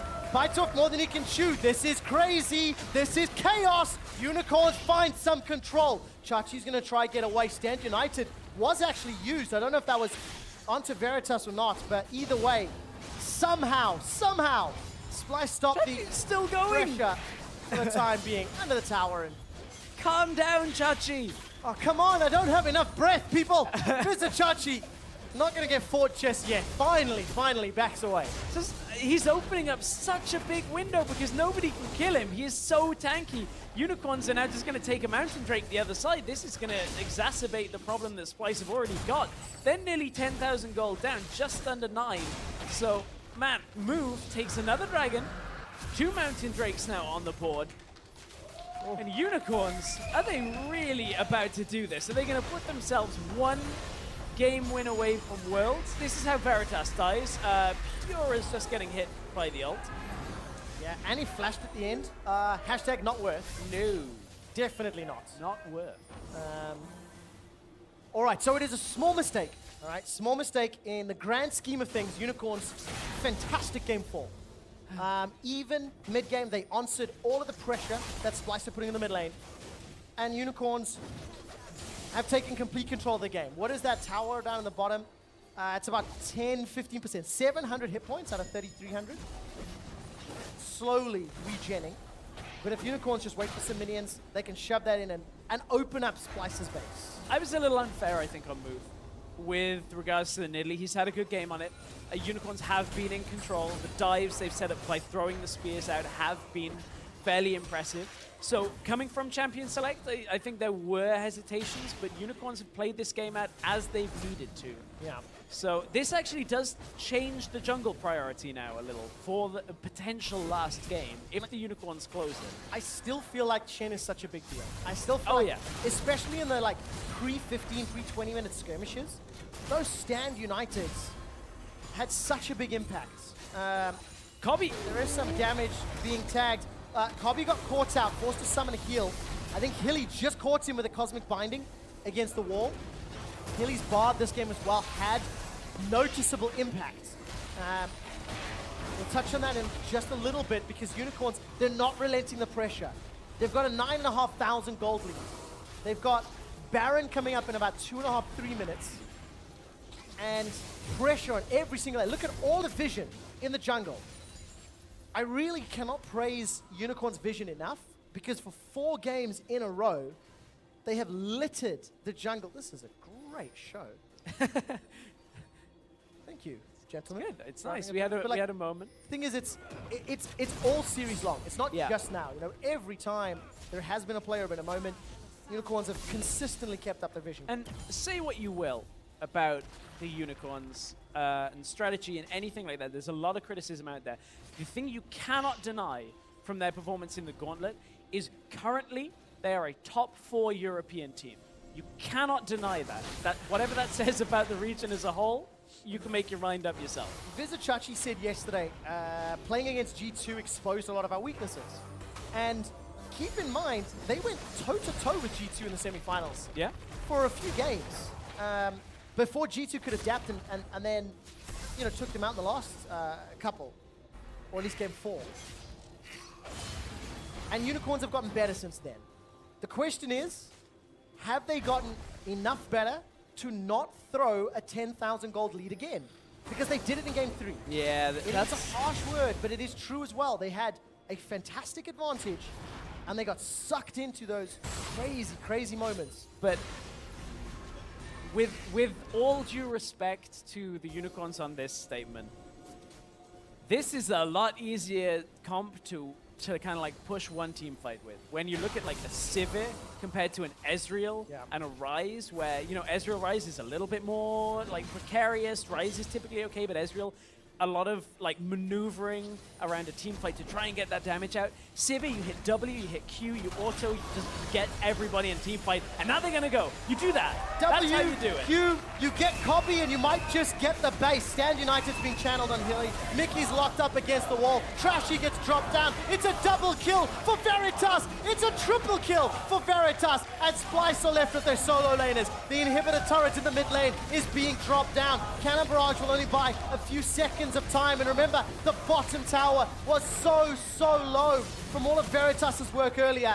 Unicorns decide Baron may be better. It's going to be the Baron for the Unicorns with Trashy not available. There's almost no way of Splyce turning this game around like the last game. Credit to Trashy in game 3 for the Baron steal. Not happening in this game. This Baron is dying so quickly. And the Unicorns are on the verge of tying this series and being 1 game away from the World Championships. For the first time, either the European or North American regional qualifiers this year. Good the last binding. 2 days, they're so well played. Really nice binding. Now Veritas, all he has to do is stand and auto-attack whatever's in front of him. It doesn't matter who it is. He's got enough damage to just go straight through them. Take out the inhib, get the Baron after. Unicorns going to game 5. And, you know, Stress, you were talking about the composition. To narrow it down even more, it just revolves around protecting Veritas. You know, it's lead from the front, make sure Vizicsacsi and move or drawing some attention, and use every spell you can to save Veritas. And this was the first pick, and had previously been banned in this series. Like, Unicorns banned it in game 3, so that Splyce couldn't ban it, couldn't pick it.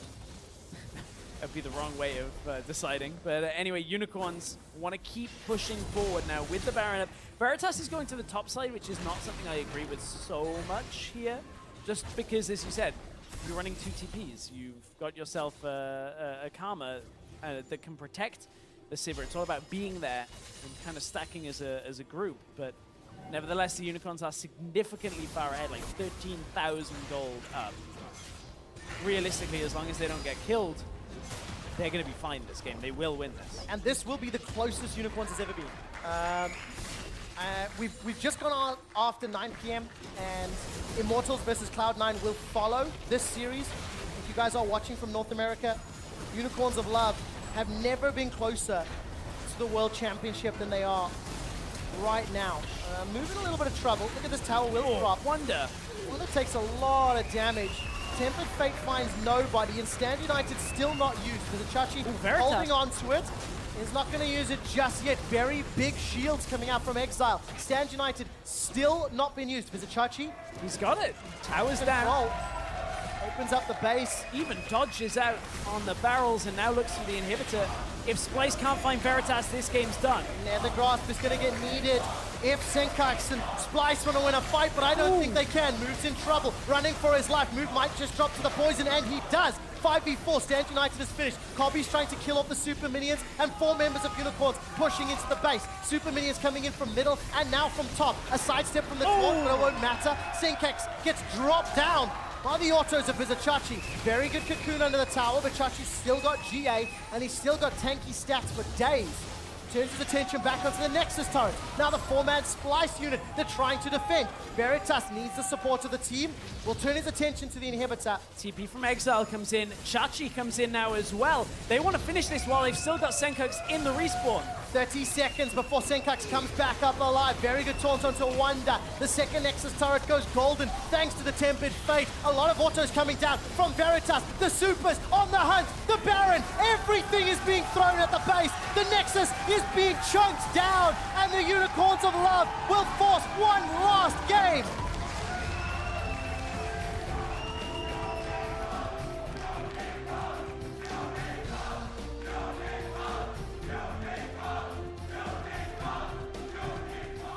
That's the loudest I've heard the crowd all day.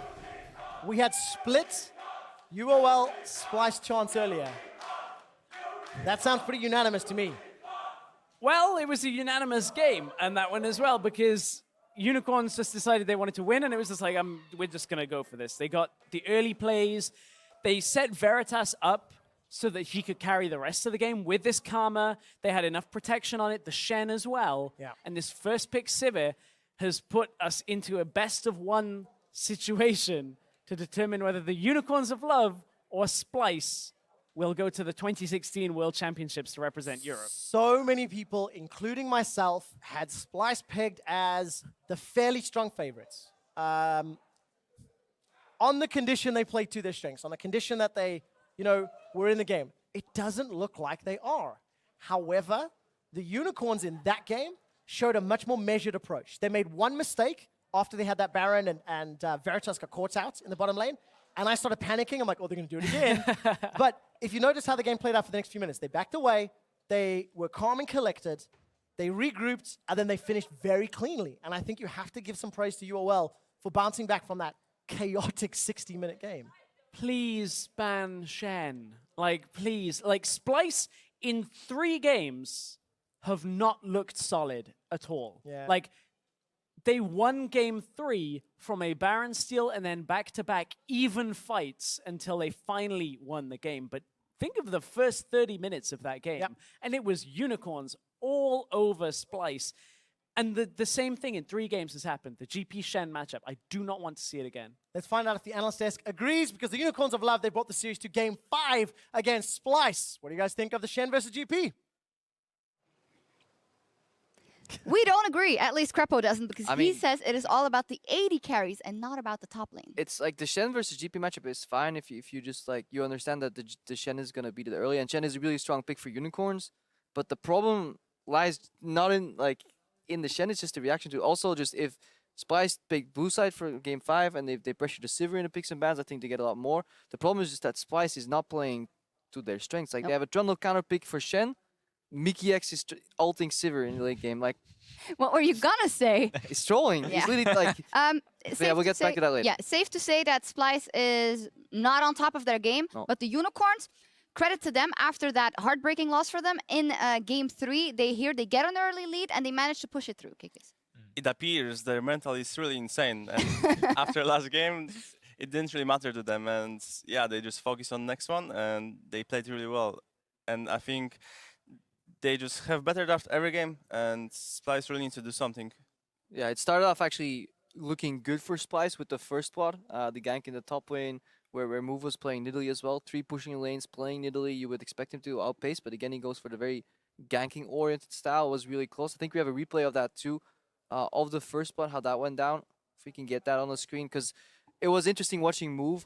Again, he's playing the same style on Nidalee, and then this is where they actually returned from mid lane, and he already fell behind from the earlier gank. Yeah, he was very behind versus Elise, where he should be level 5 to level 6, and then he jumps in when he has nothing to do. Like, you have to know your limits. Like, if you cannot do anything there, you shouldn't just jump in and die. You have to, like, retreat and just leave it be, you know? You can't be aggressive all the time. You have to know your limits. And at this point, I think the entire desk was, okay, Splyce just survived the rough part, which is like the 1 to 6. Like, sure, Unicorns can group very well, but they have, like, shown that they play well around Malzahar. Once these group fights start, they have Trundle as an answer, but it's just, it all started going down the drain. Yeah, not gelling. Let's take a look at that other replay in the top lane. It reminded me of Game 3, where they also had this almost disastrous fight in top lane, but here it actually does go to the wayside. And Freeze, you had a comment on Kobbe here as well, going to the portal. So when you play AD carry and you play with board, if you A-click, the A-click will randomly take you with the portal. So if you're next to a portal, you A-click, you get through it even though you don't want to. So you have to watch out for this, and that's why he accidentally clicked the portal and went in and died because of it. Most AD carries don't even know that, so just a little tip there.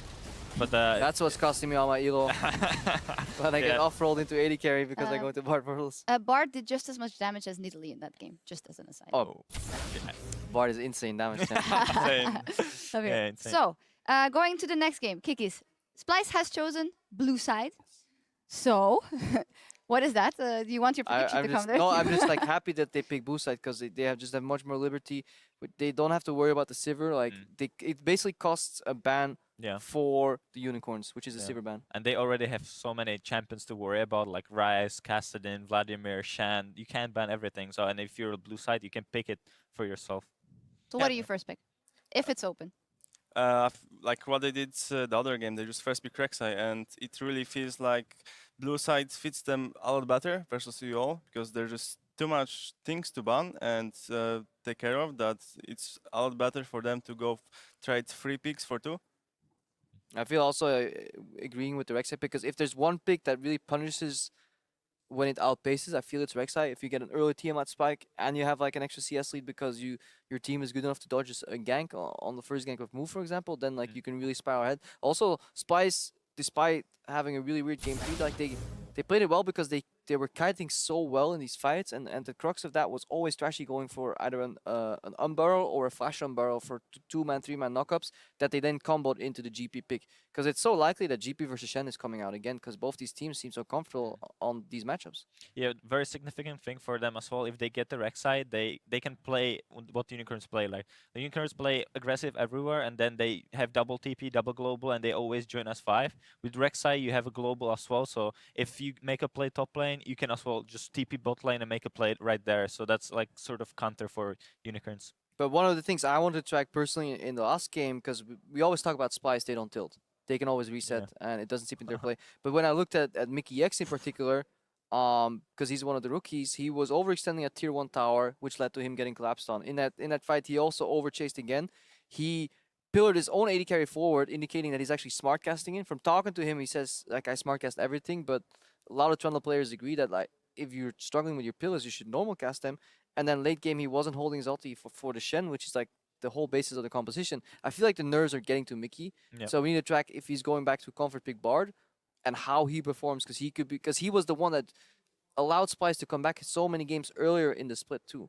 Yeah, and we were talking about those Mikyx stats from his evolution in the split as well. He died a lot often. He was in the leaderboard there, and then he pulled it back. But it seems that the nerves are getting to him, as you said. And let's talk about, just for both of these teams, there's so much at stake here. The Unicorns of Love, first time that they can get to Worlds, and they've never been closer, honestly. And then Splyce went all the way to the final from going to the promotion tournament and is now so close. So what will it come down to? Do you see someone in these both teams or in their entourage that has a clear, can be a clear favorite in terms of momentum and in terms of mental strength?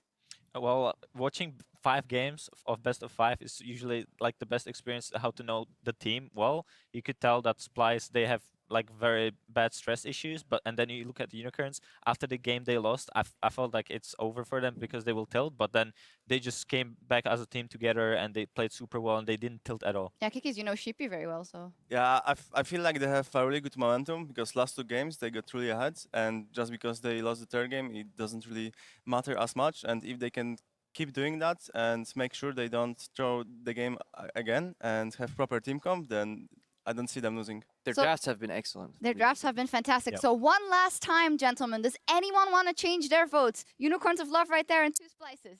Take it or leave it. I don't know. Trashy should just dumpster move. Like this guy is still doing Right. a So lot of things Splyce wrong. votes, TLDR. All right, Splyce still. All sticking to the guns, and I assume Yeah. you will be sticking Yeah. to your guns as well. We're going to see. We are going to recall and regroup, and when we come back, we will have the one game to decide it all. Who will be the 3rd European representative at Worlds? We'll find out after the break. Bring on the Silver Scrapes. Or will the young upstarts of Splyce debut on the international stage over the Unicorns of Love? Sencux gets pounced on. Here comes a cannon barrage. Move is the target. First blood to Wunder. Lucian, no summoners. Nice, I'm coming. Can you run here? 1 second, 2 seconds shield. I have it. Hey, come. Okay, nice.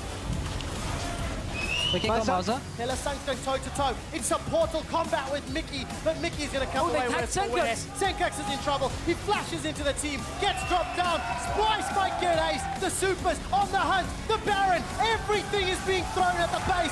And the Unicorns of Love will force one last game.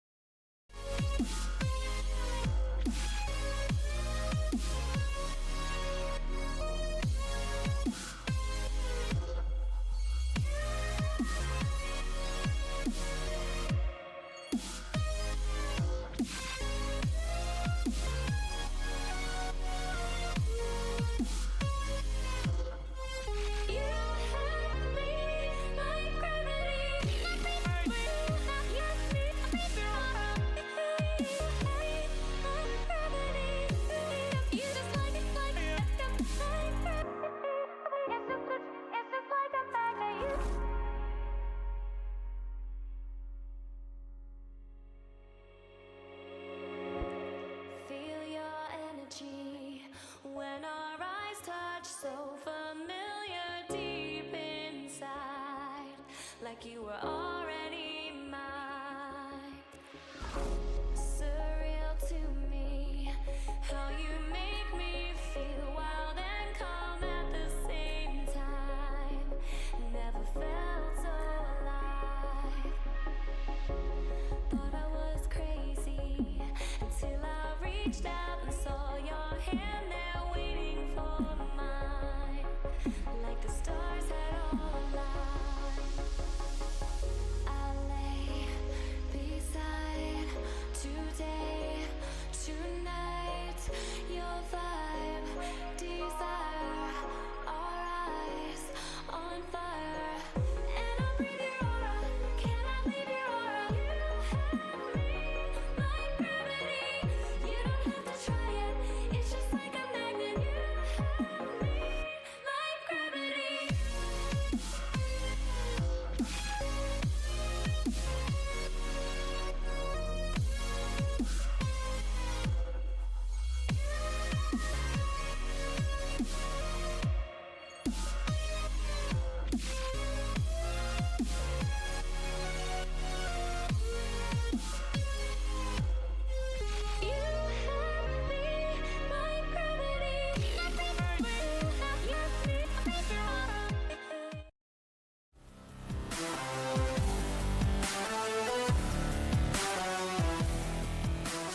welcome back to the EU LCS Regional Qualifier Finals. We are at our 5th and final game. The scraping of silver has taken place, and it is Splyce versus the Unicorns of Love to decide who will join HTK and G2 at Worlds. And I know Freak's hanging out here. He was tweeting a little bit, asking whether we were scraping the silver because that was the level of the games. We're on to you, Freak. It's okay, just because you took players from us at the end of last split. We'll settle it at Worlds. It'll be fine. Just hope TSM are in the group with G2. And we're going to find out who joins the NA and EU LCS representatives. The second last Worlds team will be decided in roughly 30 to 75 minutes. Splyce have elected to take blue side. So, what are you anticipating here in terms of picks and bans? Bans on the side of Unicorns. There we go. Nailed it. First one. I didn't even have that up on my screen earlier. Crepo. All right, they're Captain Obvious. No, it's Crepo pulled back the curtain the other day by saying there's like a 1 second, delay between our screens and this one. So that one wasn't. But Kassadin Tamkench off the table now. I know the analyst desk don't think Shen is quite such a big proponent, but the thing is, it's difficult to deal with in the early game for a team like Splyce. An Ashe ban is not something we were expecting. So it has been a big pick for Veritas, but I guess this puts... Sorry, I have to keep cutting you off. It puts us in a Lucian Jhin setup for AD carry. There's not a whole lot left. I mean, Splyce have heavily prioritized the Lucian early pick. With Sivir off the table, they went Lucian again. It's gotta be Shen, surely, from Splyce as a first pick here. Rek'Sai is not available. Elise, possibly. What does Splyce agree on? Gnar is up and available as well. So an alternative pick into the Shen, something that has not been available all series long. But I want to see that as a reactive pick. First pick Jhin from Splyce is putting so much stock into Kobbe. You just gave away Shen. You gave away the jungle matchup. The Nidalee is available for move as well. The Karma is up to flex. That is a ridiculous first pick that they have forced themselves by trimming the pool of AD carries. Specifically, we've seen a lot of Jhin into Ashe as well. So if you were looking to first pick that, I don't know. I mean, Veritas has had a good series. Veritas has had impressive games, and while, yes, the Shen from a play style has had an impact, you also cannot deny the fact that that buff Veritas comp from Game 4 was hugely effective. And they've got the makings of that once again. Karma plus Nidalee. Shen is still up in the pool, as is Gnar, as we've already mentioned. So Trashy looking likely for the Elise or the Gragas on this rotation. Unicorns saving their top laner, flexing the Karma, again, mid or support. The reason they're saving their top lane for now is just so that Splyce either have to pick something and blind pick it. If they pick the likes of a Gnar, we know Chachi plays the Aurelia. He plays the Kennen. These matchups that he can play into it. So there are alternatives. So Splyce may go for a blind pick mid laner here. Talia is available.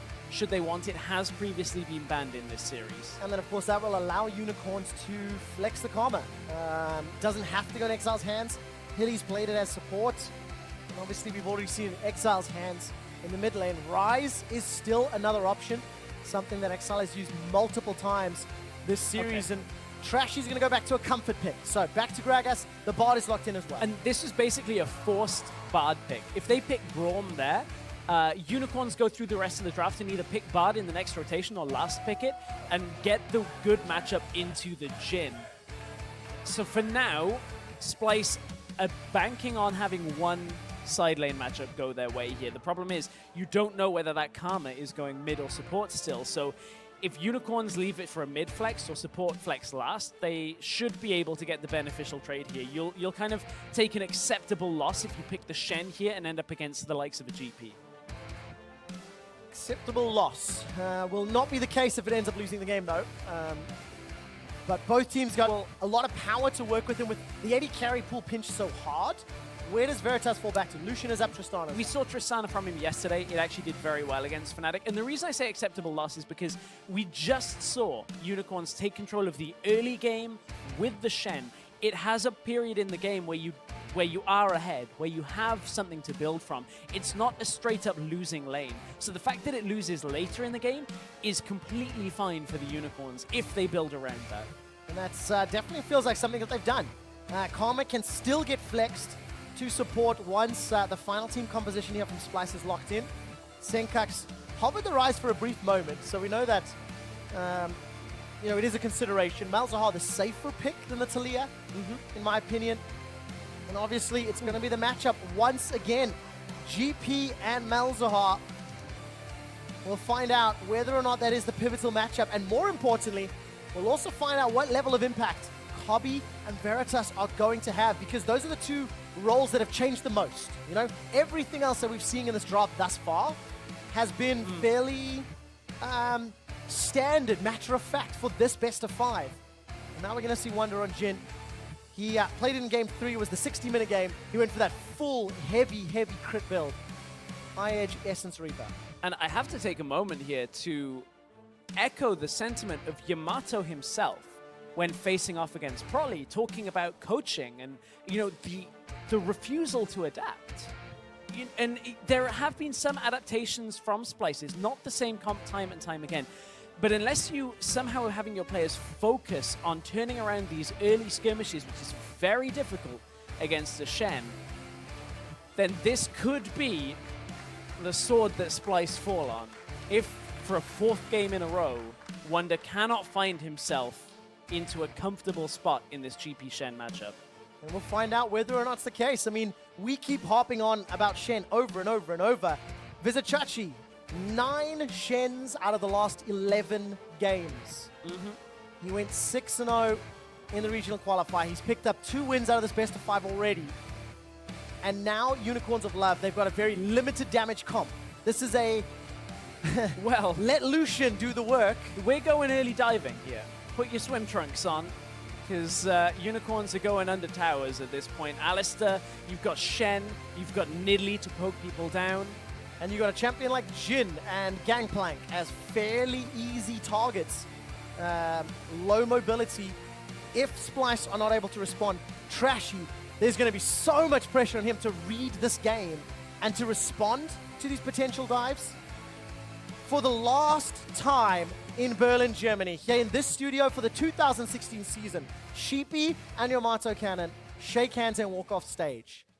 2 enter, only 1 goes to Worlds, only 1 goes to San Francisco. And for both of these teams, it'll be a first-time appearance at the World Championship. I'm happy to see Trashy back on the Gragas. I feel like it's been one of his better picks. He's been able to easily track the enemy and start fights. But Move just showed us a good game on the Nidalee. It's all on this. Let's hope both teams show us a good game as Splyce and Unicorns go toe-to-toe in game 5. Welcome to the stream for anybody that has joined. We've had a chaotic, crazy series thus far. The TLDR, GP versus Shen, has been the flavor of the day, over and over and over. And both Splyce and Unicorns have had a strong win and some messy games in and amongst the previous 4. But for both teams, it'll be a first-time World Championship appearance with whoever wins this final deciding game. And for any NALCS viewers that typically do not tune in to the EU LCS, Splyce are a team that only came in this season. In spring, we were in promotion relegation matches. Through the summer split, went on an insane winning streak after fixing a lot of macro issues, playing smarter, better League of Legends when it comes to macro play around the map, taking control of multiple lanes, would play second in the split to G2, but are struggling against the Unicorns of Love, who have been somewhat consistent, but have always had questions, whether it was their bottom lane, whether it was, the way that they reacted to plays on the map, but they have forced out so many fights in this series to take us to a game 5 between 2 teams that seem very evenly matched. And Stress, if we step back and look at the compositions once again, the AD carry pools are just pinched so heavily. Kobbe's now got his hands on Jhin once again, Veritas on Lucian.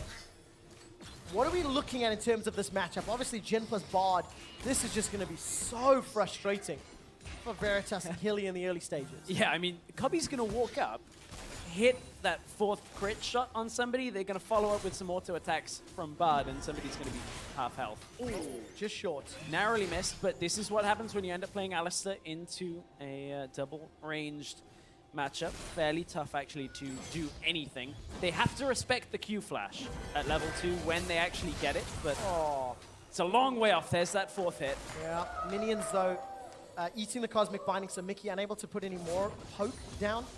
Catching a quick glimpse up top. Wunder going to be jumping around. Now, Trashy's done very well all series long of killing those powder kegs before Wunder can proc them on his opponent. And I want to keep track of that, how this laning phase will play out. Trashy really wants to get rid of that keg, it looks like. Too much he wants to get rid of it. Yeah. He's the problem with what Trashy is doing right now is Trashy is playing. He's playing in the mindset of the previous games as well. Like, he's not just in this game currently. He's like, okay, well, I've done this time and time again, so I can do it again, right? And he has to be careful that every game is a little new, and you can see in the bottom lane is going differently now. A lot of minions. Yeah, but look at the minions inside Wunder. And a cannon creep. And this is what I mean, is Trashy is playing like he is already ahead in this matchup. And yes, Shen does have a decent early game against GP, but you cannot go that aggressive and try and take these trades because he's giving Wunder the better early game right now. But Trashy will be able to take out the additional creeps as we go later. Looking elsewhere on the map, still even CS numbers here on the middle lane. Going to be a bit of a farm fest until either party gets involved.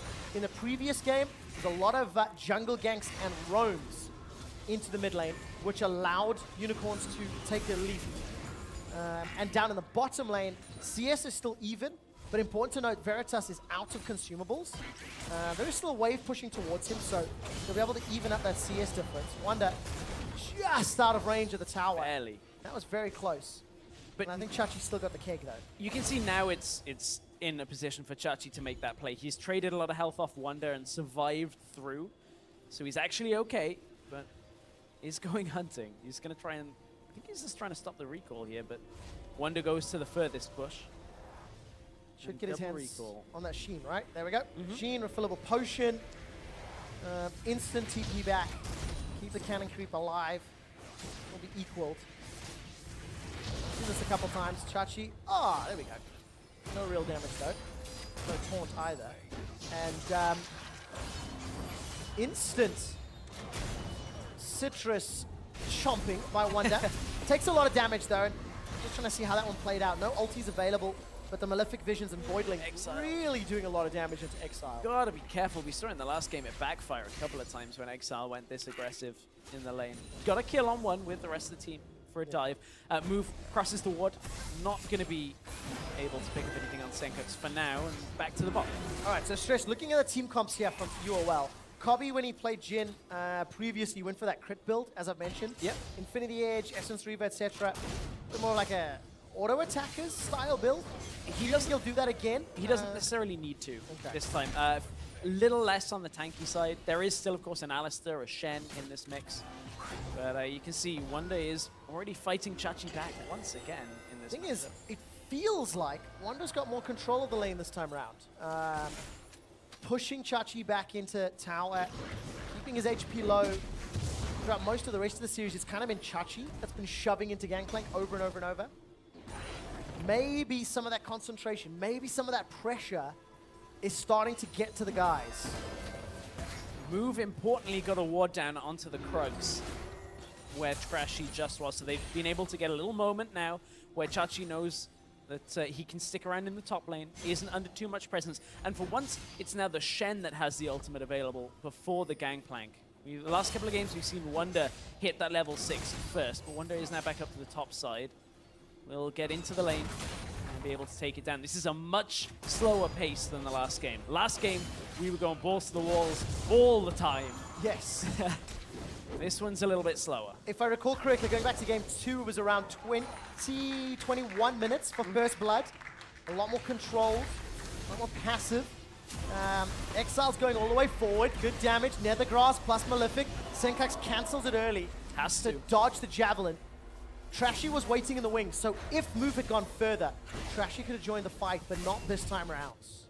Not this time. Trashy, however, is at least keeping up with Move on CS. Typically, Nidalee early clear is easy to get a lead. The problem is the experience advantage. Oh, Hylissang locked down again. But it's this bot lane as well, though. Even though they're trading health, Unicorns are keeping up in CS, so all they have to do is just avoid getting caught out, avoid actually getting killed, and they should be okay. Look at the difference in stats here from Game 4. This was the Protect the Veritas comp.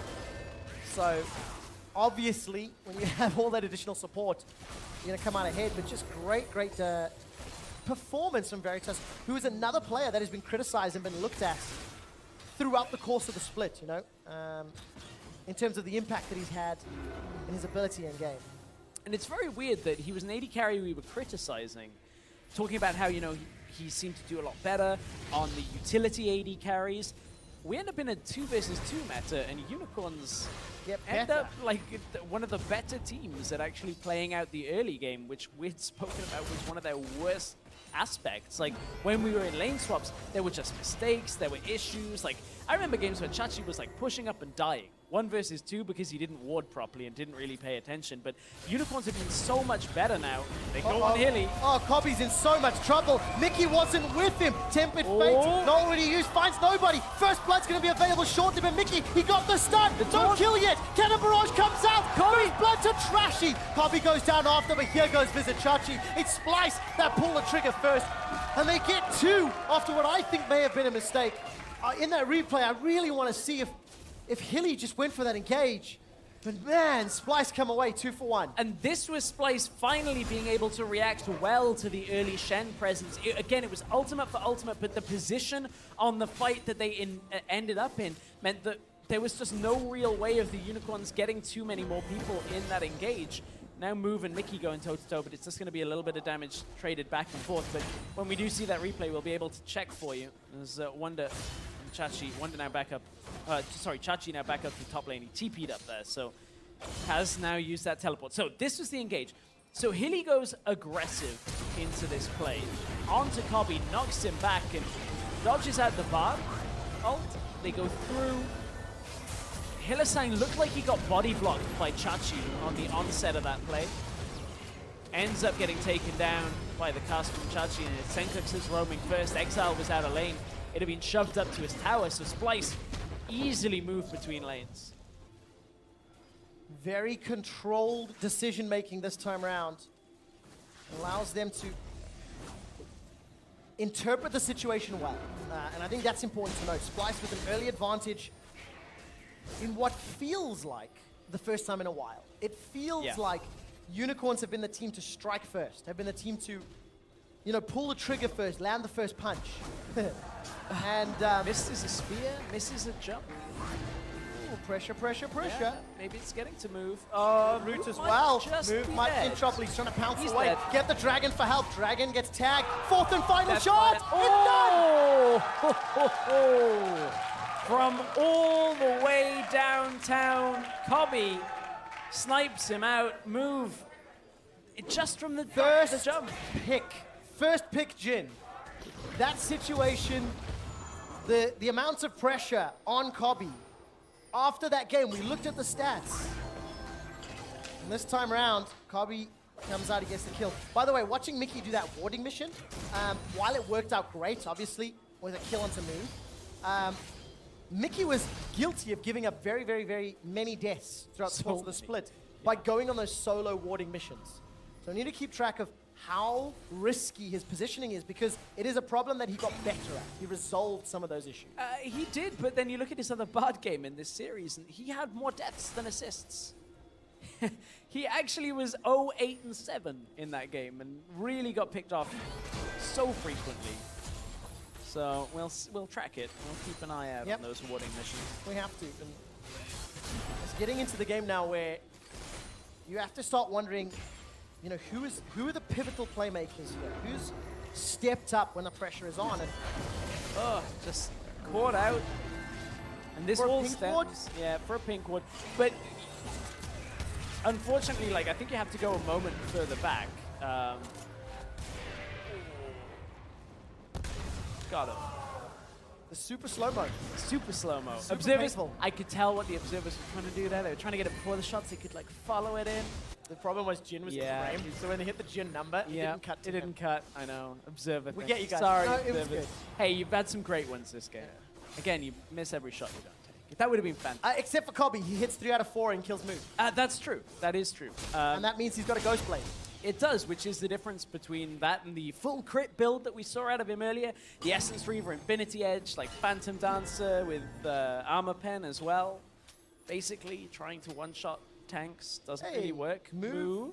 At it again. Stand United's available though. Again, a pink ward is his undoing. If shenanigans break out, support can come down. Cannon Barrage and Teleport's available for Wunder as well. I'm just getting excited at the potential juiciness that has not unfolded yet. Trinity Force just picked up by Wunder. So laning phase goes out. Move and Trashy fairly quiet. Move even on CS with Trashy's Gragas. In the previous game, we had anticipation. Maybe more negative anticipation about the Nidalee. Well, I want to see how he plays these next few minutes. This is the spot that a Nidalee doesn't really want to be in, where you only have one winning lane. Wunder couldn't quite get that. Now they've traded sides, so... Keep trading back and forth. Chachi comes away in the better position, but minions will help out Wunder. Top lane, Chachi kind of has a lead in, but it is a lot more even than the last couple of games have gone. Mid lane, Exileh is still in control of, but Veritas and Hylissang have been fairly heavily pushed back in the lane at all times. They have farmed out fairly well despite that, but with such low health bars a lot of the time, you have to be careful that, you know, this duo lane doesn't just get engaged upon. So Move doesn't have a whole lot of freedom, so when he goes into the enemy jungle, the push isn't quite there for his team, and that the territory hasn't been controlled yet, so it's tough to make it work. And that was the same problem that Trashy had when he played mid earlier. Yep. The lanes just don't work in your favor. So 3 kills to 1. It is a small 600 gold lead. CS is even for top and jungle for the most part. No, that's a lie. 15 plus to Move. He's actually built up an advantage. Tempered Fate flashed away from. Gets the flash. Summon a spell. That is very important against the likes of a Gragas plus Malzahar combo. Really easy to set up a kill on that mid lane. And of course, that's a CS difference that you sort of expect. Karma bullying Malzahar. That's not really a big surprise. No, we saw that in the last game as well. Kobbe forced back away from the tower. Now Unicorns have started to push out. They've got past, you know, the point where Kobbe and Mikyx alone are enough to push them back. So maybe Move will start getting a little bit more presence. Nice dodge out by Wunder. That means he saves his heal. Spirit Refuge. Not going to block too many autos because Wunder just gets away.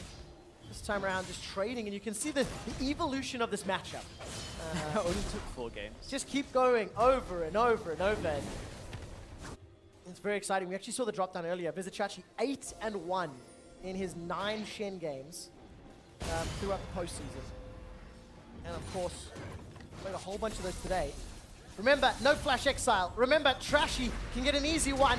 Flash forward, Nethergrass, barrel, cannon barrage, exile. There's no way of getting away from that. Taunt comes out from Chachi, but we're going to cut bottom because Mikyx's the target. Deadly Flourish will root down Hylissang. Nothing further. All right, critical. 1, 2, 3, 4. But no kill from it. No Just kill. like counting because Jin counts 2. Unbreakable Will was not used. Hylissang has the ability to go forward. Move. And he has Ignite. Mikyx gets tagged, but it's Kobbe that goes down. Yeah, Move just getting into the lane in time to turn that one around. And Splyce were looking aggressively into that bottom lane to try and catch out Veritas or Hylissang, but eventually the numbers game is just too much. Trashy was mid lane and wasn't able to come bottom in time. And now Unicorns are looking to get themselves tower first blood here. This one's going down. Not just yet. Ooh, yeah, they're going to get pushed back. Hang Yeah. on. Trashy and Sencux. Roam their way down. And Splyce defend their tower. That's very important when you look at how close the gold is. Evening kills, no towers yet, no dragons yet. It is a mountain as well. It's a juicy dragon worth fighting for. Mikyx just gets engaged upon. Exhaust goes down onto Veritas. Veritas couldn't actually close the gap to get the damage down, so this is a good start to this, but now Splyce have to kind of concede the room. If you don't see where Move is, he likely had just tracked through some of these wards, so maybe just Splyce not communicating exactly where the jungler is. There were enough wards around that believe he would have been spotted in the jungle. That move gets away with it, gets an assist on the board. And the Unicorns of Love, they're not done yet. They've still got a team composition that will spike very, very heavily in the mid game. This is a little frustrating for Splyce. They just had to move Kobbe and Mikyx back from mid lane, back down to bottom lane. They'd already conceded bot tower in their minds. They'd already kind of given up tower first blood because they were running up mid lane. Now they came all the way down, and it means they're about to get dove. If they stay there, Kobbe and Mikyx will not get anything from the situation. But as top lane, we're going to see a TP out in reaction. There's two things to this. They get the summoner spell. They also slow down the bottom push. But tower first blood still to Unicorns. Yep. Very proactive play. May even, actually it will open up an uncontested dragon here. And that's just going to be all sorts of worthwhile for the Unicorn squad. I wonder if the TP out of Exileh was just to show presence around Trashy so he didn't get dove for the tower. Like, I don't think Splyce would have got tower first blood, but still there would have been that presence around it. Unicorns are once again starting to take control of a game. If you're a Unicorns fan, it does start looking pretty tasty for you. But it is controlled this time around. Yeah. The pace is much slower. Calculated, I think, is a better word for it. Because it seems like there's a much clearer decision-making process. And for me, it's now how do Unicorns open up the rest of the map? They've got Shen, which is going to be great at helping out. Karma plus Lucian, get them all together. And obviously use that combination to try and out-pressure Splyce, who've got a lot of scaling on their side. They do, and that is the danger for the Unicorns. Their real damage threat is this Lucian for Veritas. He only has 1 kill right now. He is ahead a fair amount when you look at just the CS, and that kill translates to about 600 gold. But unless they get more and more kills on him and snowball the Lucian alone, Splyce will end up with more damage than them in the late game. And that is not something that the Unicorns really can bounce back from very easily. And so many threats. Shen can only taunt so many targets. Deadly Flourish, not going to find Exileh this time around. 0-1-0 in his Karma. He went Ardent Sensor, then Death Cap in the previous game. Oh, careful, Wunder. Wunder's going to be in He's trouble. been spotted, but there's 3 people coming top lane for you once that wave pushes forward. Hylissang's backed away. Doesn't want this engaged. Yeah, spot on the blue trinkets. Yeah, he was spotted, but at the same time, it actually... it's because there's no wave. Okay, Wunder cut the wave. That's what actually forces this back away, because even if the minion wave pushes in and you've been spotted, with the Alistair, with the amount of damage that Unicorns have, they should have been able to get that, but without the minion wave to absorb it first, it can move misses another one. Yeah, Cosmic Binding was already used though. Curtain Call, if it gets channeled, this could be a kill. Kobbe, now he's fire it got up. a great Hilly stance. or move, Unbreakable Will comes out. Damage reduction comes for a few tags. One more shot, wait for it to time out. We jump up top. Vizicsacsi gets killed by Trashy, and unfortunately the Curtain Call finds nobody else. Splyce get themselves a kill when they focus UOL's attention. Tepid Fade actually tags the tower. No further dive was available, and Sencux fancies his chances, decides to back away. Splyce kills number 5. Kill number 5, objective only number 1 for both teams right now. 20 minutes in this game. There is, however, a mountain on the Unicorns. Wunder is a lot better off in this matchup this time around. It's taken 4 games, but finally he looks a little more comfortable. Splyce want to push up to this tower. Mikyx's very low here. Got to be careful of a counter engage here for Unicorn. The other side of the equation that we haven't asked yet was maybe Gangplank ban-worthy. We'll find out as this game plays out. Javelin toss onto Sencux. The Unicorns, they defend their outer turret. 0-0-4 on Wunder's Gangplank. He's about to get his Ghost Blade, and he's starting to take control of that lane against Trashy, obviously with the help of Trash. The big difference between this game and the last 3 in this matchup, though, is that the Trashy Stand United play did not work in this game. They tried to get it, ended up losing 2, and it backfires on the Unicorns. That is the biggest change in this matchup. It is not so much about the lane specifically. Yes, Wunder has looked better, but still, as a team, Unicorns botched that first little engage, and from there they've looked really shaky, as Move hasn't been able to get much. Again, Trashy feels like he's so far ahead that he can go aggressive, and to some extent he is, but doesn't read the jungle. Body slam flash comes out from Trashy. It's an easy pickup onto Vizicsacsi after that. And Splyce were pushing mid lane at the same time. Yeah, they were indeed. Even though that tower didn't fall, they got a lot of damage onto it. Down to below like 10% basically. While Sencux's mid-outer is still standing. Item breakpoints continue to grow. Take a look at this. Ghostblade picked up for Kobbe. We'll expand on that in a second. He's going to get taunted up. Sencux should die before this teleport completes from Wunder. No, he doesn't. Flashes away. Not dead yet. Vizicsacsi and Exileh. They don't have the damage. They do have the shields, though. And it looks like Vizicsacsi's made it away. Wunder's looking for Exileh. Tags him with the parlay. Look in the river. No fight breaks out just yet. Deadly Flourish comes down. And Sencux survived. I did not think that was going to happen, but Vizicsacsi not the greatest damage. Yeah, Chachi also survived, though, at the same time. So didn't quite get too much, but the TP came out from Splyce, from Wunder, and Sencux had to flash himself. So Splyce will, however, use that distraction on the bottom side to finally push that mid tower through. And this is one of the first times in the last 3 games that really Splyce have opened themselves up a lead at this point in the game. 2,000 gold. They've got a tower advantage, and it feels like they figured out Chachi's Shen for now. I also think we should highlight the fact that Exileh are running this Karma mid. It was a very early pick. Oh, last second safety moment. That Karma mid, you see the difference not having the damage to help kill Sencux, despite the taunt, despite the Nether Grasp. But it's because his build and his itemization is to make Veritas better. Not really to solo or lock down for himself. That's true. There's a random, there's like a golf clap in here for Chachi killing barrels. That's, we've moved on. He deserves it. He does. Somebody is going to go back and count those. If I say that, maybe somebody will. Okay, let us know. We'll make a graphic out of it. There's some people that have a lot of time. We'll do a drop down. No, I'm not saying our people. I'm saying that. Oh, I think, like, you know, we can come back in 2017 and be like, you know what? Chachi killed 217 barrels in a best of 5. We'll open show 1 of the 2017 spring split with that. If Chachi kills the barrel that wins the team fights, that then sends them to Worlds, I'm down. Right? Deserves it. Hey, you're counting? Is that no, I'm down to make the graphic. Okay. Or at least tell the graphics guys to make it. But that is an aside because Unicorns have to find a way back into this game. No roots onto move, but there's pressure on the tower. Culling goes kind of a bit wonky. Doesn't really have the impact that I think Veritas was hoping for. Black Weaver, Ghostblade built up. His opposite number, Ghostblade and the Duskblade of Drakthar. So Kobbe's in a pretty good spot to cut down the squishies. And again, this slower pace, this reactive style is favoriting Splyce because that is the Trashy play. Body slam flash, Veritas is down. Hylissang's got Stand United, will deliver Shen to the waiting hands of Kobbe.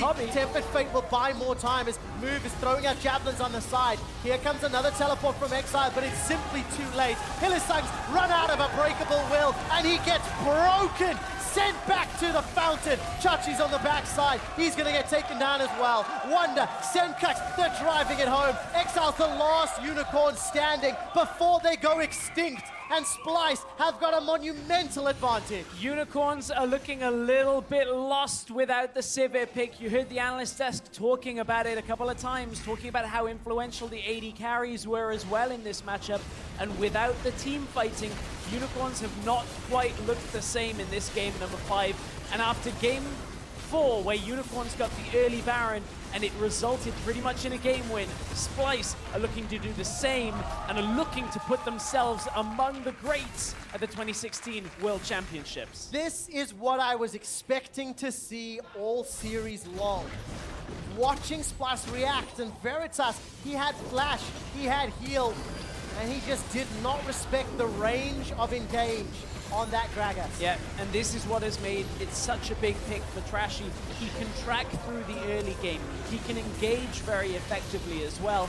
Catches out the AD carry, and from there, there's no damage here. Move is behind. Exileh is building a utility build.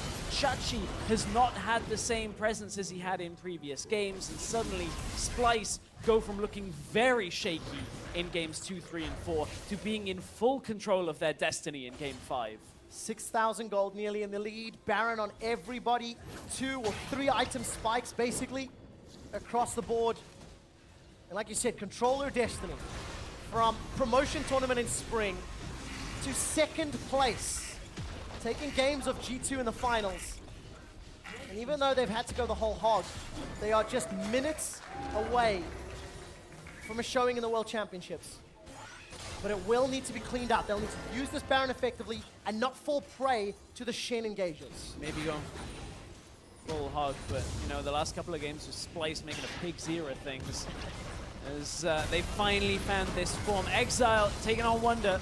Well, should be able to get the kill this time around. Wunder doesn't have much support. He's got one. No, he gets it in a 2-on-1. Wunder shows up. The gangplank finally really stepping up, and Trashy doesn't care. Look, as long as Trashy's here, the base has been broken open. Splyce have done it. Veritas gets caught. Trashy knocks him into the team. Yes, they've traded back and forth, but the base is opened up. Now Move gets taken down. The barrel roll into the body slam. The inhibitor's killed. There's still 30 seconds on the clock. Splyce have Baron. Splyce might be looking to finish. Splyce want to push in. They want to put themselves in the World Championships. Hylissang alone won't be able to save the entire game. Splyce want to push this through. There's so many minions to deal with. Splyce set their sights on the Nexus turrets. They're dropping it down. Trashy and Hilly, they can't clear the wave. They can't stop the champions. This Spirit's Refuge does nothing to dissuade the kills, but Splyce play it safe. They get a Nexus turret. They get the inhibitors, and they get themselves out clean. The Splyce section has come unglued a little bit here in the studio now that they can taste their spot as the third seed from Europe. And again, it's this finally Wunder is showing us why we've been calling him one of the top laners we've got in Europe. It's been a bit of a shaky series for Splyce, but finally, even taunting Vizicsacsi after this, just dancing in his face. And Splyce just shove a massive wave up into the bottom side. And they've done critical damage to the base now. Inhibitor is down in the bottom side. It doesn't even matter that Sencux gets taken out here because it's just all about Splyce dealing with member after member of the Unicorns. And again, Wunder actually died. A little too showboating in the top lane, but... He was keeping Vizicsacsi busy. Exactly. Allowed the inhibitor to go down. A worthwhile sacrifice. Well, when all else fails... Do a Fnatic. Pitch a tent, camp a bush, and hope for the best. 10,000 gold down. Supers, no Nexus turret on the bottom half of the base. It would take a mistake from Splyce for Unicorns to bounce back. But that is something we have seen. This has been an interesting series, right? There's a lot to break down. Well, it's been a messy series, honestly. When you look at these two teams competing for the third seed, there's been a fair absence of strategy. This game, however, I think some credit to Splyce. They've really stepped up and Wunder step a little bit out of bounds here. Damage onto Veritas. Cannonball takes him down. Still in the 1v2 with the help of Sencux. The rest of Splyce now starting to go a little wiry. Veritas had heal and flash. Trashy careful here. Once again, Mikyx coming from the side. Cosmic Binding not going to lock anyone up. Tempered Fate is available. Mikyx not pulling the trigger yet. Finally uses it to save Kobbe. Kobbe's got flash. Flash is out for his life. But Trashy chases through. Splyce, they may have done it. They may have made the mistake that Unicorns wanted. Unicorns find themselves 4, and they might be able to run down Mikyx. Baron's not alive just yet, but this will buy time. Just as we were praising Splyce, just as we were talking about the clean control of Game 5, it just comes apart in the 30th minute. Wunder tries again to go aggressive 1v2, and yes, he gets the kill. He shouldn't have got it because Veritas had both summoners available. Really should have read that damage, but man, this... Why does Veritas not dash or flash or heal in this? So it wasn't really 1v2 because Sencux was there. It looked to be 2v1 to start this off. I mean, Wunder has so much damage that he can do this. Veritas ends up just dying on the edge of it. Thought he was getting out there. We saw him die to a spear in the same way yesterday when he, or day one, the day he didn't move. But Trashy ends up going aggressive. No ultimate in this engage. Trashy goes in. Really nice Bard ultimate at first, but Kobbe should have flashed earlier here. He was trying to get damage out, and ends up giving his life because of it. Couldn't get away. Sencux comes in from the angle. It's 2 versus 4. Mikyx doesn't have anything left to offer. Splyce is still ahead. They have a significant lead. But the Unicorns, is that the stall that they needed, getting the Baron off most? For a little bit of time, at the very least. Splyce will need to make more of those mistakes for Unicorns to regain control. By the way, Kobbe stole red buff from Unicorns with a deadly flourish from just out of range, so that's why he's got red buff at the moment. Tower is under siege. Wunder, teleporting Cannon Barrage is available. He's down in the bottom line. And he's going. Sand United comes up. Tempered Fate goes way, way wide. Oh, Veritas, he's caught out. He flashes this time round. Stays alive for a few seconds longer. The 4th and final shot tags Hilly. They got That's him. a very good stun. Veritas and move. With Veritas down, there's no real damage. Deadly flourish onto Trashy. He's locked up in the back line. Sencux is pushing forward. Malefic Visions, I don't think will kill him. It's a double kill for Kobbe. He's looking for more. Trashy's running for his life. Smug Yamato Cannon in game 5, as it looks like Splyce will be going to Worlds. They just need to push into the base, and look at the Nexus. Finally, a turnaround from Splyce. When you look at how they played this series, they've been a lot better in this game. They're looking for the inhibitor. They need to get bottom inhib down. It is still open. Mikyx pushes forward. You have to take this slowly here. They get good damage down onto Exileh. Trashy still causing a nuisance. They've got to get that inhib first. They really do. That's how you deal damage to the towers, waiting for that minion line to push in. At least one super minion with them, and again, playing it safe, playing it controlled, forgetting that you need to have an inhib down before you can kill a Nexus. I will forgive that minor lapse of judgment. But now, Splyce, Baron is live. Dragon's up in a minute. Just be careful. Don't book the boot camp yet. TP comes out. Unicorns are going to try and rush this Baron down, and it is the last-ditch attempt. If they engage this, they are throwing everything at it. Oh, Hilly saved Trashy! He saved him! Oopsie. I think that was a body slam, and then the body slam got headbutted. Yeah. Oh, what a difference that could have made. To be fair, there was a lot of support from Splyce coming up, so Trashy with Barrel, with all of his beefiness, would have taken a long time to go down, and UOL committed a teleport to that play. 2 teleports to that play, and it equals nothing. Would this be the cruel twist of fate? Splyce brought back into the series in Game 3 with a Baron steal from Trashy.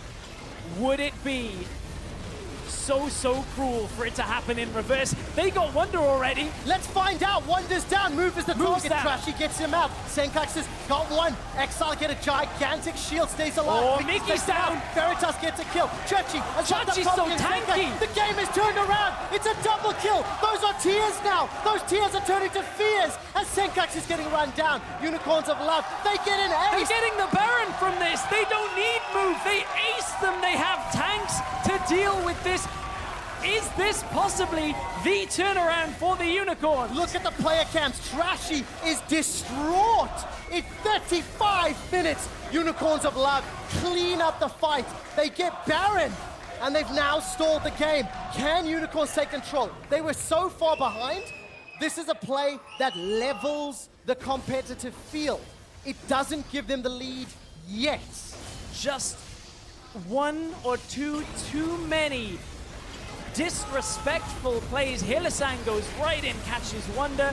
Wunder gets taken out before he can react with anything. Did get his ultimate down, so they get some damage down in the fight, but Unicorns, Veritas is alive for this. Moving forward in the fight. Trashy gets a good knockback, but there's nobody there. Chachi is holding a lot of the damage. Sencux and Kobbe were both pushed back by this Shen, and Unicorns take the Baron. 1 too many overconfident plays, perhaps.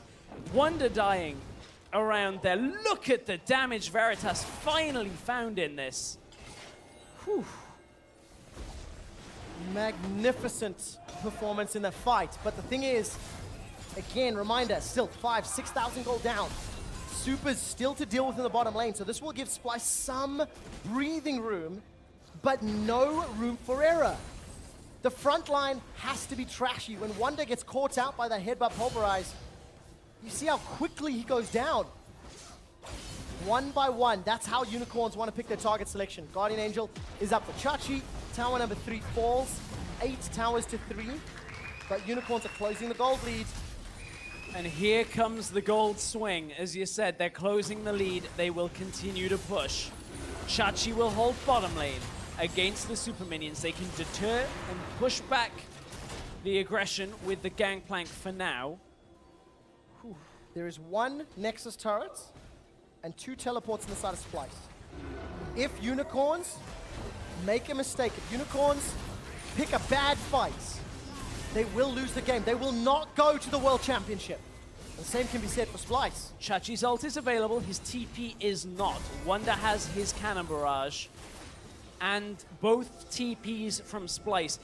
If Unicorns make a mistake and commit to a fight in which Sencux and Wunder can TP into the base, into those minions that are pushing into the bottom lane, there is the backdoor potential. That is why Trashy has to push this wave so far away from the Nexus. He has to get it all the way out of the base, and that means Unicorns have to just stall out this Baron buff for now. They would love to be pushing more, but the GP is deterring them far too easily. Deterring, but that doesn't win the game. Splyce, how do they get themselves back into this? Baron will be timing out relatively soon. Dragon is it's an ocean and then Elder, so it's a long time away from that. Exactly, and that is actually maybe a bit of a boost for Splyce here, because while this time that Unicorns have the Baron buff pushing away is normally the one where you pivot out and look for the Elder Drake. We have 6 minutes. Baron will be live before that Dragon is live once again. Big stack in the bottom lane. The deciding game, the final of the 2016 season, is coming down to this. Sencux and Wunder trying to chase down Trashy, and they bail away as Unicorns find some support. At this stage in the game, the 4,000 gold lead doesn't mean anything. What matters, exposed inhibitor and 1 Nexus turret down. Also, will Unicorns run out of damage? They've only really got Lucian. Oh, Hilly, they're going on Sencux. Sencux is in so much trouble. Tempered Fate locks down Veritas, and this has become a messy fight. Nethergrasp onto Trashy, the rest of Splyce running away. Trashy's gonna have his GA popped. Curtain Call comes out, second shot, tags Hylissang, third 2. 4th one, shuts down Vizicsacsi. 1 minute death timer. 1 minute death timer. Unicorns have got to get away. If they lose anybody else, it could be curtains for the World Championships. Hilly gets locked down. He does indeed. The deadly flourish locks him out. First pick Jhin paying dividends. Wunder's going to push forward. Inhibitor exposed in the bottom lane. They're in a 5v3 for another 40 seconds. It's going to be the mid-inhib for Splyce. It's the wave that is pushing up, because with the backdoor protection still on that bot inhib, it takes a long time to get down to Splyce. Want to deal more damage and then rotate across. But that wave is pushed so far away. Splyce want to get this mid lane. They got Exileh. Body slam comes out. A lot of damage on Exileh. He's rooted in place. He's down. But Veritas gets him. Veritas may get something on the He's reply. dead. It's Wunder. Veritas gets dropped. Splyce have done it. No, he's not. Tempered Fate comes down. Veritas sidesteps. It's a few seconds longer. Shut down. Goes to Mikyx on the board. It's an ace. The Unicorns are down. They're losing their base, and Splyce, they just have to push it to the Nexus. It's only going to be Trashy against 4 members of Splyce, as Splyce are pushing in to look for the win. 4 versus 1. Trashy's going to get taken down. Nethergrasp locks him out. It is just a matter of time. Rooted in place by the deadly flourish, and Hilly's going to buy all the time that he can. It simply will not matter. Splyce looks to take down the Nexus turret, take down Hilly, and Splyce, they dispel the Unicorn's magic. Splyce, they control the chaos, and Splyce have qualified for the 2016 World Championships.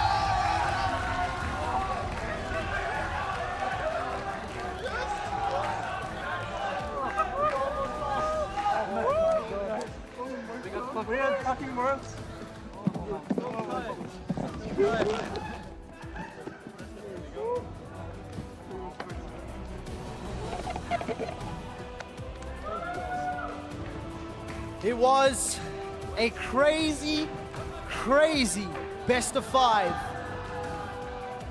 And in the end, Splyce come out on top. Splyce out on top, but you even heard the team say it themselves. We almost lost, but nevertheless, the result will stand. 3-2. Splyce, in their first season in the LCS, have got themselves a World Championship seed. Promotion tournament in spring. Championship finals in summer. Third seed at Worlds. A regional qualifier. And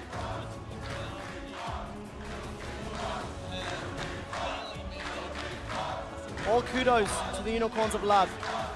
This is a team that is more often criticized than praised. But nobody can deny that they have a phenomenal impact. Regional qualifier finals 2 years in a row. They just got to repair and rebuild. It doesn't matter whether you're giving them sympathy or regret, you will give them your respect after this run through the gauntlet. 1 game shy, but it is Splyce that have come out on top. A team that looked so good through the regular split, so good in, you know, moments of the playoffs, and a shaky moment or two here today. A couple of games that didn't go their way, but I'm looking forward to a bootcamp Splyce that can go out, train against some of the best teams the world has to offer, and I want to see them come in at another level than we've seen before. You cannot take away from the team that when the pressure is on, Splyce do not buckle. 5 games against H2K, and in the 5th game they showed up. 5 games against UOL, and in the 5th game they almost throw at Baron, and they find a way back in. There is a level-headedness and a calmness to their gameplay which shines through in these best of series, and I also have to say, the Jhin, it worked out. It did? Time and time again, those deadly flourish roots, locking down UOL at distance, and then controlling the game. Just Splyce in that game looked so good in the early game, pushing the Unicorns back. But as you said, that one fight around Baron potentially kind of threw it all away. And, you know, it already looked like Splyce had the game by then. But I'm so excited to see what they can do. Because this, I think, kind of leaves a sour taste in the sense of like where Splyce are right now. Yeah. But we've always said it, where G2, where H2K, where Splyce are going to be after a bootcamp is the real key thing, because those are the 3 teams from Europe going to Worlds. Yes, that's it. Pool 3 seed locked in for Splyce. And, you know, just to turn our attention to Unicorns, fantastic. You know, the meta moves in the standard lane direction, and all of a sudden Unicorns become a very real threat. They took a game of G2. They ran the gauntlet in magnificent fashion, and just great showing. The resiliency to dig deep and to fix some of their problems. Yeah, exactly. To come back and kind of fix a lot of their issues. I mean, Unicorns they won't want to take a break right now, but they can. They deserve one after a gauntlet run like that. I think that there's a lot of testament to how they have performed, honestly, for both teams this split when you look at it. I mean, yes, we had the downfall of the likes of Fnatic, Origin, this split, but, you know, teams have stepped up. Teams have stepped up. Splyce in the regular split stepping up. Unicorns looking so much better right now over these 3 days. Has been taken over by Challenger. Last year, Origin... I get misquoted on that. No. It has been. Last year, Origin take over the summer finals. Okay, this is a little bit unfair calling them a Challenger team. G2 as well as Splyce qualify from the 2015 Challenger circuit in summer. G2 wins the summer split. Splyce wins the regional qualifier. 2 out of the 3 teams are first-time World Championship participants in G2 and Splyce. And it is a changing of a guard. It is a changing of organizations as some of the older teams like Fnatic have to adapt, have to deal with the pressure that the new, young, hungry teams are putting on them. Well, we're going to have to see whether they can. That's all for the 2017 season. But we got Worlds is the next real stop. It is the stop of the year. And the question, how good or bad is the European LCS? Ooh. Because it is a question that hundreds and hundreds of people have debated and discussed. It is. And we're going to find out in about a month's time. It's very interesting that as well, because coming into last year's Worlds, Europe were the ones that were kind of dictating a lot of the lane swap meta. Other people will tell you otherwise, but any team that went and scrimmed and actually played the meta, played the European lane swap meta. We do not have that this split. We do not have this season. That is not an advantage that is in our back pocket that we've been playing for a split. Now we've got to play basically standard lanes and outshine some of the best. And go toe-to-toe. Unicorns, Fear Our Horns, the Love Hurts crew have been the loudest fans I have heard in the studio all split long. and the support has helped UOL make it to the regional qualifier final, but unfortunately, just not enough. Yeah, unfortunately, like it looked maybe like they could get it, but that last fight, Veritas couldn't quite stay alive. Unicorns just not able to keep hold of the game, and Splyce are going to Worlds. They are indeed, and it's about time to actually hear from some of the players. Splyce are your third and final European representatives at the 2016 World Championships. Let's head over to the analyst desk to talk to some very, very happy regional qualifier winners. Well, thank you, everyone, and welcome to the VODS game lobby, the final one of 2016. But what I want to talk about is Splyce making it to Worlds. Congratulations, guys. I'm just going to ask all of you for a first reaction after that super intense best-of-5. Sencux, kick it off. Well, the game should have been more straightforward because we had a comp that would scale it up better and we got an early lead. And then when we get the one Nexus tower, everybody was like, okay, can we end? No, guys, we can't end, just back. And then after that, we try another time and then it failed again. And then we go Nash and then we threw Nash. And then it was like, okay, guys, calm down. But you're going to World. We got this. So. Trashy. I don't even know what to say. I can't even remember what happened. My body is still shaking. I don't know. I can't believe it, but I guess it's true. So, yeah, I don't know. Yeah, it is true. It's not a dream. You're going to Worlds. You were in the promotion tournament a couple of months ago, and now you're going as a third seed. Wunder, what does that mean to you? It means a lot, of course. Like, hopefully we can do a lot, even though we have a third seed. But like Origin last year, they did the same. They had third seed, and luckily China choked a bit, so it kind of helped. But winning this series, I trolled a bit in the end because when I got 1v2'd by Karma and like when Karma and Shin jumped on me, I kind of emoted a bit after killing Karma, and then I died, so we couldn't end the game. So if we lost this game, it would have been pretty sad for me, but like luckily we won. So I have cocky top laner. I didn't even know. I saw you 1v2 and then suddenly you see my top laner died. And in all honesty, and I see that you guys realize this as well, it could have gone either way. And Sencux, you said you wanted to say something about the Unicorns as well, because it might have just as well been them.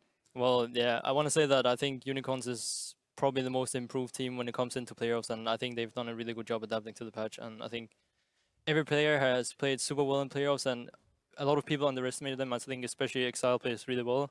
He has super good mechanics. Sometimes he's a bit over-aggressive, I would say, but in general, I think every player has improved in this team. If you looked at them in the beginning of the split, they were 10th in the league, and now they are contenders for Worlds in Europe. Yeah. So you had to say this, right? No, I'm kidding. No, really, they played really well, and we have to give it to them. They like just think about like the third game when we came back because of Nash steal, and I don't know. Praising yourself there in the process. I mean, nice cocky.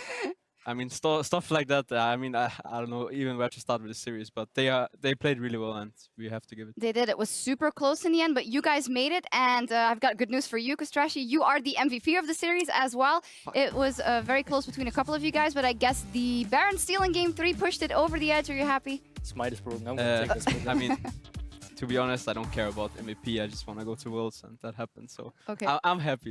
Yeah, we're all happy. But then again, it's also great to get MVP. So. Yeah.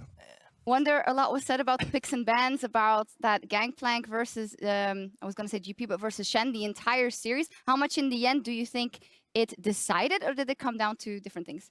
I don't think the games we lost or some of the games we won were due to Gangplank or Shen. So I feel like a lot of the games were decided in bot lane. I think we had some comps that got outscaled and we couldn't really like punish early. So we kind of just fell behind, and then we just looked for some situations where we could look to punish, but we didn't really have any. So I don't think any of the top lane matchups were the cause of like winning or losing. Okay. We kind of, when we had bot lane matchup that we can play around, we didn't really play around it in a good way, and that was kind of what we struggled in some of the games. So we definitely have a lot to work on going into Worlds if we don't just want to get smashed by all the good teams there. So it will be fun to go on bootcamp. It will be fun. Let's take a look at the teams that you might be meeting there that have already qualified for Worlds. You guys are, of course, in pool number 3. That means that you will be getting 1 team from pool 1 and 2 teams from pool 2. Any maybe in the H2K treatment. Maybe you want SKT, EDG? I'm hoping Rock Tigers, and then we go SKT. No, actually we go EDG, SKT, and then. So, but you can't have Super Korean. EDG and SKT. Oh, yeah. bro. Oh. And is he Yeah, playing Did you say rocks and then? No, I changed it. Oh, okay. Actually, I want to play against COG. I want to show EU is the superior region. Boom, there we go. Gauntlet has been thrown. You know, they're watching now already because C9 Immortals is coming up. I don't think we can say that as a third seed, but... Yeah, as a third seed. And you guys, of course, weren't on Twitter during this series, but there was a lot of, wow, is that Europe's third seed? So you guys are going to bootcamp. Where could your ceiling be, realistically? Because you've already improved a whole lot from this split or from previous splits. Actually, do you want to? Yeah, I can go with it. Actually, I think we all like really new players, and we're all hungry and motivated. So I think a Korean bootcamp can do us like a lot of things, and playing against like the best teams. So I think we can like we won against H2K, and I think we're like at the level of H2K at the moment. So I think we can do stuff with the Korean bootcamp, and then probably like challenge some of the teams. Well, what I want to say about it is that we're all kind of new to whole professional scene, even though some of us has only played for like one season. Not me, Not obviously. you. So I think going into Worlds will also just be a learning process for all of us. And I don't go into Worlds and be like, oh, we're gonna make out of groups or whatever. We will see how it goes. I think for us it's about learning. Yeah. And if we learn enough, then maybe we will do great things. Do great things, yeah. Mark difference from G2 and H2K. Some guests on the desk yesterday said while getting out of groups is the goal for us, for you guys. It's just learning a lot and showing what you can do, picking a lot of Malzahar, I presume. Yeah, Void King, Kappa. I think the Korean bootcamp is gonna be really good for all of us, get the experience to play against the best players. Also, I don't think we're that bad of a team as, I don't know if it's true what Twitter has said, but... I mean, in this series, it wasn't great, I guess. No, I think the main thing in this series was that our early game was not the greatest, and I think that's a thing we can fix, and we will try to look at that at the bootcamp. Okay. Anything you guys want to say to the Splyce fans? You made it to Worlds. If there's any Splyce fans out there watching, I know we have a lot actually, so it's really great. But thank you for all like supporting us. It's great. Everyone that comes, even in the studios today, I felt like it was kind of even with the unicorns. That is a hard task. Yeah, that is hard. They have a fantastic actually, fan only club. last time that happened was when we picked Akali and Cyan. So that's a thing. That's true. Yeah. Well, fantastic stuff. Congratulations, you guys. You guys got your world spot, but there's one world spot remaining. And coming up, we'll be crossing over to our friends across the Atlantic for the finals of the North American regional qualifiers between Immortals and Cloud9. As for us, it's gonna be about time to log off. Thank you guys very much. Congratulations. That was also our last show here from the Berlin studio for 2016, as we will all be going to Worlds. And we have some colleagues here that can't be here. Who wants to grab all of these? Yeah, there we go. Right. So from all of us here, Is that all the UOL believers or what? thank you for watching, and we'll see you next year in 2017, and we'll see you at Worlds as well as these guys. Goodbye, and thank you. Woo! Hey.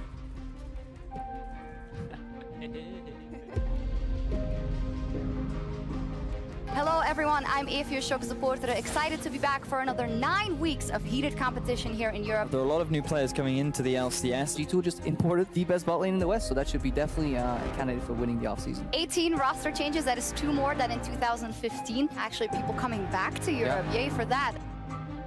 Overall, European split should be stronger right now. Growth is something that happens over the course of a split. It doesn't happen from one day to another. I feel way more confident in my team.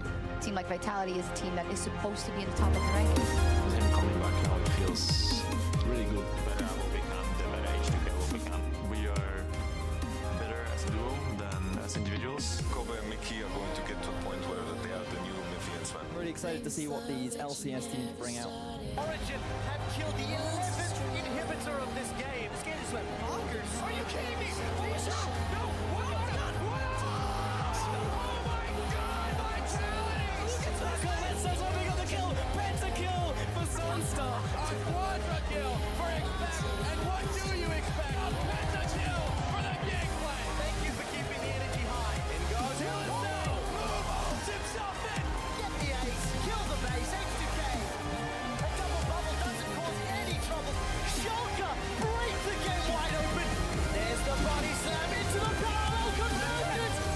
You can't afford to lose anything. I guess this team needs change in some form or shape. Or maybe a changed mentality, you know, a fresh breath of air. We're gonna have to see if Origin can overcome the struggles. I really don't know what to expect from this team anymore. Mighty Bear obviously didn't really fit the Vitality style too well. How rough that must be for a team that has always been the 7th place team. They're still down, backs against the wall. They've got to win 2 games in a row now to stay alive in the LCS. Say hello to your newest LCS team. We'll see you in 2017. It's time to head into our first clash of the summer playoffs. Whoa, whoa, whoa. Look at this, Sencux! He's gonna find Spirit! Hit that with H2K! Take down the former king! 3-1 in this series. Unicorn will take it over Giant. Puts it and take it to Splyce taking it out of spring relegation. And with one last win over H2K, they qualify for the summer finals. Our champs are locked in. The players are ready. Are you ready, boys? Ryu with perhaps his best performance all year. They're going to take game 1. The Unicorns are starting to win this fight. Vander and Ryu are down. This match got incredibly funny here. And that's it. H2K is cataloged for them, but they will claw back, and they are one step closer to Worlds.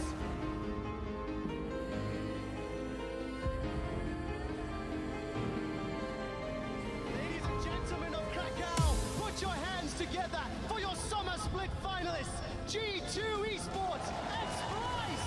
Spec flashes forward. The shutdown kill. Splyce are routed. They are killed.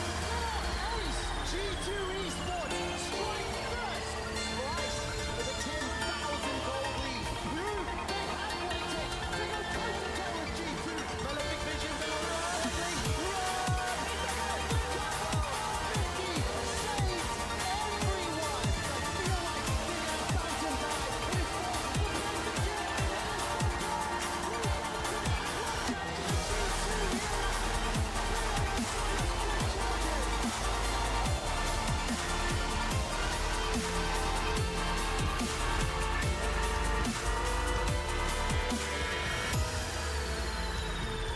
We're here, will advance to the next round in the gauntlet. We're trying to claim that world's slot here from Europe.